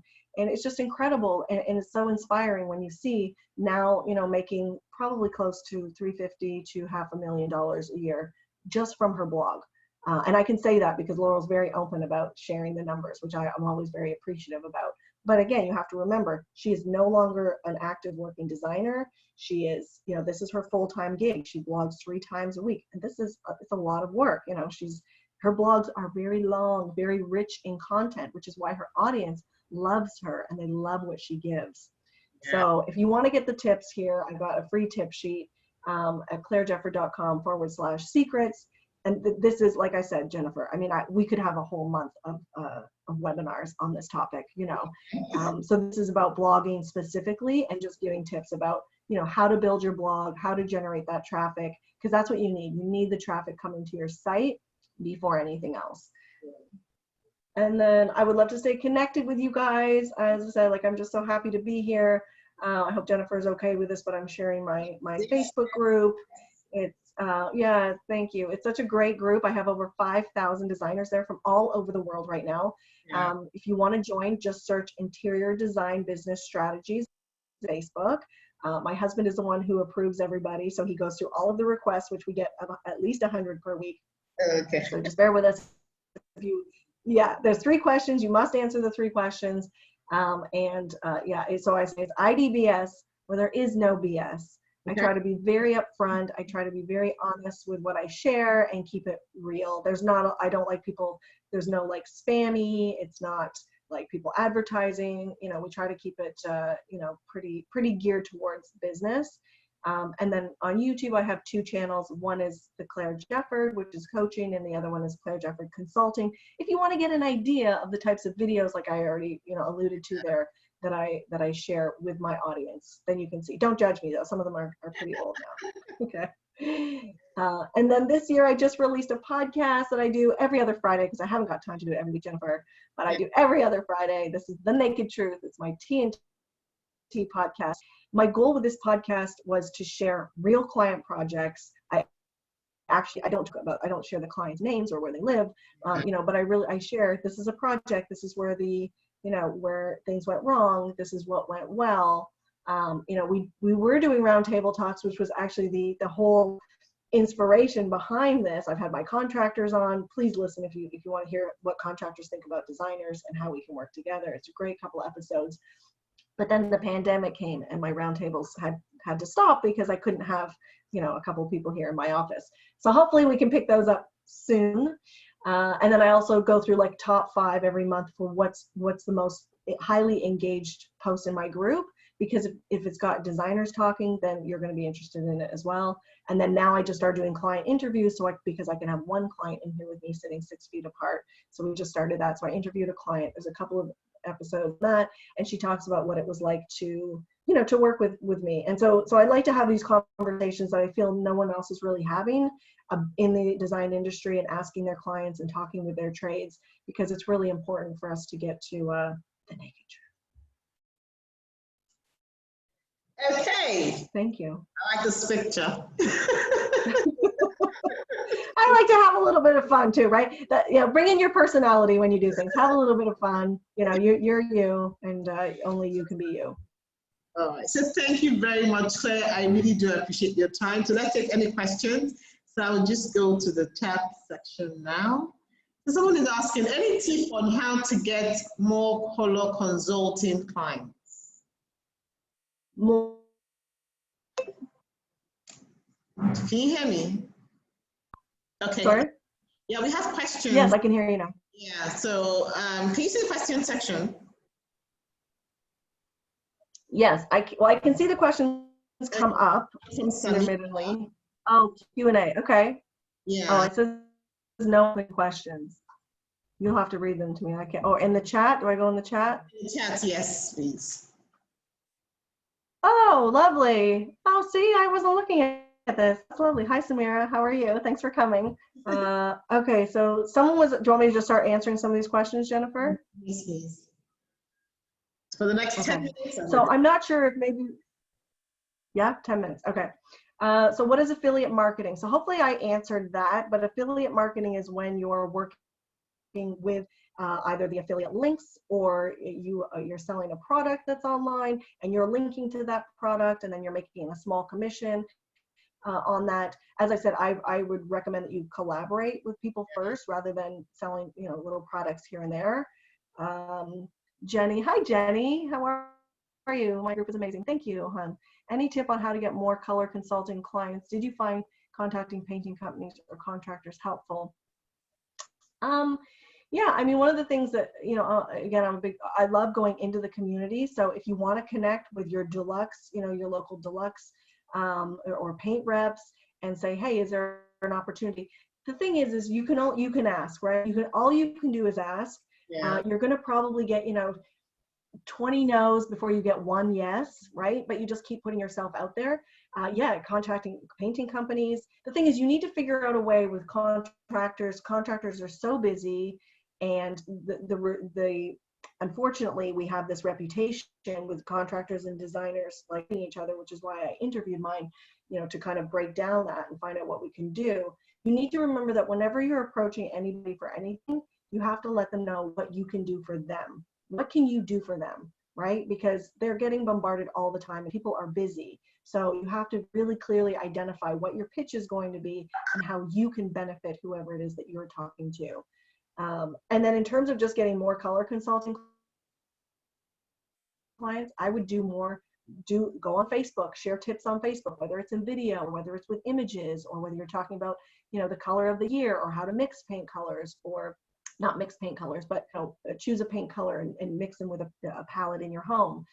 The more you talk about stuff, the more you just become that, again, like that authority, and you become top of mind for people. You know, people will be thinking about you once they have a question. They go, oh, I'm going to go to Jennifer because she's always offering great information on running an interior design business. So I'm going to go see what she's got, and maybe I'll reach out to Jennifer, right? So I think that's important. Did I answer that question?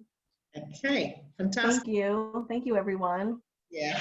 Then you mentioned about hello, Claire, can you hear me? Can you hear? Okay, yeah. So you mentioned when it comes to consultation, right? We should share everything. You should never hold back.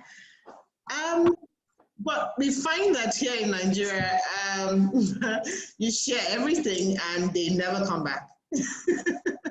So what happens is they speak to Jennifer, they speak to Zainab, they get all the information and they never come back, and they give it to someone else to do it, or they do it themselves. So I agree with Sherry, but maybe not all, I don't know. I think it depends. Yeah. And I love that you say that.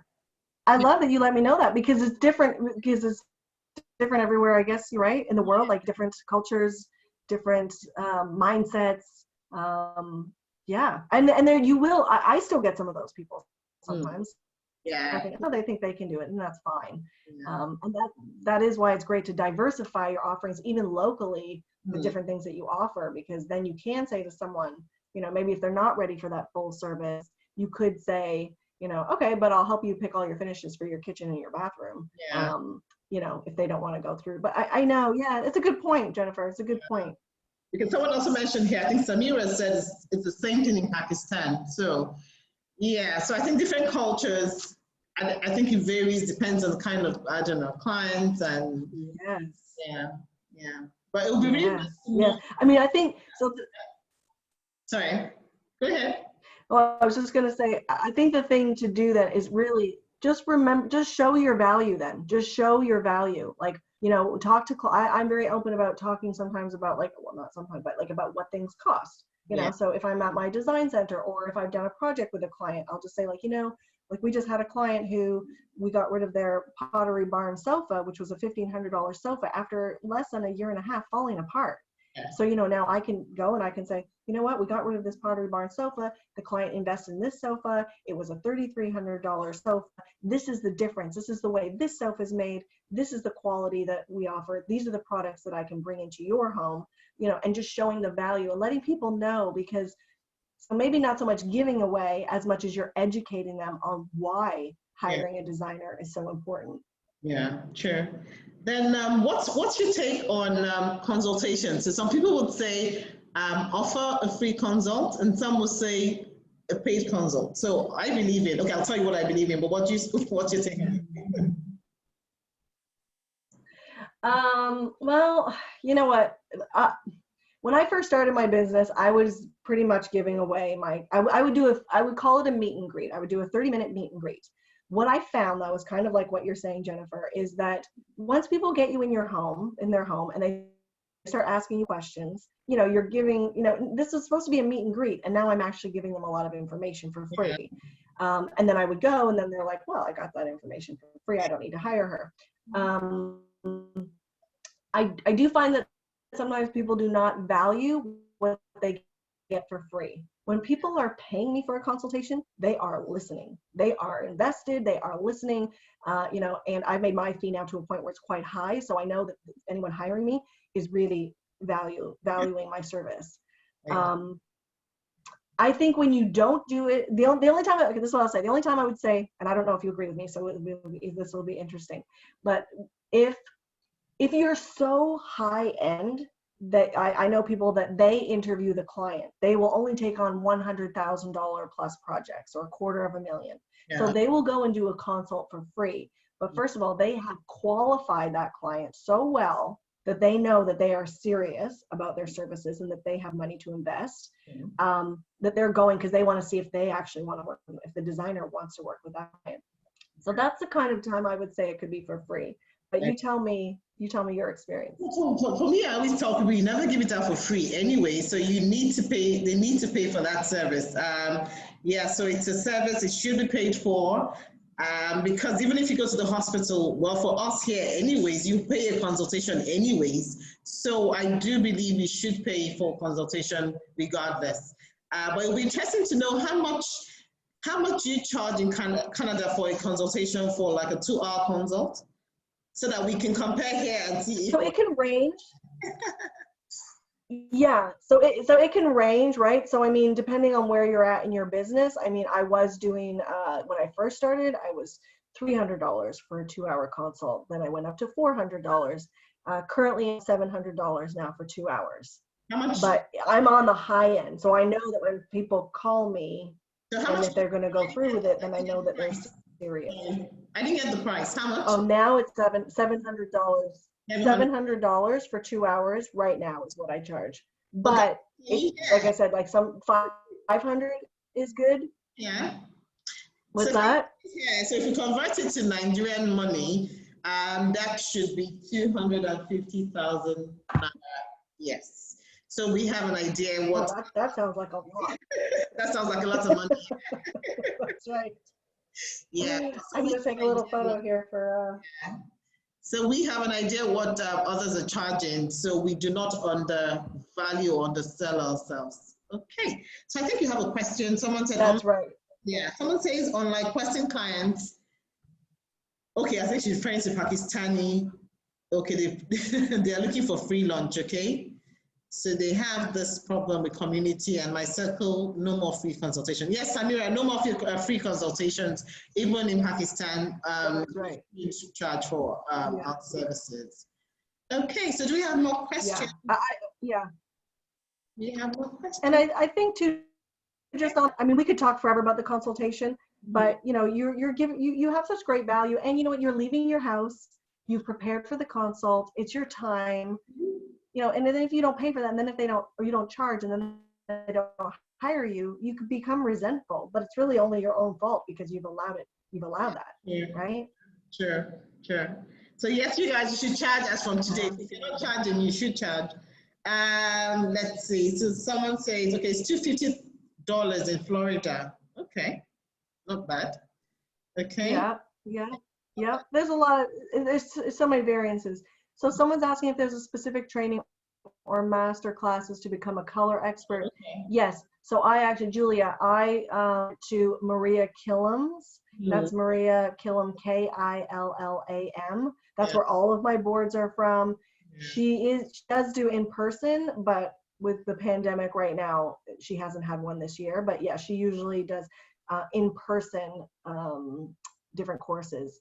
But you can also do stuff, I think she's got some stuff online, like exterior color classes. Yeah. I think she has the online classes too. Yeah, she's got a lot of stuff. If you look at her site, she's great. Yeah, she does. Okay, so if we don't have maybe any other questions, So we can.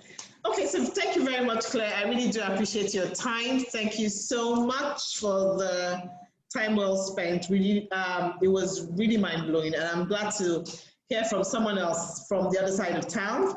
And we hope that next time we'll see you in Nigeria, walking locally, thinking globally. Yes, yes, that's right. That's right. Well, thank you. Thank you, everyone. Thank you so much, Jennifer. I appreciate it. I'm so glad we're connected on Instagram. Yeah. And I will see you on Instagram very soon. And thank you for this conference. It's great. I love it. Thank you very much. Thanks, guys. So you guys follow Claire on Facebook, her website, you name it, she's there. Thank you very much, Claire. All right, guys. So the next session is our panel session. So we're going to have, I think we already have Lisa in the house. Yay! Hello, Ghana. So we're having Lisa Overy Designs, that's our own Zainab, Folakemi, Till Harmony. So we're waiting for Folakemi to join us. And guess who I have with me? Who can guess? So guess who I have with me joining me now? Hi, Lisa, can you hear me? Hello, you might need to unmute yourself.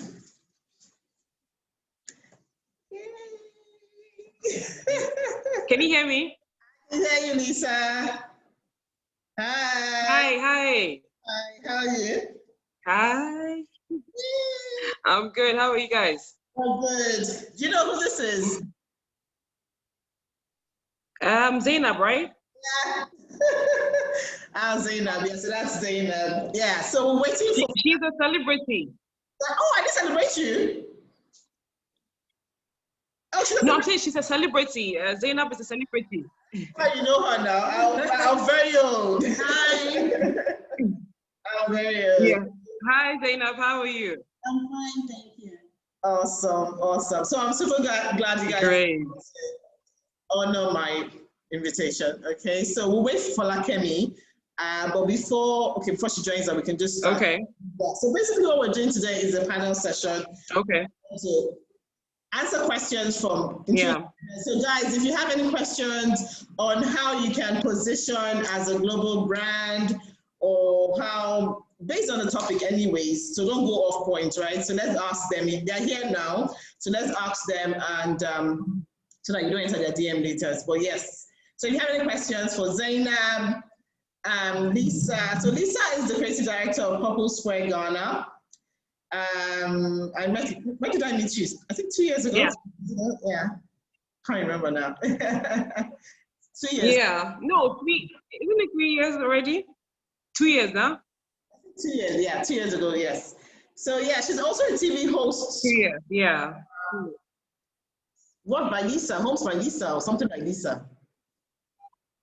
What's your TV show again? My Space with Lisa. Yes. You need to do your research, girl. You need to do your research. Yes, My Space with Lisa, yes. So she's also a TV host for My Space with Lisa. And here with me, Zainab, you know Zainab. So yeah. Zainab's in the house. So you guys, if you have any questions, please feel free to ask away. And we'll take it from there. But while we wait, let's start off. Let me throw questions out. So Lisa, maybe you go first. So how do you think as Africans? Why me? Why you pick me? Zainab is sitting right next to you. We want to give our sisters, our Ghanaian sisters, opportunity to go first. It's not the case of the Ghanaian jollof. Okay. Jollof, yeah. So we're giving you that. So. Okay, right. Do you think we can position as a global brand? Second. How do you think as African interior designers, how do you think we can position? How can we be known globally? Yeah, how can we position ourselves as a global brand? Okay, so you know, it's a very huge industry, and it's now growing, especially in Africa. At first, it wasn't something that we're used to, so you know, it took a while for people to get to understand that, okay, the interior design industry is like an industry that is like becoming very huge now. So people didn't really understand it. But now, because of social media, everybody has gotten to appreciate the fact that, okay, now it's a business that is doing very well. And if you do your homework well and you do your research well, you should be able to do very well in it. Yeah. And my first thing is that if you want to position yourself as a global brand, you have to understand the industry, first of all. Why are you going into the industry? Is it because everybody's doing it? That's why you want to do it? Is it because you have a passion for it or you for it? That's why you're doing it. You have to know the main reason why you are going into it in the first place. Because if you don't have that settled, you're going to make a lot of mistakes, which eventually is going to destroy your brand and destroy what you set out to achieve. Yeah. So you have to, one, understand why you're doing it. And then secondly, you have to position yourself in a place where you know that, okay, because I know I'm good at it, how can I put my name or my brand out there? You have to understand the customers, the clients you're working with, the culture or the demographics you're working with. Say for Ghanaians, right? Everybody is very, more or less like, I can do it myself kind of, you know, they think they can do it themselves. Other cultures like in America and in Europe, they understand it already. So they have people that they can contract to do such works for them. So you have to understand, okay, this is the demographics I'm in. I need to build my brand around the culture I am in. Yeah. That is what is going to make you become a known brand first in your country before you can move to another, you know, demographics, maybe being Nigeria, Uganda, then you can go to the international, you know, international sectors. So for me, you have to, one, understand what you're doing. You have to understand the culture or the demographics where you are working. And then from there, you build on that and become what, you know, or build your brand to become what it is meant to be, yes. Okay, so what would you say, so how's the industry like in Ghana? It's a growing industry. It's people are beginning to understand it now. Yeah. It's not like in Nigeria where you guys have a lot of people, you know, because Nigeria is a lot. Yeah. You're like about what? 10 times Ghana or something. 100 of Ghana. Yeah, you guys are a lot. Ghana is just Bagaja and Ikeja. Say again? Ghana is just Ikeja. You know, yeah, that's a lot.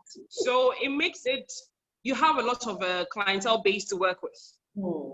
Ghana is beginning to grow on people. People are now beginning to understand, okay, so you can't do it all by yourself. You need somebody with expertise to help you to put your space together, you know? So yeah, it's beginning to grow. And since we opened our showroom, we have a lot of people walking in telling us they are interior designers. I'm like, okay, I didn't know that, you know? So at least it gives me the confidence that, okay, now it's really growing and people are beginning to appreciate it much more, yeah. So would you say it would take a long time for a Ghanaian interior designer to like push a global brand, since it's just... Oh no, girl, I'm already there. You know? Yeah. I mean, because from what I know so far, what we are doing is beginning to get international attention. Yeah. Purple Square is beginning to get international attention, you know, because we have jobs. Yeah, we actually do. Yeah, we have, you know, people contacting us from all over. You won't tell them that. Say again? You do jobs for ministers in Ghana, politicians. I didn't get that. Oh, okay. I said you didn't tell them. You do jobs for ministers and politicians. Can you hear me? Oh, yeah, I do. I do for politicians. I do for, like, really the top elite. Yeah. But I don't have to go, because, you know, with them, the confidentiality is like on another level. So you can't be posting their works on social media. So yeah, we have like really, we've done work for the Army Commander. I mean, you know, top lawyers. You can name them, you know, so many of them. but we like to keep it on the down low, just so nobody knows. Just yeah, but we are really working for like the top elite. Yeah. Okay, fantastic. Okay, so let me go to the chat section. I think questions are already dropping. Okay. Oh, that's good. Yeah. So I think someone said, what's advisable? Is it advisable to open an interior outlet with a loan? Zainab. No. Okay, so let Zainab, maybe you should answer to. Okay. I mean, Lisa says no. Well, then maybe, okay, let's contribute to that, I would say. Yeah, what do you think? Well, I mean, if you're a startup, I wouldn't advise that. I mean, that's a very big risk. Yeah. But if you've been able to position yourself, you know, I mean, a lot of people know you, and then you've had some few projects here and there. Yes, I mean, it's not a wrong thing to take a loan. I mean, sometimes you just need those funds to push, you know, forward whatever it is that you want to put out there. So yes, for startup, no. But I mean, if you're in the business and then you're sure that you can pay back, yeah, why not? And I think I also agree too. So when it comes to expansion, when it comes to business, yes, you can take a loan for expansion because that's the only way you can expand anyway. Because when it comes to interior design, it's not small money. So yes, but if you're starting out, like Zainab said, no, maybe just start with just try and get jobs to just build your brand. But when you take it to that next level, then yes, you would know when you need a loan anyways. But that means it's an expansion project and you're taking it to the next level. So Lisa, why did you say no?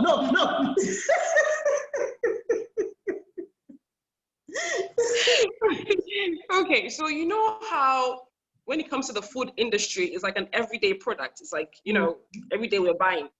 You get it? Yeah. For interior design, you literally have to convince somebody to part away with a lot of money.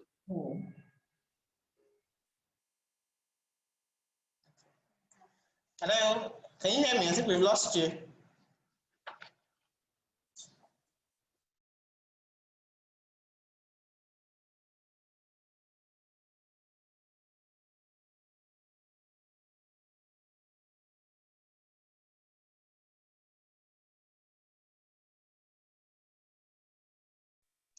Hello, can you hear me? Lisa, can you hear me? Yeah, I can hear you. Okay, awesome. Sorry, we lost you for a second. Yeah. Yeah, I know, our internet. Okay, so as I was saying, you know, it's when it comes to like the food industry, it's an everyday product. So like you have, like when it comes to groceries, you have, you know, flying off the shelves and everything. For Zainab, she has a showroom where she has her pieces and everything in there, you know. For a client to come and get something out of the showroom, sometimes you have to like literally call the gods for them to buy whatever it is you want them to. I know what you mean. Yeah. You know, so if you don't have the clientele, you've not built yourself up to be trusted, and you go for a loan, you know, to do your business, you are shooting yourself in the foot. Yeah. You don't want to say because Zainab has a showroom, or Lisa has a showroom, or Janez has like a factory. I don't have. You know, I'm going to get a loan to do the same thing.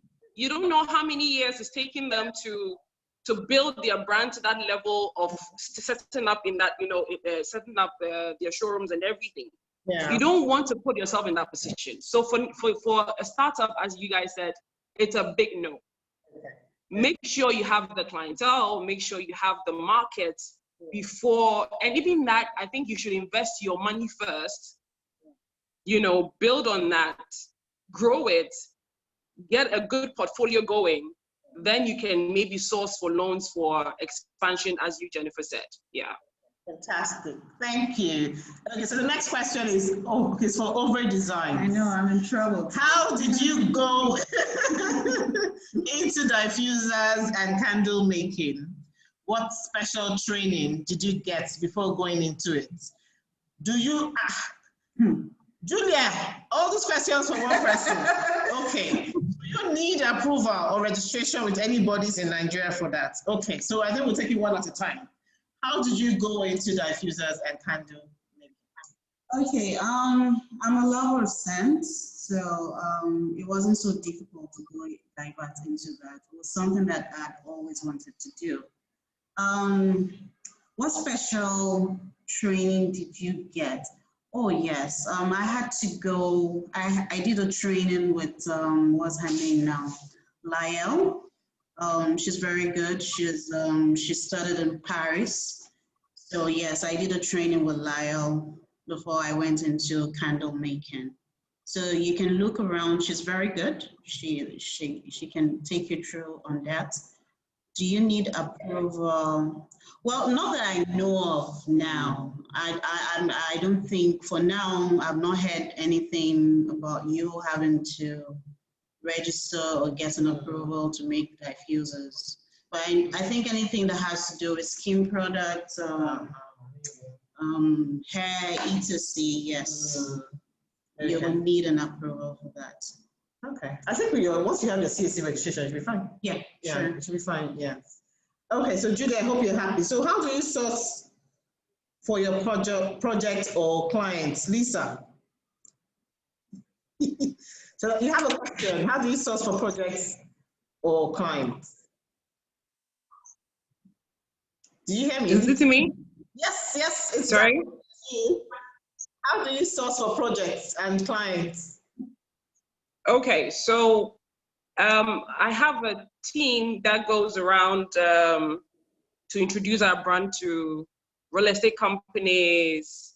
I do a lot of social events where I tend to tell people about what we do and everything. But the initial stage of letting people get to know what I do was through my TV show. Yeah, that was one of the main channels that I used to get the client. And then social media. Yeah. I get a lot of clients from social media as well, and referrals, mostly referrals. Yeah, so we do go around to tell people about us. We have, so with the showroom now, we call clients, we just call clients and tell them that, okay, we're here, this is what we do, you can pass by for us to have a further conversation with you. We try and look out for new projects, like new buildings. We go there, we talk to them about it, and then, yeah, from that, it's really gotten us a few good clients, yeah. So you have to be bold enough to go out there. Yeah.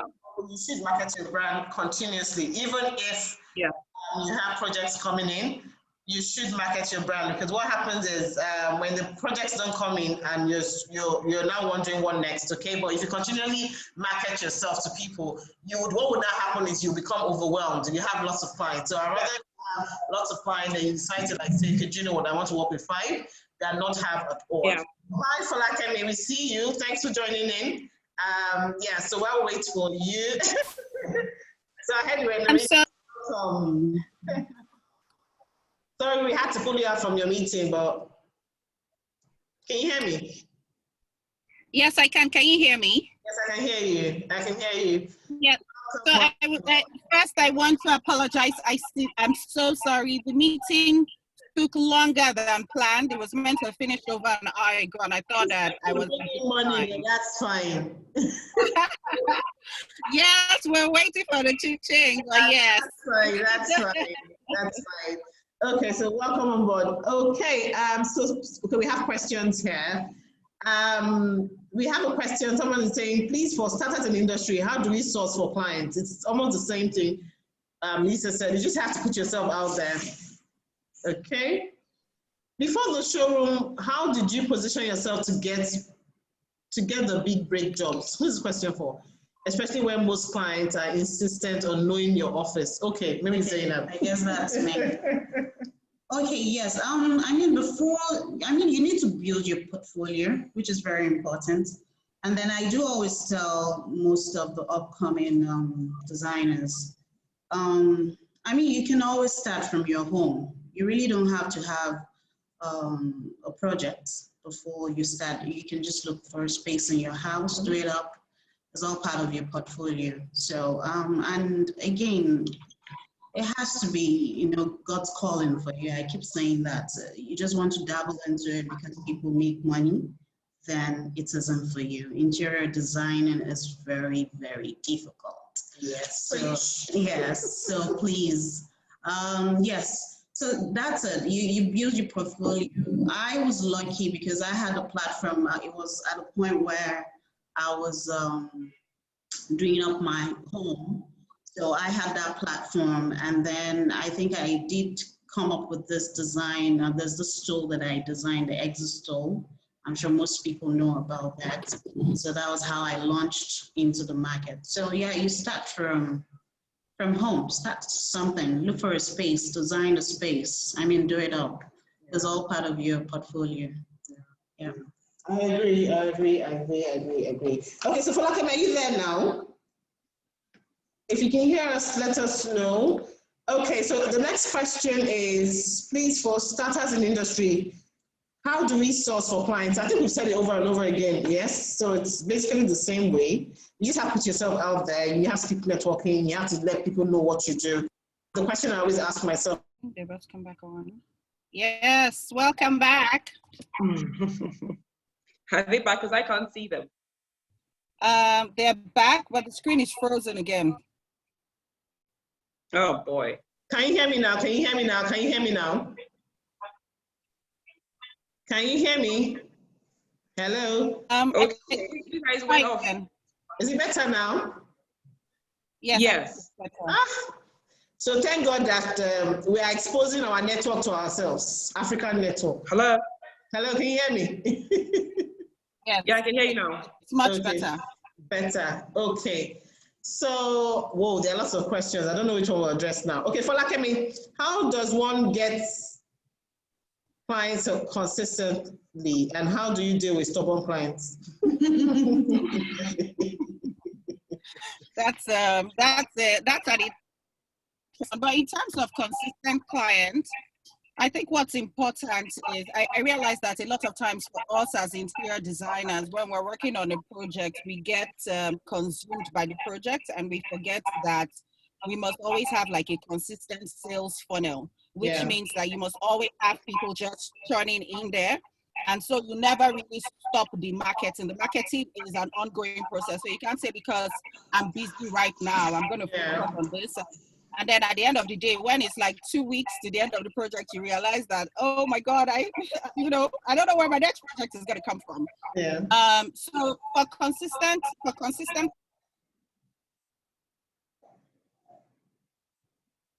projects, definitely is delivering referrals that you get from there. They're amazing. Number two, definitely social media. Social media has played a huge role.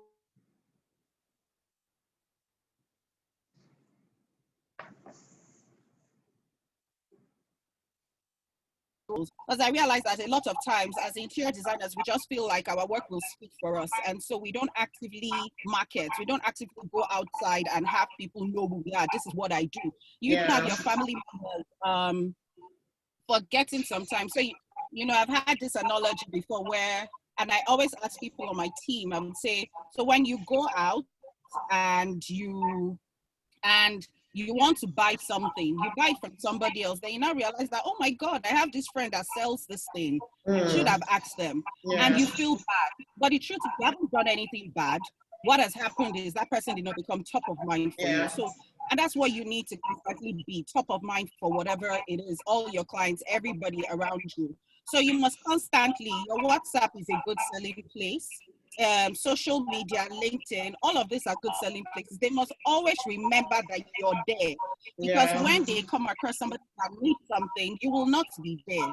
They need to remember you so that they can tell them, oh, by the way, I know somebody that can do this for you, and then they refer you. So for me, just constantly be visible. Go to galleries, go for art shows, go for things where you think that you will find people that are the kind of people that you're looking out for. You know, go for nice events, go for all of those things. And sometimes they don't translate immediately, but they eventually retranslate, because the way I see it is, the more people that know me, the higher my chances of getting more jobs. Yeah. So that's what I would say about, like, just consistently. Don't say, oh, you know, I'm tired now, because when you're tired now, you don't have the project for tomorrow. Yeah. Can you hear me? I've had that, and it's just project designs. Am I working on? Yes, I can. Okay.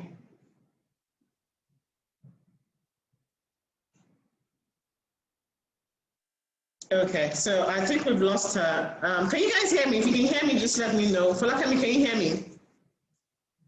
Project, which ones am I designing? What stage are we on? When are we on it? Yeah. Okay, fantastic. Now you haven't addressed the stubborn clients. Okay. So you see the thing.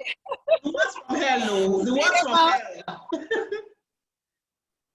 Honestly, and I know some of us don't always have the luxury of doing it, but I've realized that most times when you work with stubborn clients, you're not happy with the outcome, and the projects don't end up being profitable. Yeah. And so for me, one of the things I do with stubborn clients is I actually excuse them. I give them a divorce letter, and I say, sorry, this marriage is not going to work. Come on, be going. Hello?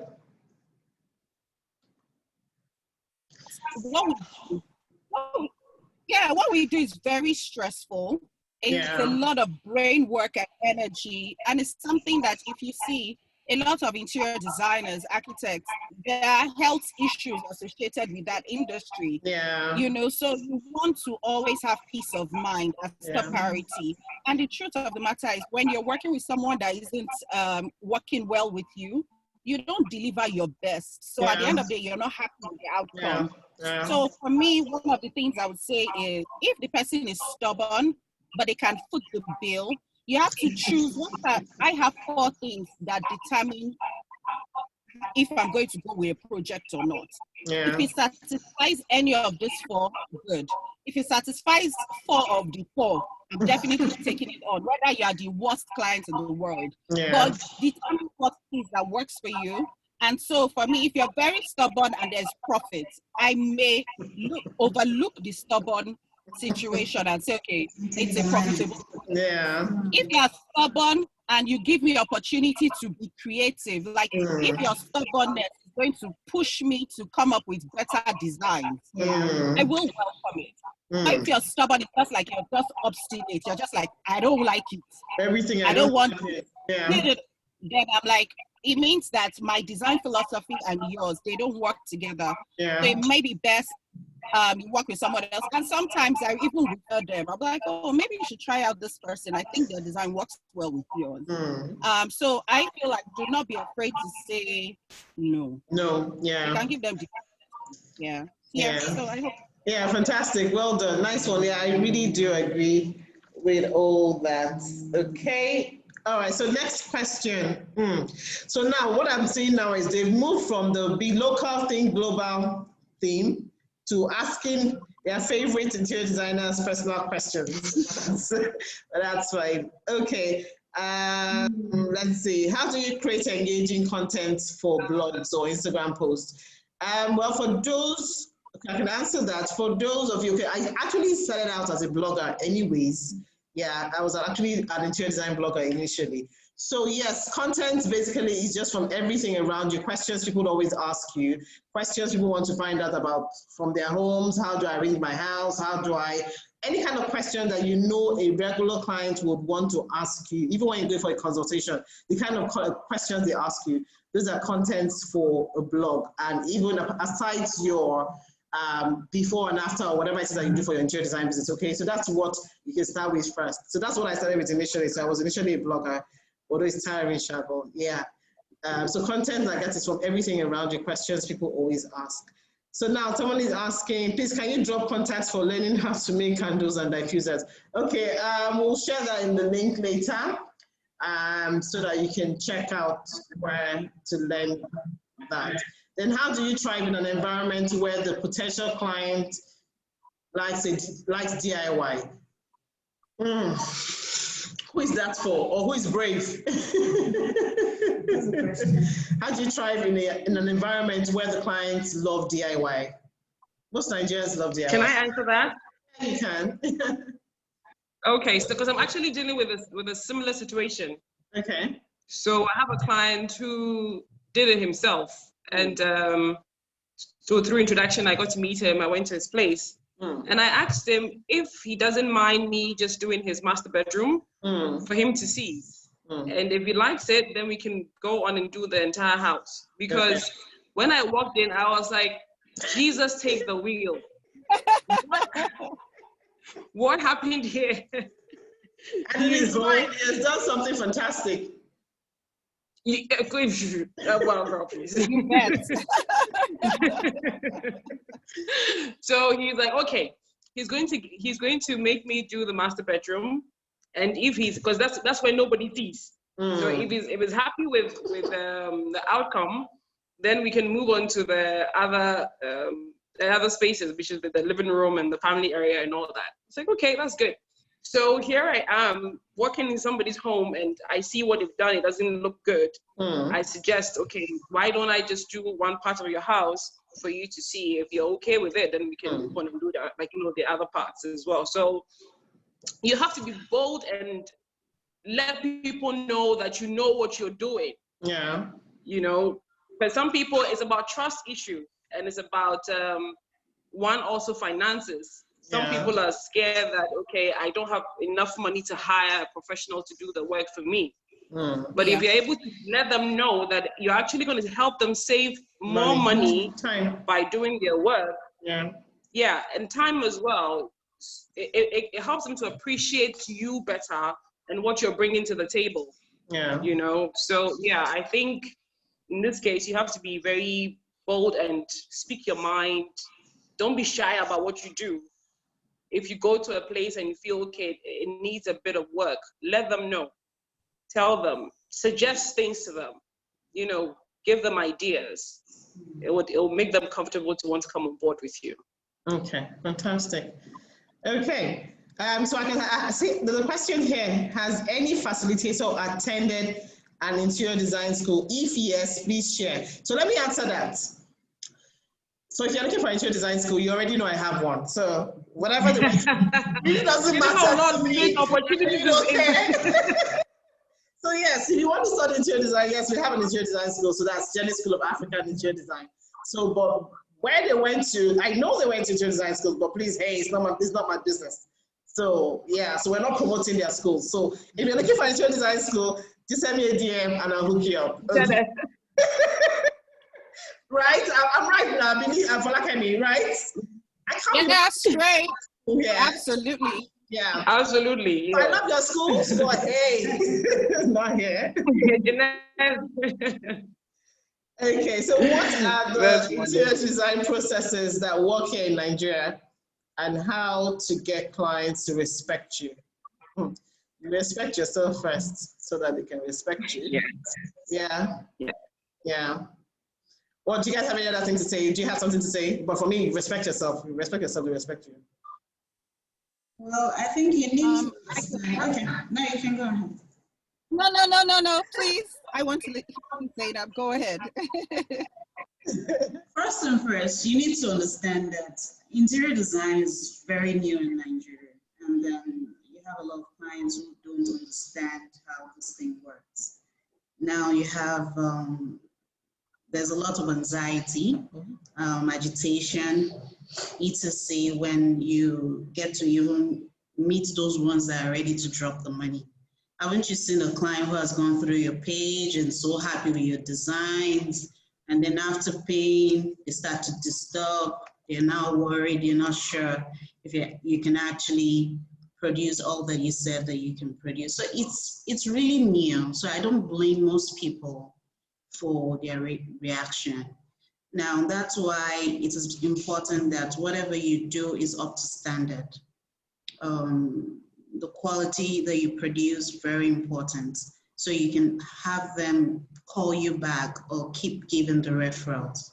So that's all I can say. It's new. Yeah. Yes, it's very new. It's a very new industry. I'm not talking about decorators now. Interior design is new. Yeah. So yeah. That's another thing. And the word interior design and interior decoration, so that there are two different things, as in two completely different things. But like I always tell people, it really doesn't matter if you're an interior designer or you're an interior decorator. The important thing is, well, it's both. They're both profitable, anyways. So don't just think that one is better than the other. They're both profitable, so that's what matters at the end of the day. Okay. Okay. So now, Folakemi, what would you say in terms of how can we stand out as a global brand in terms of quality? What do you think? How do you think we can push as in quality? What kind of, I don't know, do you understand my English? Or should I? That's what is in my head. As in, okay. Yeah, how can we stand out as in terms of quality, though, to meet up with international brands? So thank you so much for that question. What I wanted to add to the question about process, and what I want to add to it is that one of the things I've learned in my journey is every time I've jumped process, it comes back to bite me. And it means at the end of the day, I get frustrated. The clients may get frustrated a bit. They may not know what process they do, but I get frustrated. It frustrates us even growing as an organization, as a team. But what I've now learned to do is I explain it. I always explain it. I start when I go for my first meeting. Yeah. I tell you, oh, by the way, this is our process. You know, our process is this, is this, that. And some people are like, oh, why are you giving me all of this information? I'm just like, oh, so that it just helps you manage what to expect and all of that. And then secondly, also, you know, people will forget. So one of the things I also do as well is I try to keep having that conversation with them. And I think what's important is they need to understand, why is your process this way? Just explain it. I realize that people buy into it when you explain, as opposed to just saying, my process is this, my process is this, my process is that, my process. If you explain to them that, look, I want to design for me to get you your design, first I have to do layouts, I have to come up with the concepts, I have to now go into building it, you know, I have to, so if you set out all the different levels that you're going into, they have an appreciation. Yeah. But if you just say, my process is first, we'll give you design. My design is 4 weeks. Automatically, they're like, why is it 4 weeks? Why am I spending 4 weeks for design? How much is what's the duration? What are you doing? Exactly. What's like 4 weeks for what? So if you break it down and explain, and also let them understand that it's not, I'm not doing copy and paste for you. I'm not just going to go somewhere, pick up that design and paste it. So it means that I need to think it through. There's a time process. People buy into it more. And at the end of the day, I realize they look forward to what it is that you're giving them. And when they see, because they understand it, they buy into the design already. You don't talk too much to convince them. So that's what I would say about process. Just explain. As much, keep explaining. And, you know, whatever conversation anybody has had before, you now shows you that, oh, this is how people are thinking. I'll break into my explanation for the next client. So that's what I wanted to say about process. And then, how to be global. I love this question, though, because me, myself, I'm looking how to be global. I'm not going to lie. We're getting there, all of us. No, that's not. I'm looking for it with such light. But about 2 weeks ago, I was having a conversation about this, and I realized that I feel like I may be wrong, but this is my opinion about being global. A lot of us as interior designers in Nigeria, what we do is we carry Western design and we put it in our spaces. And so what it means for me is that I started thinking about it. I'm like, people import interior designers from America, from South Africa, from the UK, from everywhere to come and design their spaces. But are people exporting us abroad to design for them? No, they're not. And you know why? Because we're designing what the West people are already designing. So why do I need to bring somebody from Nigeria to come and design a space for me in America? Like, you're gonna give me same or same. You see what I mean? And I feel like we need to now have an appreciation of us as Africans, as Nigerians, and we need to start putting that context into our designs. Yeah. I think it's when we start doing this, then we can now start talking global. Yeah. But if you're doing what the West is doing already, I'm not sure how there's nothing to export. And that's how I see global. Yeah. Because when they bring the American people here, they're like, okay, I want my house to look like an American person's house. When they bring somebody from whatever, where they're bringing them, they already have an idea of the style, and that's the style they want here. Yeah. So if I feel that for us to be global, we need to embrace Africa, embrace our culture, and start making sure that express it in our design. Yeah. And that's, for me, I think that's the next stage for us to go. Yeah. How we're going to do it, journey, I don't know, because, but I feel like we need to start thinking of how to modernize Africa and make it something that is export friendly, where people are just like, oh my God, I want this. Yeah. My summer house, my vacation space, whatever it is, it has this look, it has that vibe. And that's my opinion. Yeah, so if I might add to, so what I also think is, in terms of positioning yourself as a global brand, it doesn't necessarily have to be also all Africa, even down to your customer service.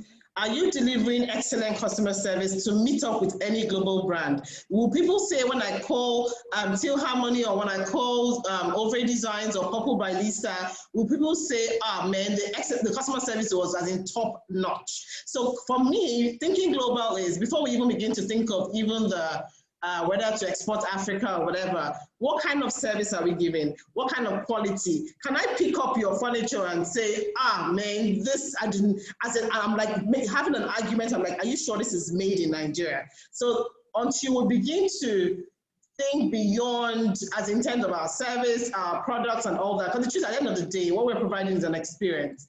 If your client cannot have that experience, like for us, we call it the JD experience, okay? If your client cannot have the experience from beginning to the end, then you cannot,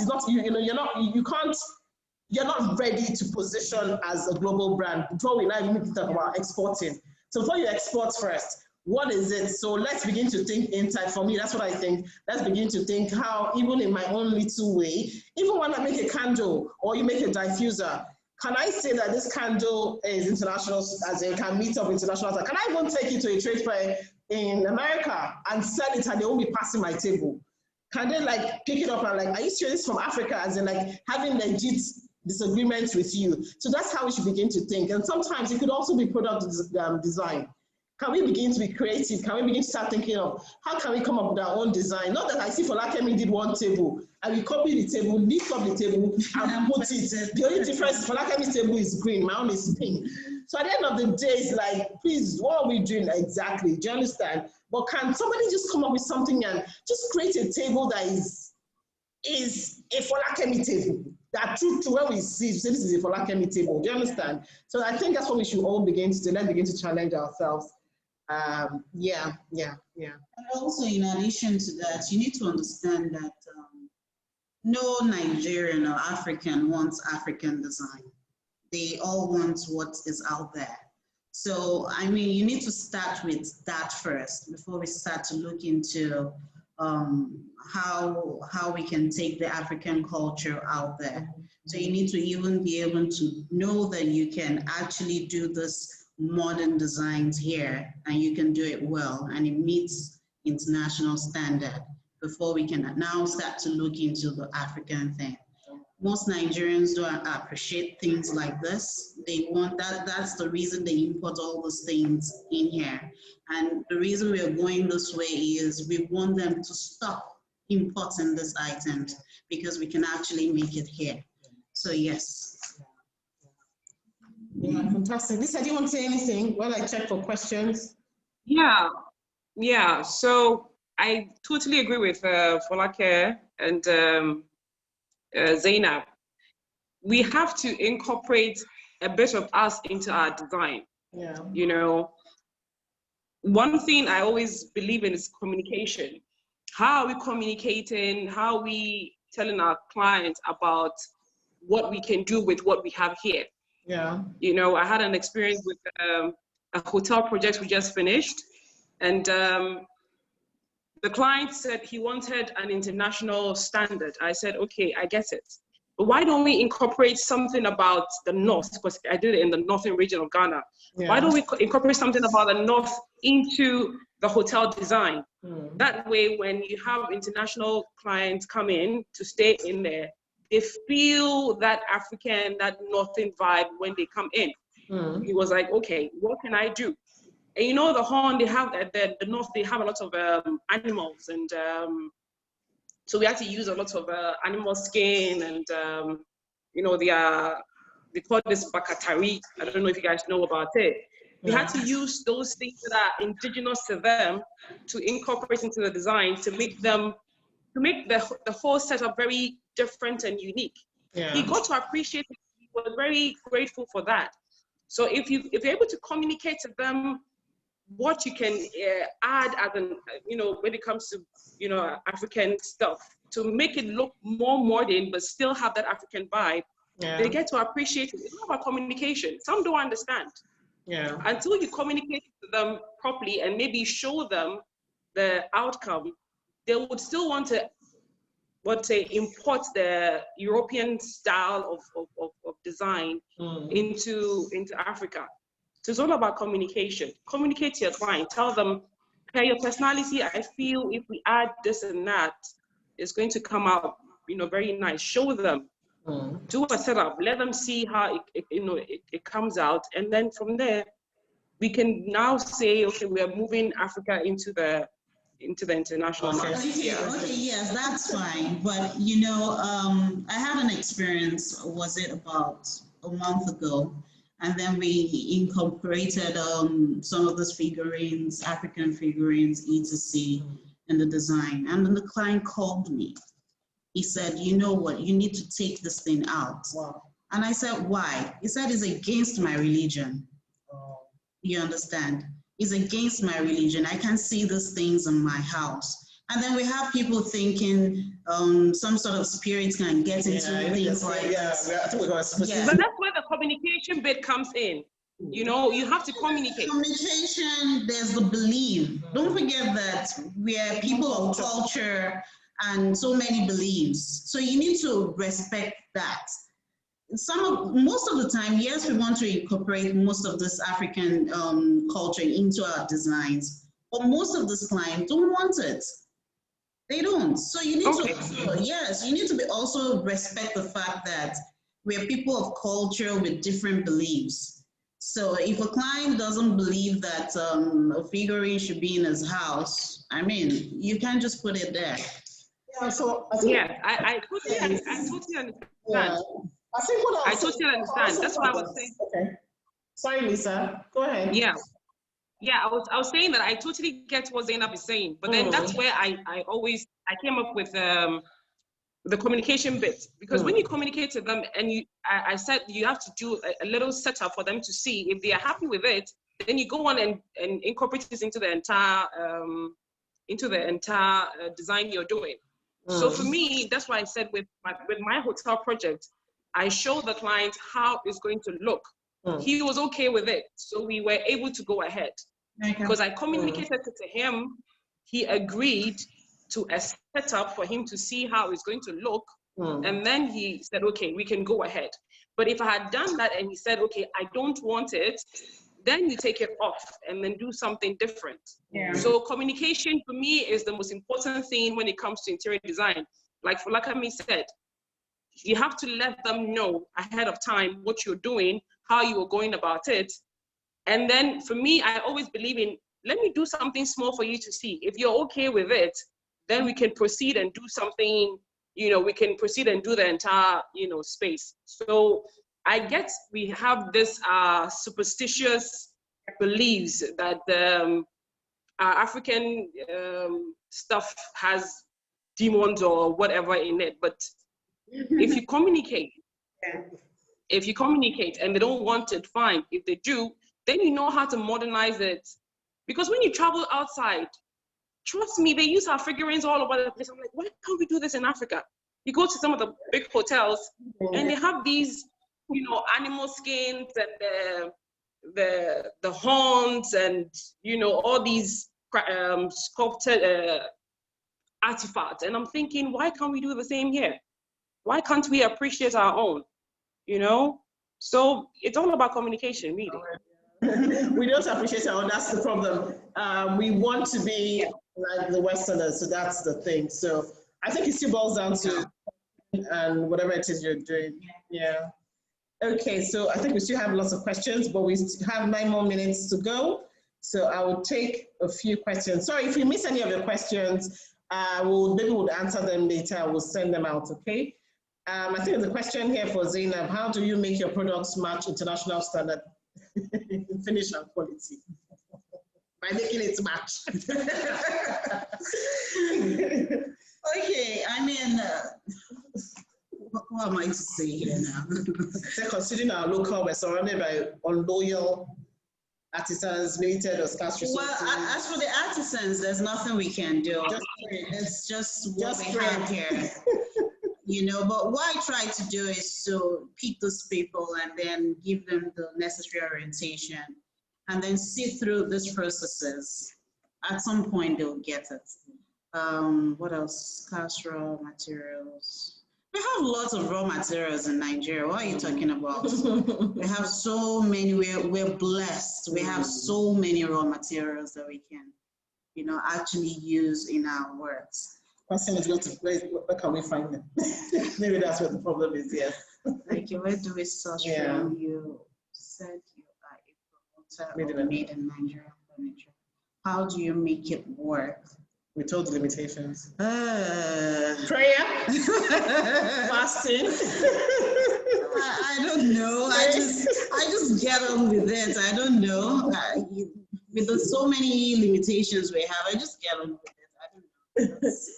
I think the truth is, I think we all go through the same challenges, regardless of whether you're in Ghana, you're in Nigeria, whatever it is. I don't know about Western world, but for us in Africa, we still go through the challenges of unskilled labor, or those that are even skilled, getting them is a problem and all that. So, but I think basically, you just keep trying until you get the right ones.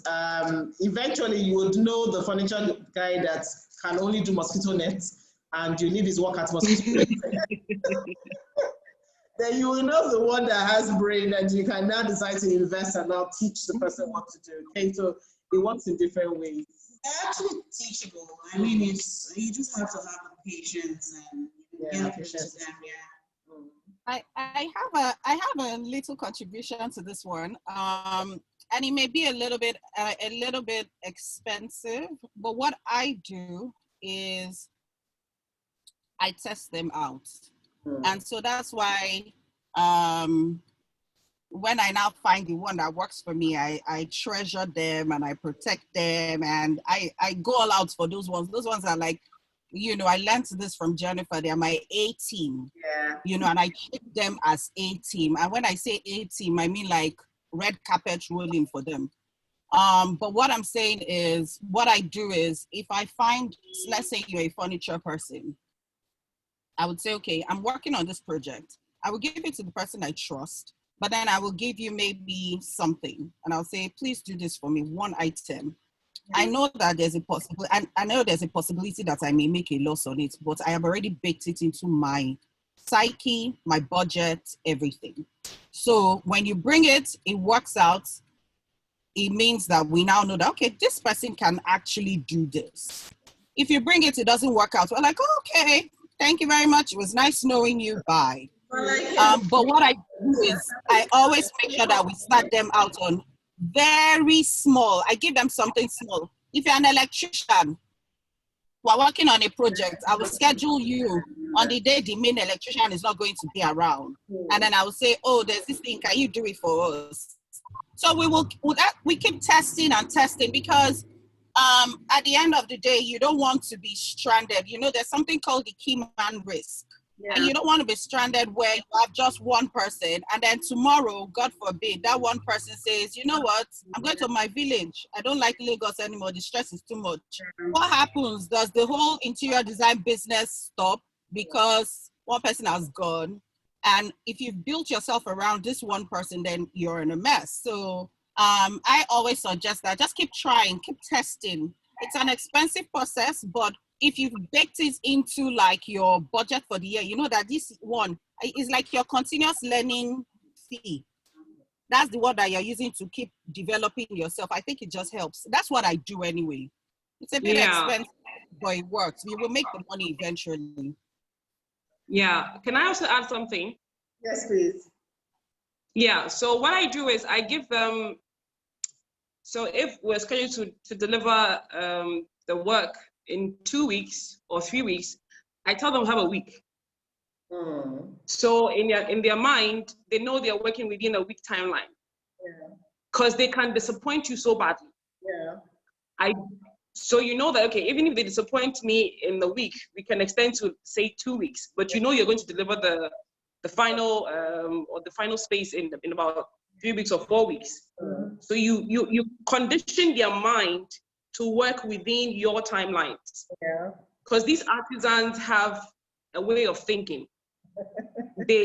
I don't know what kind of breed they are. They are a special kind of breed.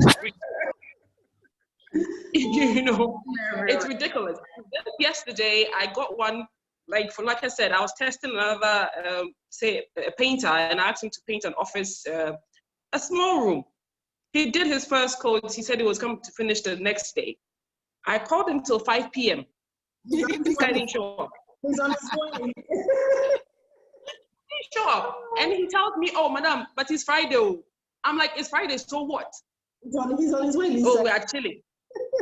He was having fun, you know. And so you just give them, if your expected time of delivery is about 4 weeks, you tell them 2 weeks, and then they work within that time. It goes to save you all the heartache and the BP and everything. Absolutely. Yeah. Fantastic. I'm sure if we go on, we will not leave here. I think I can see. I know. I can see Kia already there. So so guys, thank you very much. I can see Kia. So Kia is the one waving. She's the president of the Black Interior Designers Network in America. So I'm super glad to have you.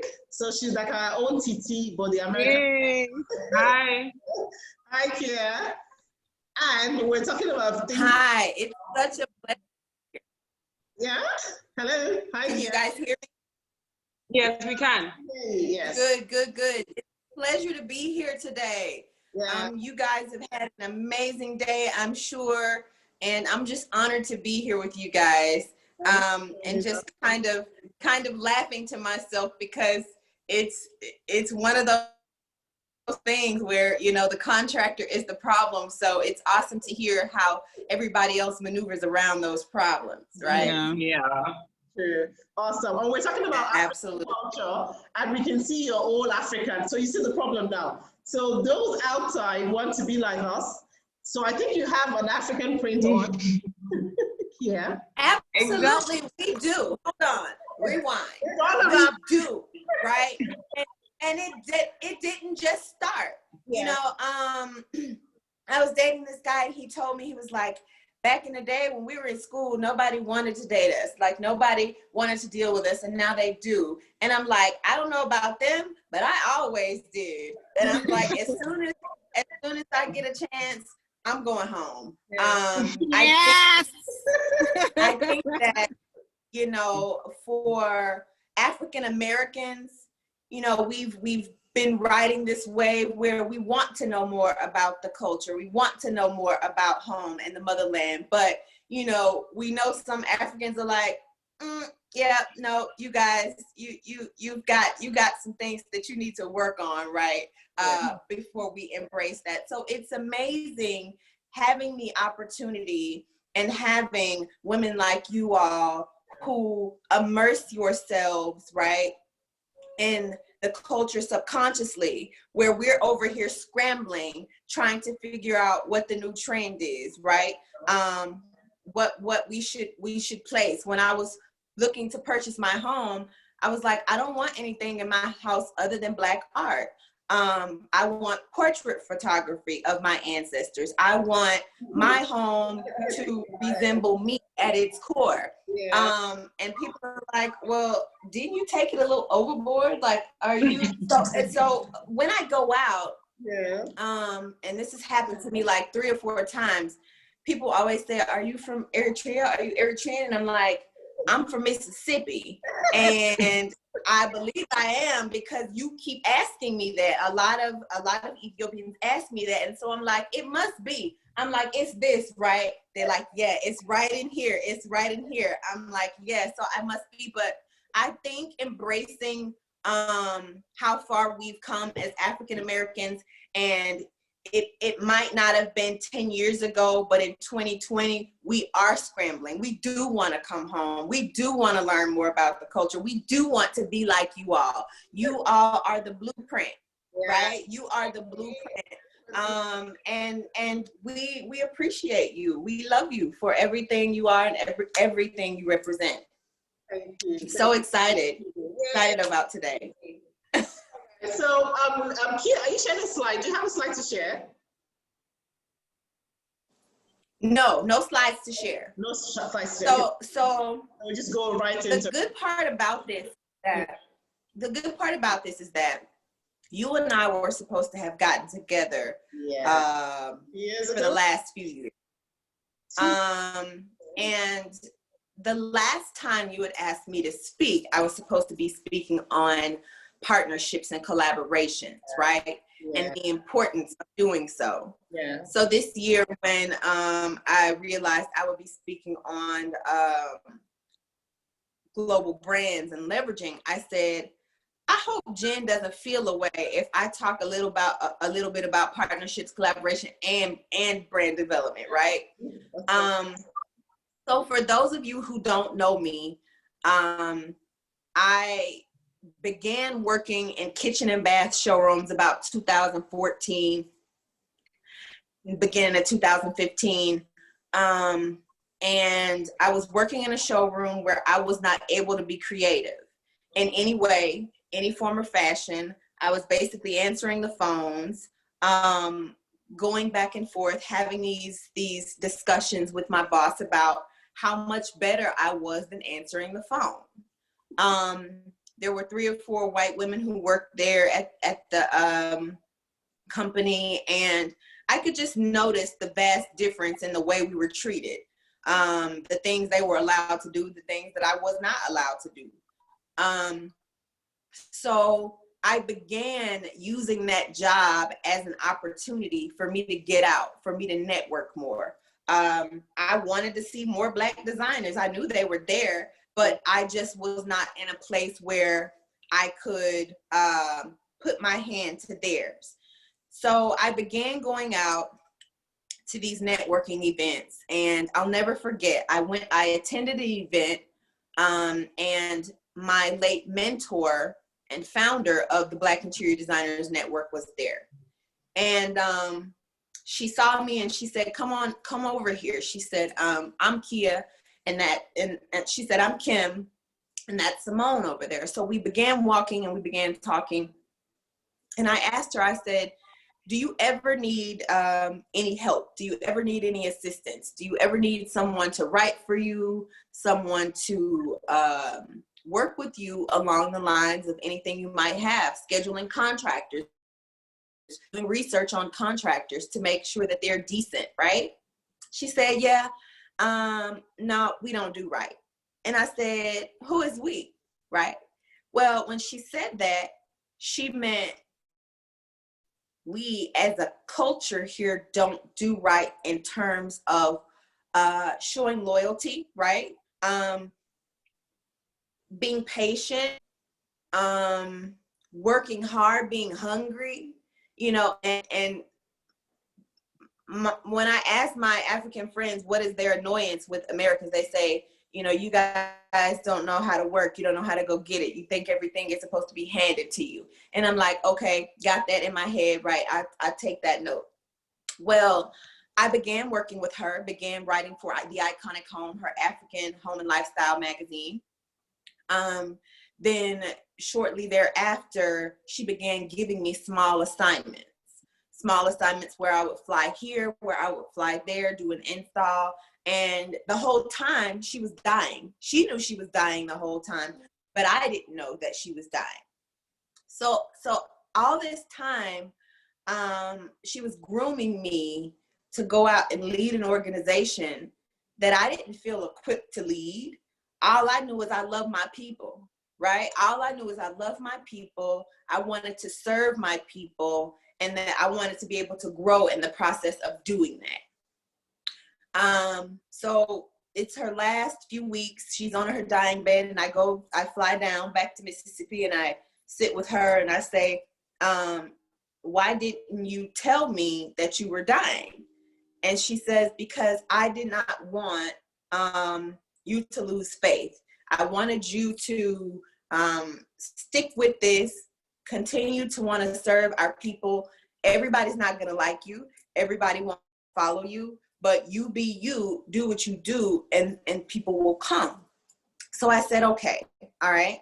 I need to figure out how to run a business and lead an organization. I'm still asked today what the percentage of work that I put in is, right? And I would say a year ago, I was at 70-30. I put 70 into the network, 30 into my business. Well, y'all are probably over there like, that doesn't make a lot of sense. Well, this year, and I'm about 60-40. I put 60 into the network and 40 into my business. It's taking me time, right? So since taking over both this organization, which is now a nonprofit organization, and Kimberly and Cameron Interiors, I can begin now to work on building a brand, right? Now that I've put myself in a position where I can network, right? I can meet different people. I can provide for them what they might need while trying to attempt to position myself where I can build my brand. Now, brand leveraging, right? A lot of us are wondering what brand leveraging is. How do we leverage a brand? And if it's really possible in 2020. Now, with brand leveraging, a lot of the friends that I have that have built brands, right, and grand brands, right, they're not in the process of building like I am. They're there. They've built their brand. So Kate Spade, I know do you ladies know of Kate Spade, the American designer here? I think she passed some time ago. Okay. Well, I just learned on our conference last night that Kate Spade, just from branding and partnerships alone, made over $90 million a year. Just from her branding partnerships, right?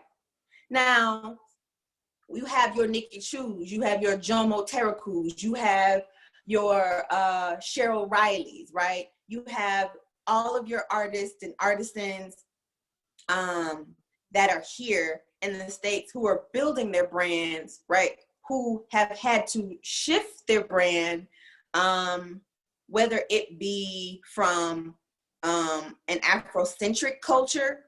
You see it kind of gliding its way back to the Eurocentric culture. And that's when we stop and we say, okay, why are you building an African or an African American brand, but leaning it towards the Eurocentric culture, right? Everyone wants their home to have an African feel to it. Now, they're out there calling it worldly. They're calling it,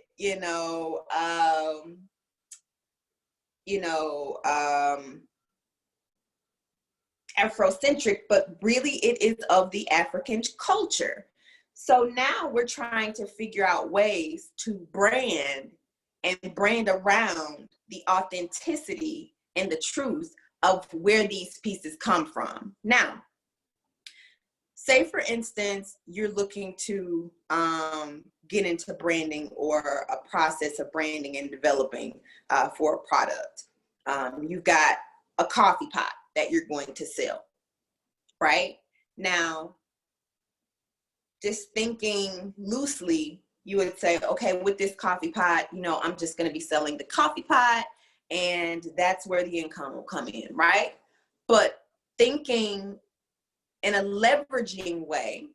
You're like, I'm gonna sell this coffee, I'm gonna sell the pot, I'm gonna sell a mug, I'm gonna sell the spoon, right? I'm gonna sell everything that I can to leverage my brand. Yes. The more leverage you have, the more you can spread this out, right? Which is why, because I was sitting there yesterday, I was like, oh my gosh, I had no idea. And then when I thought about it, Kate Spade had umbrellas, she had wallets, she had clothing, she had dishware, she had everything you could think of, right? So how do you, Jen, how do you brand, right? And leverage, and you're already doing that. Design Biz Coach, you know, the Blueprint Conference, all of these things, you've done that, right? You are a prime example of leveraging your brand, right? Now that I'm here with the Black Interior Designers Network, a part of me leveraging this brand with the Black Interior Designers Network is partnering with the Blueprint Conference. The goal for me, just as I know the goal is for you, is growth for our people, right? Yes. There is nothing here that you cannot have, right? Yeah. If you're looking for, if there's nothing here that you can't have. Yeah. The goal is for us to stick together and not only leverage our brand, but leverage the playing field. Yeah. So that we are beneficial to those novices and those designers who are coming up under us, right? Yeah. There should always be a constant story to be told. And in that, leveraging is key to doing so. I used to be confused about what leveraging really meant and where it could take you, and why a lot of people on TV and, you know, and movies would always say, we've got leverage. And I'm like, I know what the definition means, but what does that mean to me, right? So when you think about brand leveraging and you think about all the things it can bring and why it's so important, it's extremely important because you always want to have this sense of familiarity, right? You always want to carry these positive brand characteristics. Your brand characteristics follow you on out, right? Oftentimes people say, well, if you're working with this brand, right, instead of working with them in this way, maybe you should leverage a little bit more and see what all you can get. So I'm working with the company here. They source from South Africa, and the company reached out to me and asked me to create lighting for their brand. And so all I really knew was they wanted me to create lighting for the brand, but didn't really know where leveraging with that company could take me, right? So I did a little research, researched the company and researched the lighting that they already make, which are these gorgeous leather strip chandeliers, handmade chandeliers. And I had already been working with the company to help them better their branding, right? I said, okay. They were like, well, we're not really getting a lot of the members to purchase from us. Why is that? Well, it's partially because you're two white men sourcing from a South African company, right? These aren't cheap pieces, and we never see who's making them. We don't see the artisans. Well, the artisan that's making it, they have their specific way of working and we just don't want to show that. And I'm like, who are you to say you don't want to show that? We want to see who's making these pieces. We want it. So they begin sharing on social media the story of the artisan who's weaving these baskets, right? Who is hand cutting or hand stripping these leather chandeliers.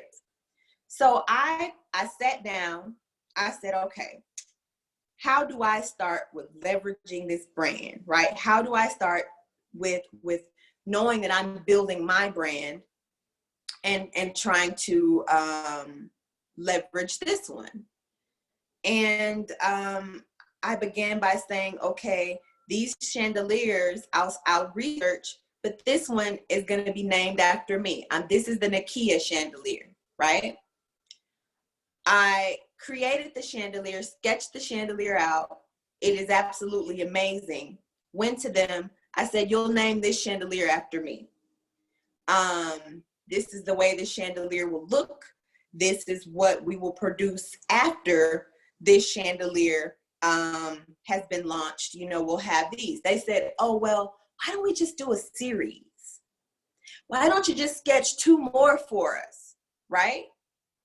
So then I found myself leveraging my brand and also enabling them to leverage theirs. When you got a company that wants to invest in you, they're doing well. You know, they made I think over a few $1 million last year, and actually provided some financial resources and assistance for us during the wake of the pandemic.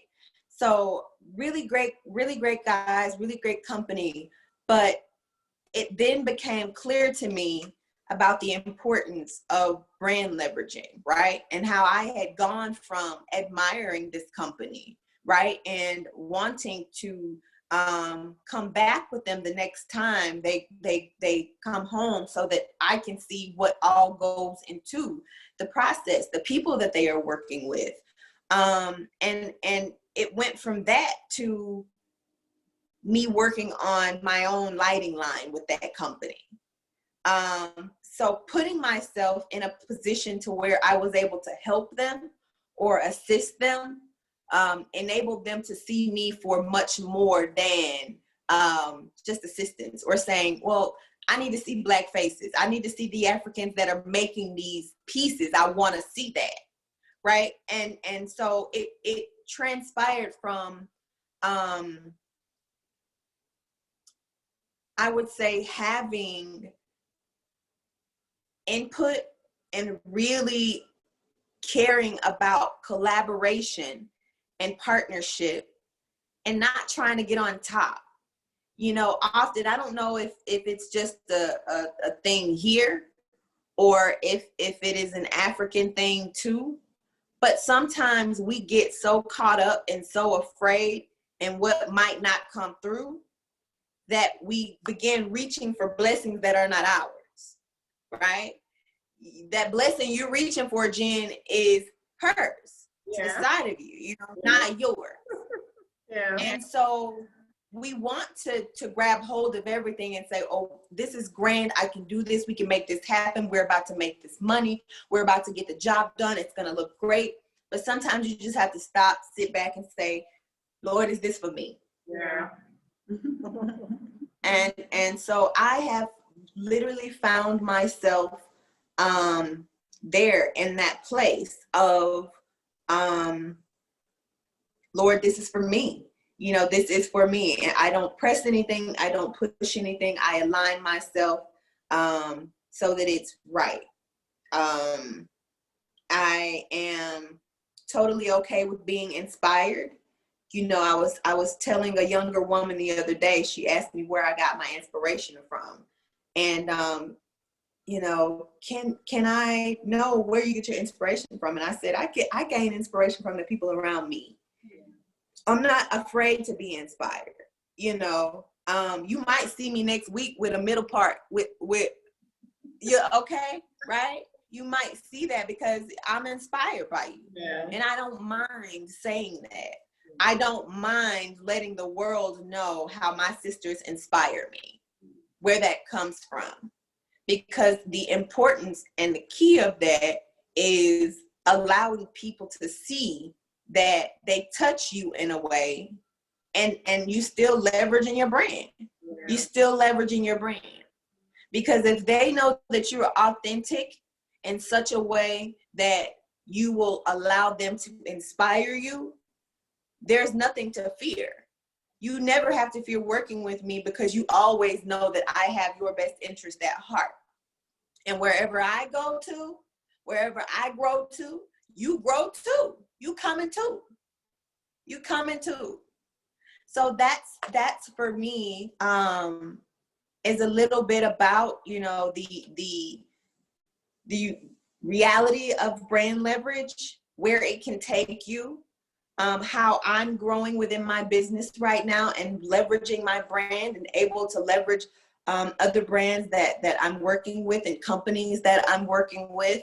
I'm also working with another company. I'm not developing any lighting for them per se, but this is a company that partners with the Black Interior Designers Network, but their sense of style is more Eurocentric.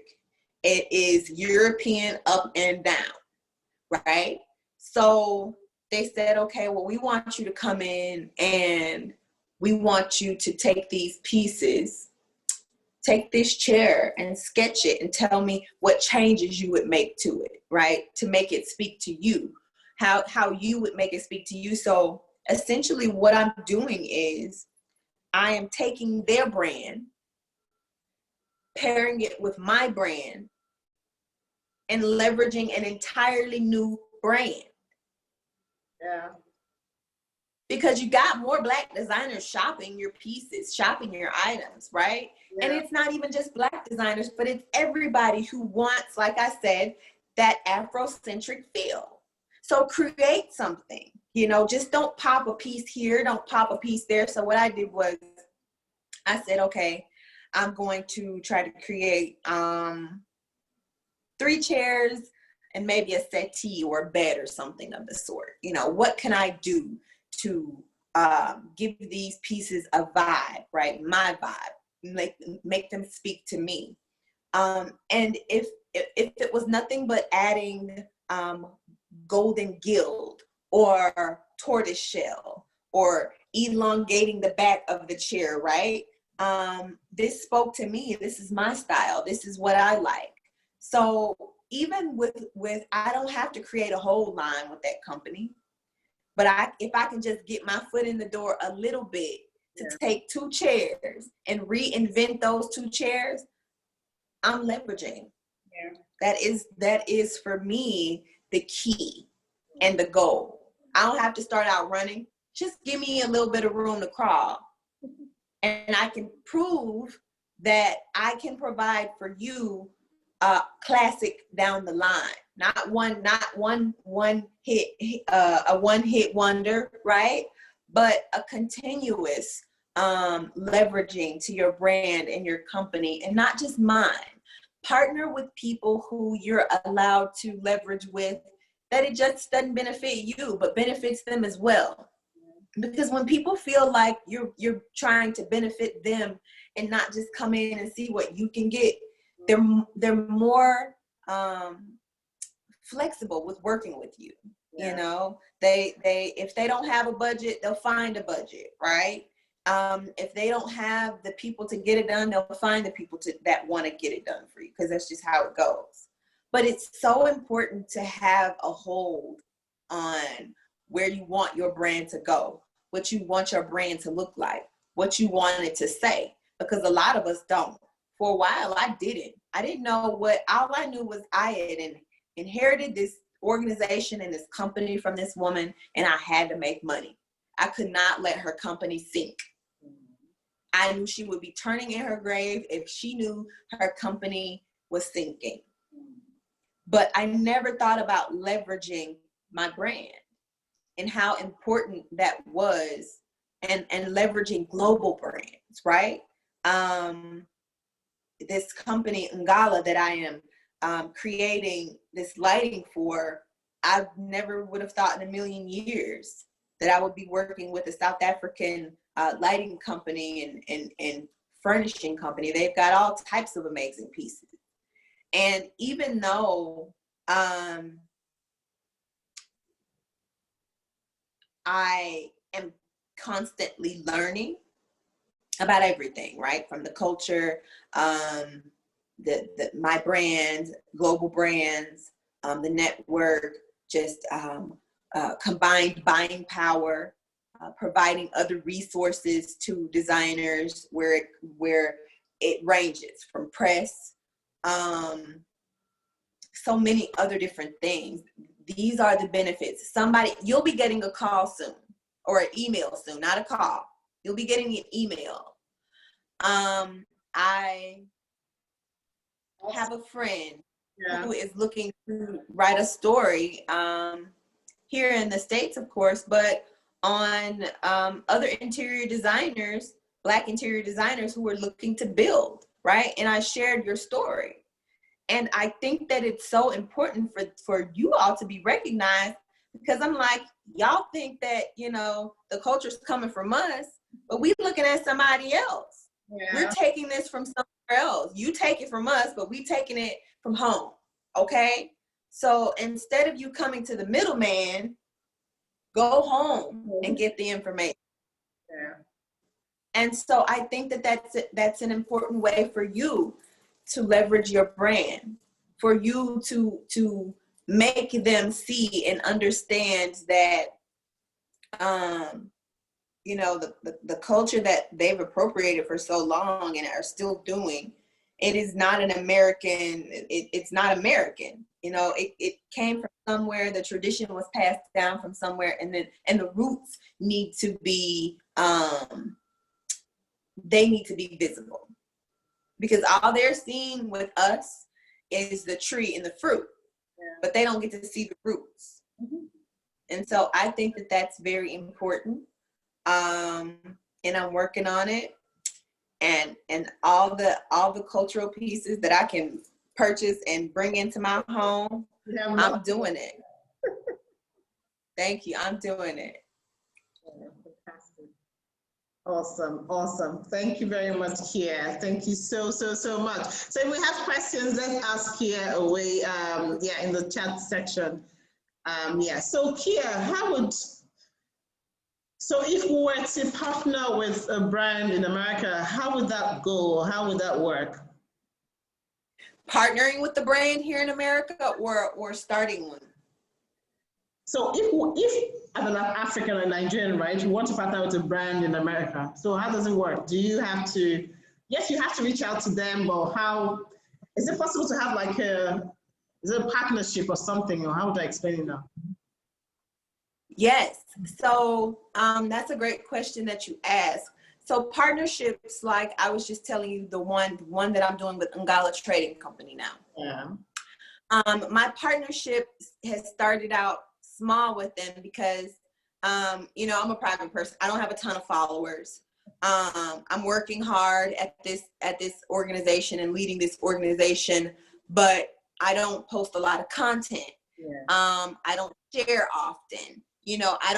There are things that are required for certain brands and certain partnerships for you to go in. So I entered in the way that I knew how, in a way that my PR team suggested to me, right? Yeah. So the PR team said, because you don't have a ton of followers, because you don't have all these things, right? You have to start where you can. So they know who you are. Mm. So create that Nakia pendant. Once you create that Nakia pendant, right, they'll see that. And they'll see that there's a possibility that your creation can merge perfectly into the brand, the partnership that they've already created. So that's what I'm doing. Well, going back to them, they said, well, we should just try a series. So what they'll do is they'll tell you where you fit, where you might not fit, right? Yeah. Then within doing that, you see if we just want to stick with one light, give you that chance with that one light, or if they say, well, we think we want to give you 2 other lights to create that. If it sells, we'll come back later on. Yeah. So it's almost like testing the waters to see. There's a company here.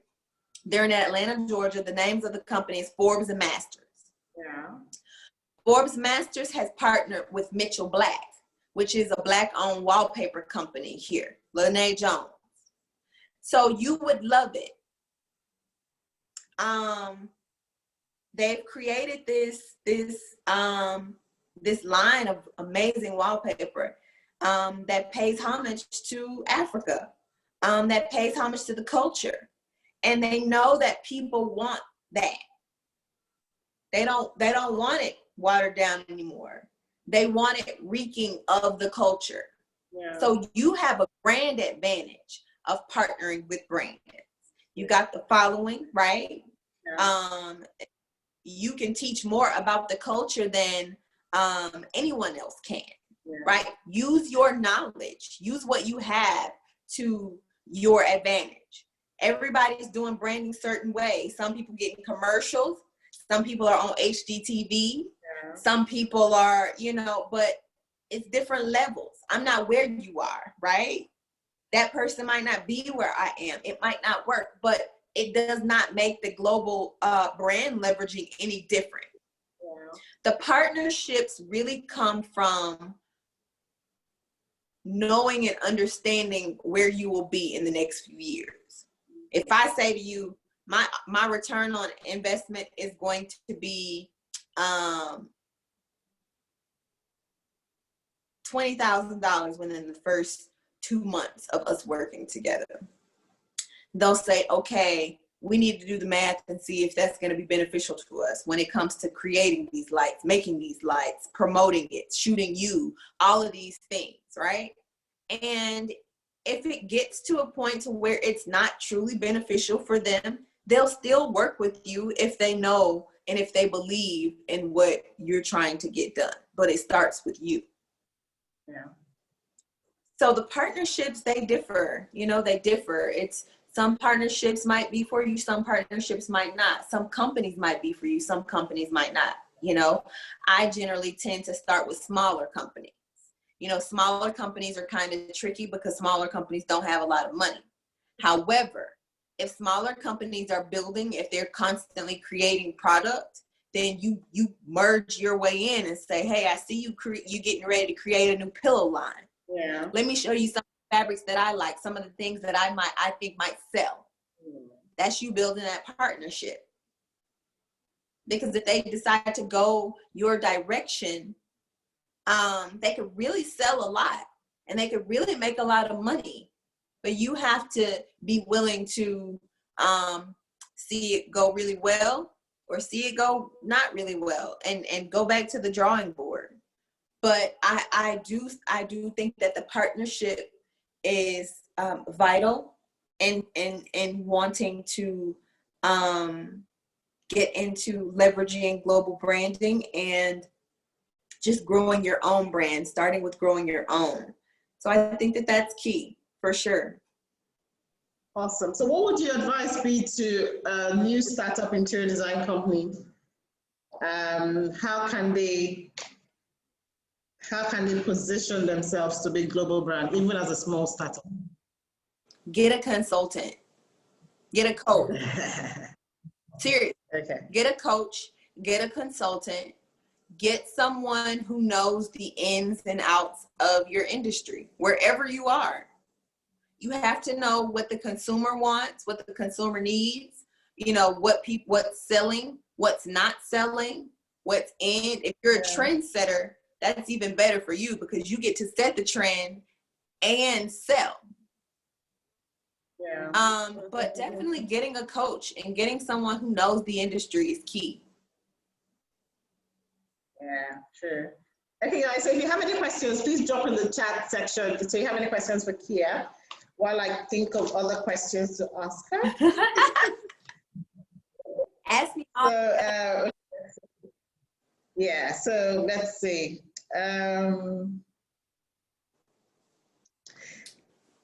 Okay, I'm trying to check if we have, okay, she's still there. Okay. So, okay, we had questions before. Yeah, there's a question. How do you visualize? I think it's, okay.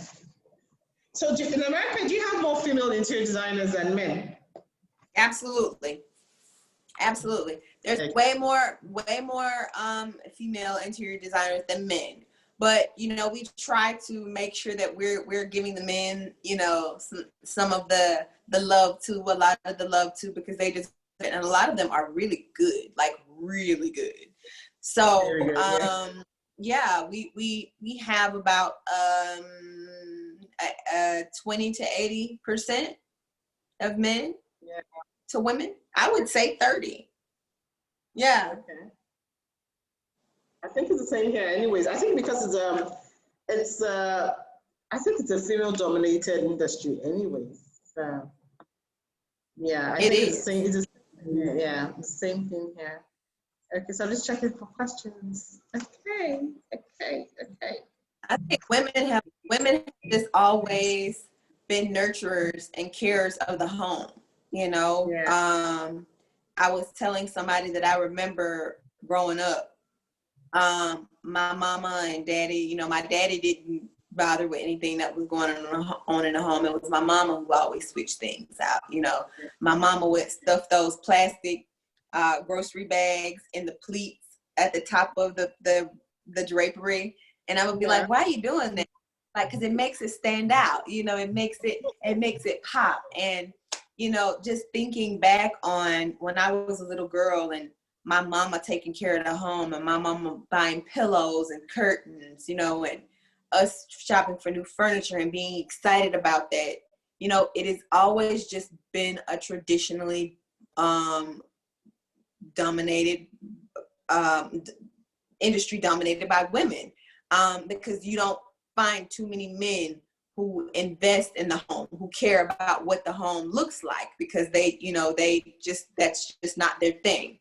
So I think it's awesome, you know, to find men who are in the industry and who care about the home. Do I have any more questions? Okay, I'm just trying to go through. Okay, let's see. So will you have, a word of advice to us just in general, if we were to, as a global embrace. Yes, in brief, summary, word of advice to everyone. Embrace. You know, that's the way our conversation started out, you know, embrace, because you have no idea the people who are looking to you and the people who are looking up to you. We all do. And we don't want to look up to you and need you and feel not unwelcome. You know, for me, that's important. I try to make all the younger designers or the beginner designers and even the older vetted designers feel welcome. So for me, it is important for me to come to you and be embraced. Yeah. Right. And I feel by being invited here, I feel that I have been embraced. So keep embracing those designers that are coming to you for knowledge and coming to you for support. You might get tired. I know you're a mom, a wife, you're busy, you got all this, you're a boss, check. But just continue to embrace, because we need it. Everybody needs it. Okay. So thank you very much, Kia. I really do appreciate your time. So we'll talk later, but thank you very much. Then we'll try and figure out how we can export more artwork to you. Yes, absolutely. You know, artwork instead of the men. I can see you love the men at the back. Yes, that's my couple. Is it couple? I love them. Okay. Yeah, man and a woman. Oh, okay. Yeah. And what's the story behind this one? Yeah. Well, thank you so much for having me. And I look forward to talking to you ladies soon. Yeah, thank you very much, Kia. I really do appreciate it. Thank you. Thank you. Bye. Thank you. All right, guys, so thank you very much. So if we have any questions, I want to know if you're still there, because you guys are all quiet. So I need to know if you're still there. So if you're there, say hi. So we're about rounding up the Blueprint Conference 2020 edition. If you have any questions, I'll still go through the questions. If I see any questions, we would answer before we round up. Okay, so you guys are still here. So when we asked you to ask here questions, you were quiet. Okay, so they are coming out. So they're still here. Fantastic. Okay, so I'll just go through. If we have any other questions we haven't touched, we'll answer them quickly and we'll call it a day. I really do appreciate your time for today. Okay, so thank you very much. Please don't forget to follow us on Instagram, Blueprint Conference, and on my page, Design Biz Coach. Please, we would like to hear your feedback on the conference. Please tag us, comments, whatever, send us screenshots of, if you actually took screenshots anyway, so send us pictures of whatever it is that you sent in. Okay, so I'm just looking at the questions. I'll take 2 that we haven't answered, then we'll call it a day. Okay. How do you visualize? I mean, if you have a big project and you want to do a sample for your client, do you do a 3D or you pick a portion and create the sample? I hope you understand. I think I understand. So I think basically, yeah, you can do a 3D or a 2D to present your design so your clients can visualize what you have in mind. So it's up to you, but it's good to have something to show. It could either be a 2D or a 3D, but you need to show your clients something so that they know what to expect. And most probably a mood board, so you can carry them along the way. Okay, so any other question? Let me see. Oh, check. How do we go global, moving from one geographical zone to another? Now, becoming a global brand, before we get to the point where we begin to have different branches in New York and Miami or whatever, let's first start by positioning ourselves well as a local brand here, at the same time providing global services or excellent services. Then you can begin to think of going to other countries, okay? But here in Nigeria, try and be solid before you can think of going out. Okay, so I'll just take this last question and that's it. So what's the first thing to do when starting an interior design business? Do you need to register your business or make it a limited? For any business, regardless of whether it's interior design, you need to register. So I tell people, if you're an interior designer or you're a business person and you are not a registered company, you're not even serious, you're not even ready, do you understand? Because no client is going to pay into Jennifer Chukwu, you definitely going to pay into a business account. So you need that to start your business. All right, guys, so thank you very much. I really do appreciate your time. Thanks for joining us for the Blueprint Conference. I hope to see you next year, and hopefully next year will be our usual venue or whatever, okay? So thank you guys for joining us. And Dana be saying bye. And please don't forget to comment on our Instagram page, #comment, Blueprint Conference page. And yeah, all right, guys, thank you very much. And we're going to send the replay of all the, so Misa, okay, this is going back. So thank you, and I'll see you next year. So I'll send the replay. You get all the replay by Monday, please, so that we can have a nice weekend. All right, guys, thank you very much. Signing out. Bye.